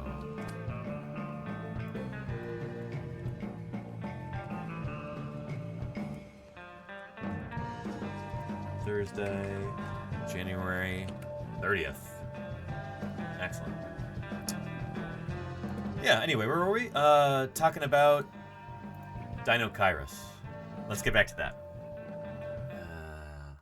Local rock record shows that this formation was just full of predatory dinosaurs. The theropod Tarbosaurus is well represented. At 9.5 meters long and with an estimated weight of 4 metric tons, it would have been an awesome living dinosaur. Purple Cat Lover, thank you for the follow. Welcome, welcome. Hunter. There was also Aleoramus, a smaller tyrannosaurid species with an elongated skull. With so many tyrannosaurids to contend with, some experts have hypothesized that the massive proportions of Dinosaurus might have been an adaptation that helped it fend off would-be predators. After all, we know that Tarbosaurus munched on Dinosaurus from time to time. Some Dinosaurus gastralia have been found covered in bite wounds that match up with the size, shape, and placement of Tarbosaurus teeth. But we don't know if Tarbosaurus hunted or scavenged that Dinosaurus.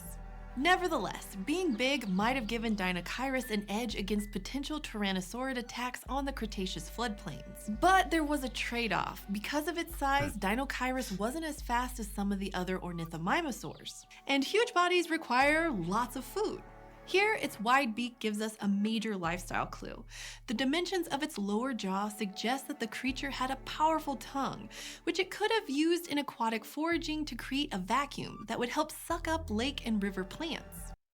Interesting stuff. Dr. Terra says, I don't know, each time I see Dinosaurus, I imagine the giant Russian mech from Pacific Rim that punches kaijus. Living dinosaur. Those big old arms give me that vibe. They would have been really powerful, yeah. Patrick Alaska, thank you for the follow. Welcome to Paleontologizing. Yeah. And Aim High Skatey says, dinosaurs. Yes, indeed. Welcome to Paleontologizing. It's good to have you here. Thanks for joining us. Howdy, howdy.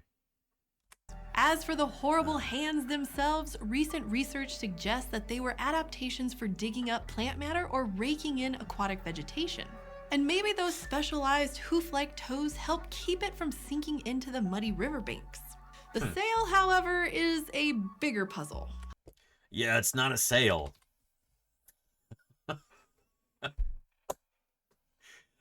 It's a hump.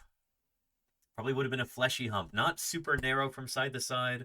We're not talking about like a Pelycosaurus sail like Dimetrodon or a Daphosaurus. I don't think it's like that at all.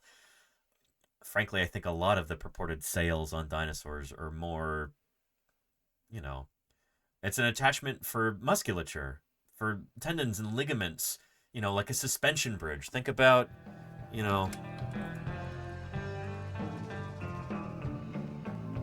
like this, for holding up that bridge deck. You've got tendons and ligaments stretching across that provide tension, and then that bridge tower there that's compressed,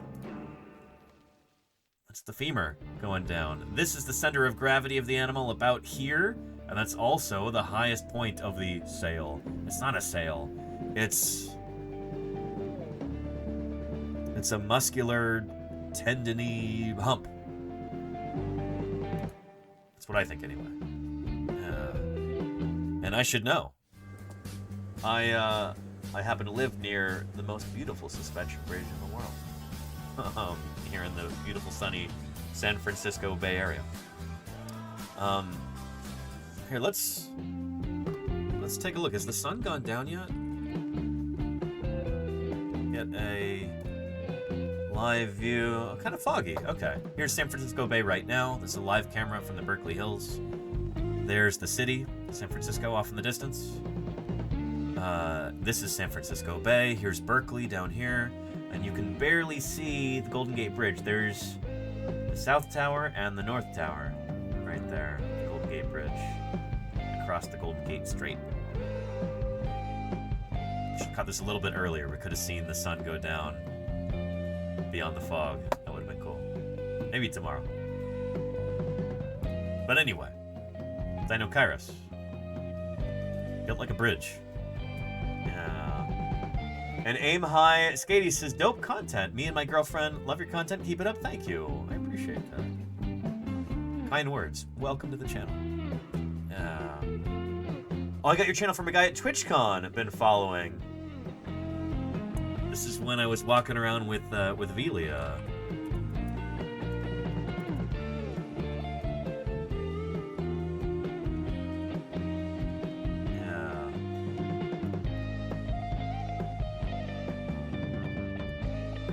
Walking around with a live velociraptor under my arm.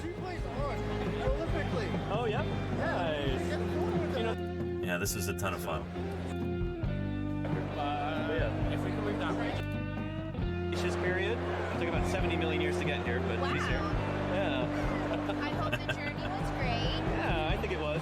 She's a little, I don't know, she's molded a little bit, so her feathers are a little sparse. But, I hope you stopped for snacks before you got here. she definitely did. Don't want her snacking on anybody's hands or anything. I don't say Anyway, yeah. Aim High, Skatey, it's good to have you here.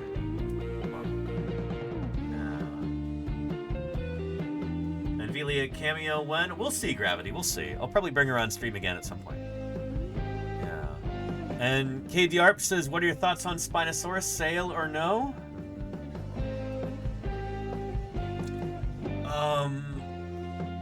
I'm not really at liberty to discuss this right now, but suffice it to say there might be a paper coming out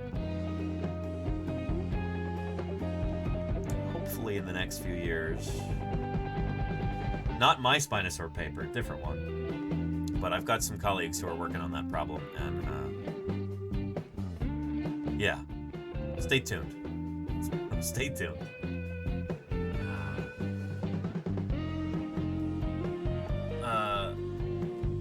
So let's continue with this video.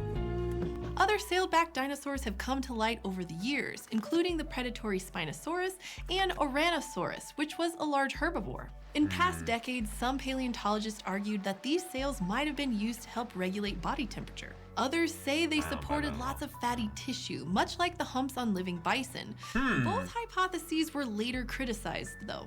It's also possible that the sails were I don't think it's fatty tissue, it's a structure. used for display, making the animals look bigger and or more attractive to mates. The jury's still out. Regardless, while Dinokairos was an ornithomimosaur through and through, it didn't just look like a scaled up ornithomimus.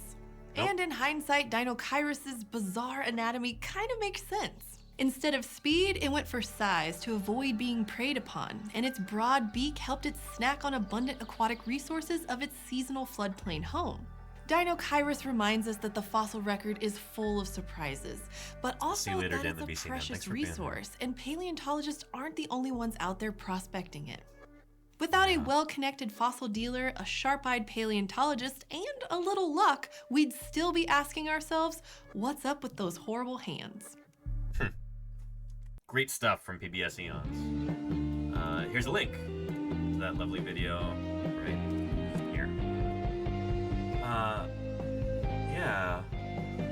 And Kawaii Shelly says, I always wondered, why does it take years for papers to be published? It's just not a quick process usually. In some fields like medical science, sometimes they have like a sped up process because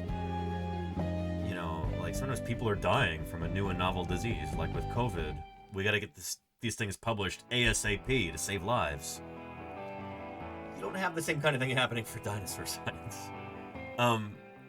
This paper that I'm going to be working on this weekend, going to North Dakota to meet in person with some of my old colleagues, and yeah, we're going to finally get that paper submitted for publication.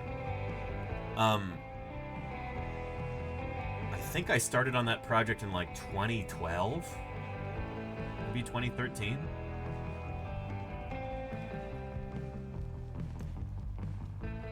Yeah, I wasn't doing science full-time back then. working all kinds of other jobs, so it's hard to find the time for that. But also, once you actually get something, once you do all the scientific work. Here, let me back up a second. Let's back up a second. When we're talking about doing science, it could take decades. Say you find a new kind of dinosaur. You're out in the field, maybe you've spent several years doing field work, and then you find something that you think is a new genus or species of dinosaur. First of all, you've got to collect the specimens. So digging up fossils in the field can take a lot of time, especially if it's a big animal, if the rock around it is very hard, if you don't have a big crew, if you have limited resources. I know field crews who they've got, like a dinosaur they've been digging up for a decade. And part of that is that they might have a really short window in which they can dig during the summer. Maybe there's 1 week out of the year that they can go and dig at a particular site because of budgets or other job obligations or whatever. You've only got like a 1 week window every year to go out and dig. It might take years just to dig the thing up in the first place. Then you've got to bring it back to the museum.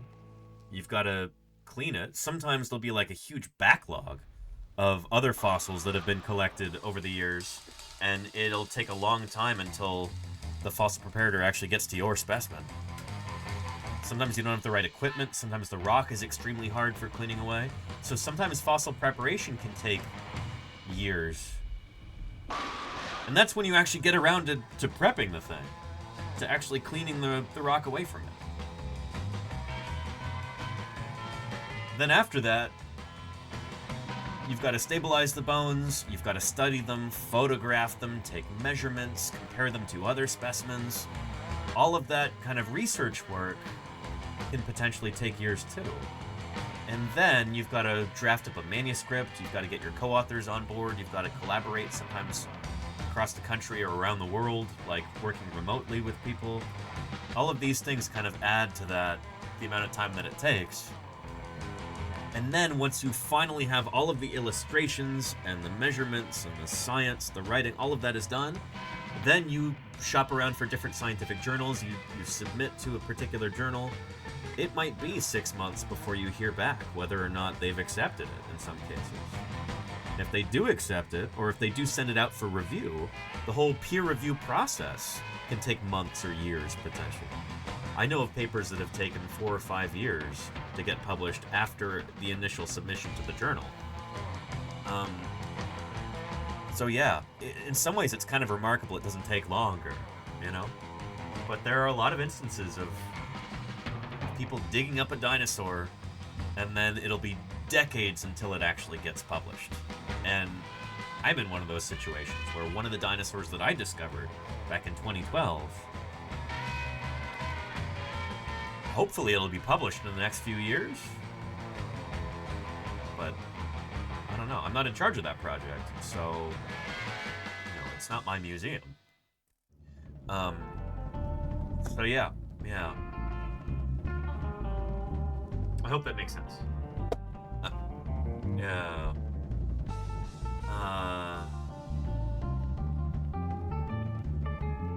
Anywho. Rex, the Tyrannosaurus Rex, says, what do you think of speculative evolution?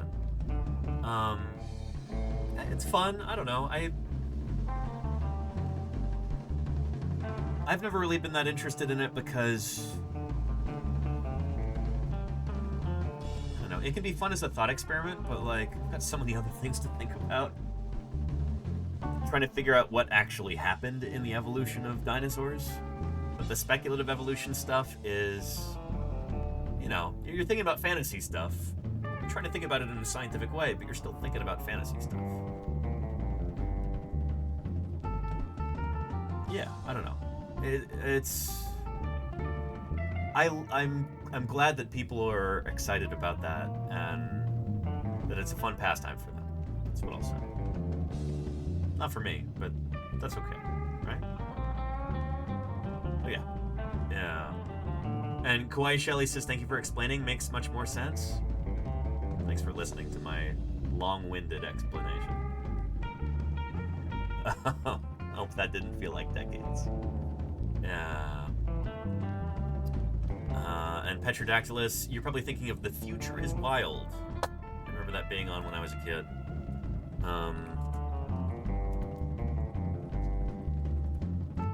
Yeah. The Future is Wild. Yeah. A Natural History of the Future. Yeah, you know, it's fun, I guess.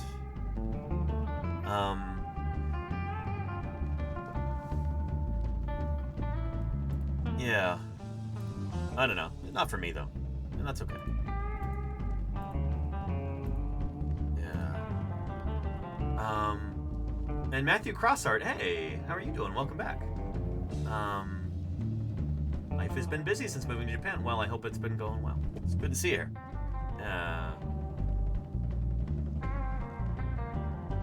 Anywho, yeah. And what if I want to skip all those steps, says Gurk?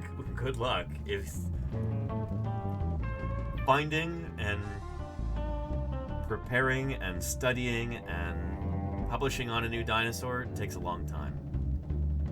Sometimes if you're able to prioritize it and you're part of a group that's got a lot of resources, you could do it fairly quickly in like a year or two. Especially if it's a small dinosaur. It speeds up the process. The smaller it is, sometimes the easier it is to work on. A lot of dinosaurs are too big, and it makes working on them very difficult. But yeah, a small dinosaur, a well-funded crew, a well supplied laboratory space with a skilled preparator who's able to work full-time on it, and like a really focused research group, people who are all treating this like a priority. Maybe you could get a new dinosaur published within a year, you know? Yeah.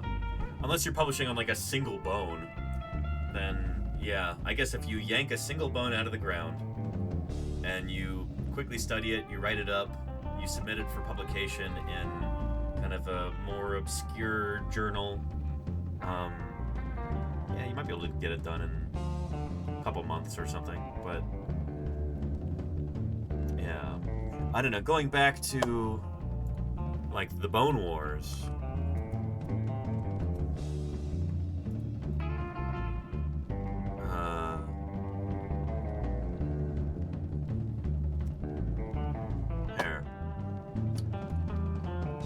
every iconic dinosaur every kid grows up with. These guys went out and they found that stuff. The feud that fueled the foremost fossil hunt in history. They began. These guys worked too quickly. And things unraveled in quite a spectacular way. What followed was this 3-decade-long war. The notion that you could turn dinosaurs into scandal is pretty new. Dinosaur Wars on American Experience. So these two guys, Marsh and Cope. Dinosaur Wars. There we go. Cope and Marsh. These two guys were rival paleontologists, kind of at the dawn of American paleontology, right after the Civil War, 1870s, 1880s. And these guys tried to outdo each other, to publish really quickly. Sometimes they're both working on the same kind of fossil animal. They've each got a specimen of it, and they're just writing as quickly as they can, and they're like publishing in their own journals that they own and edit and everything, which is a big no-no nowadays. But they were working so quickly that they made so many different mistakes. We are still to this very day trying to correct some of the mistakes and just untangle this twisted rat's nest of different named species and genera and everything else, because these guys just worked way too quickly and didn't cooperate with one another. It was, it's really something. Yeah.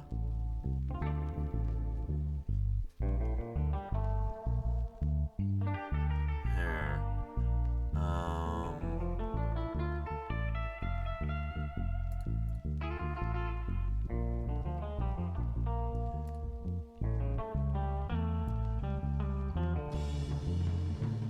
Let's see.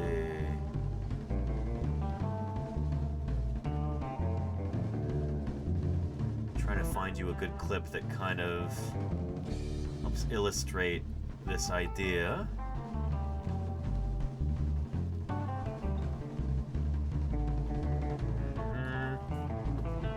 Scrolling through here.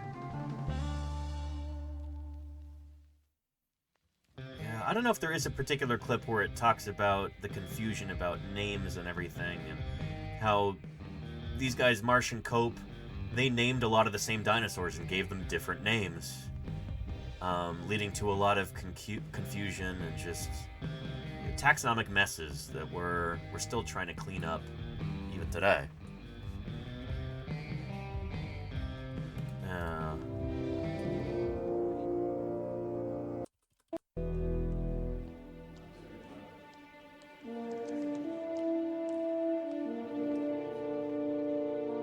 Despite their bitter feud, or perhaps because of it, Edward Cope and O.C. Marsh changed the face of American science. Yeah. Cope left behind a vast body of scholarship, 13,000 specimens, and a broad view of prehistoric life. Dinosaurs. Marsh left an even bigger fossil collection, including dozens of iconic dinosaurs and some of the best evidence of evolution. Most American paleontological work descends from Cope and Marsh. Yep. I'm a direct descendant of both Cope and an Marsh. Extraordinary foundation for the work that will go on in the 20th century. The fact these guys got there, took these things out of the ground and put them back where we can maintain them under these museum conditions, it's great service to all of us. But also, and even at the time, if they couldn't see what it is that was at stake with this stuff, we sure can now.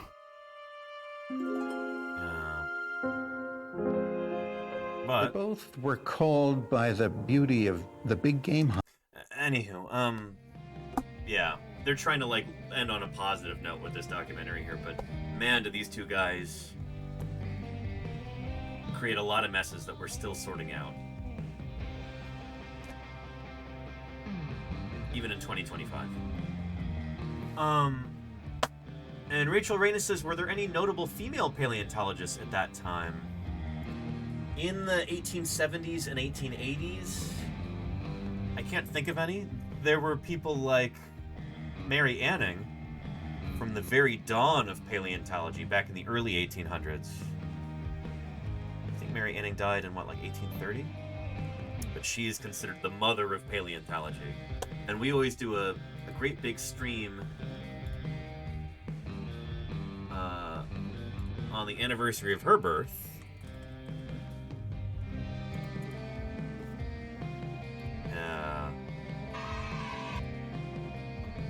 It's a romance, and it's a speculative one at that. Anywho, Mary Anning.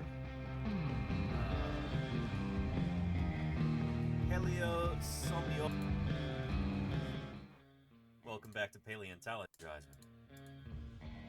Happy Tuesday to you, and a very, very happy 225th birthday to Mary Anning. 1847. Oh, okay, yeah. Often considered... That's right, she was 47 years old when she died. One of the founders of the science of paleontology. Sometimes called the mother of fossil science. Mary Anning is an extraordinarily important figure who is really starting to get her due recognition nowadays. True. 2.25 centuries after her birth. Yeah. Almost 2 centuries after her death. We're going to be talking all about her today and why you should know about her. Have a moment. I'll give you a link to that VOD there. There we go. But there are other paleontologists, people like Mignon Talbot. She was the first woman to ever name a dinosaur.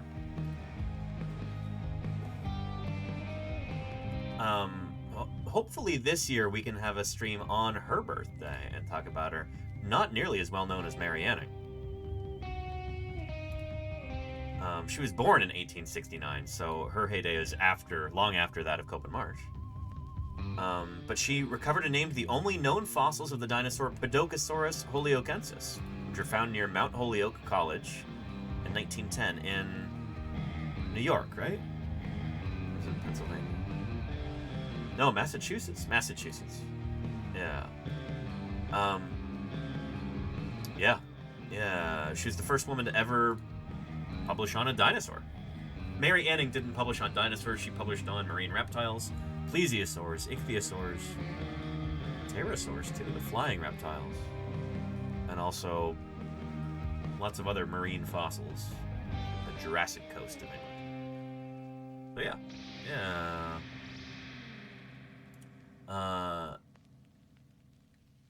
Anywho, and then there have been a number of other pioneering female paleontologists too. People like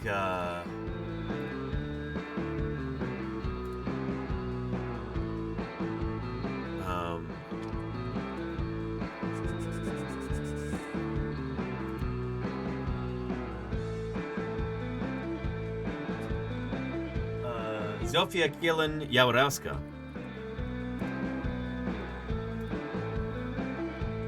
Dactylus now Dr. I hope you've got some champagne or something at the ready. There she is right there. Anyway, paleontologist and paleo artist. So Natalia is another Polish paleontologist. So she's from Poland.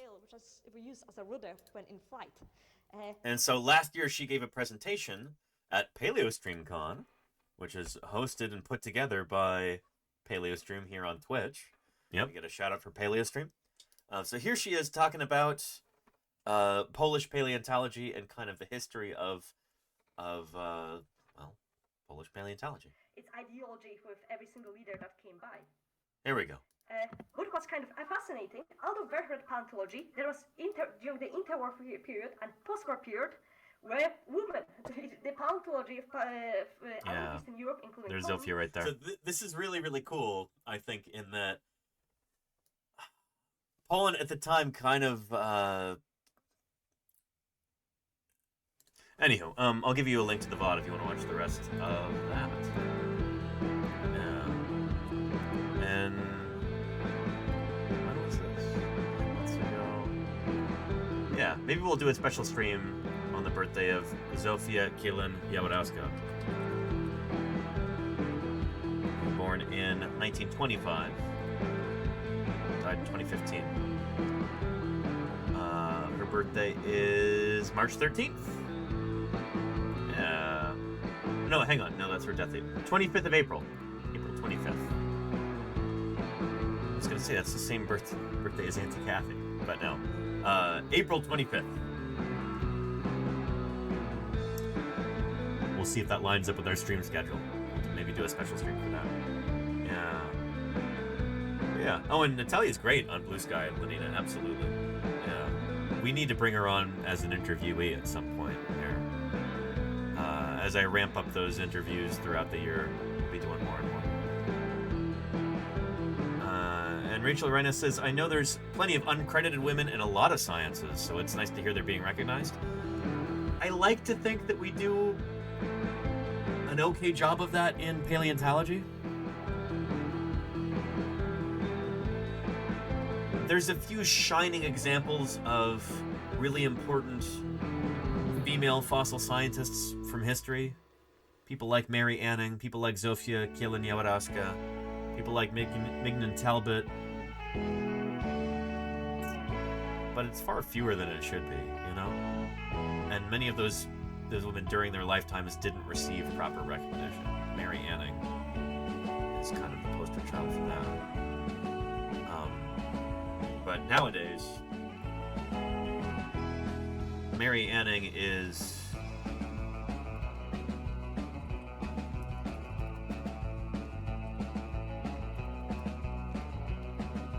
she is revered. If there's one person from the history of fossil science who is universally revered, beloved by paleontologists around the world today, it is Mary Anning. And thank you everybody who's contributed to this campaign. I know that we've got many supporters here this afternoon. The beautiful welcome back to my Regis.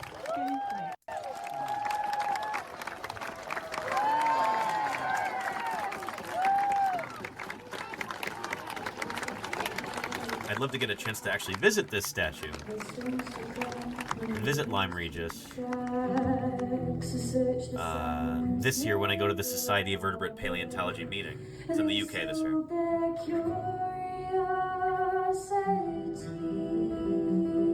So yeah, we'll see. Mary Anning emote. I love that idea, Lydia.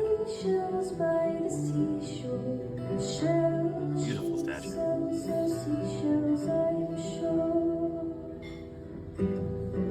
Fortune placed inspiration of watching my. So yeah.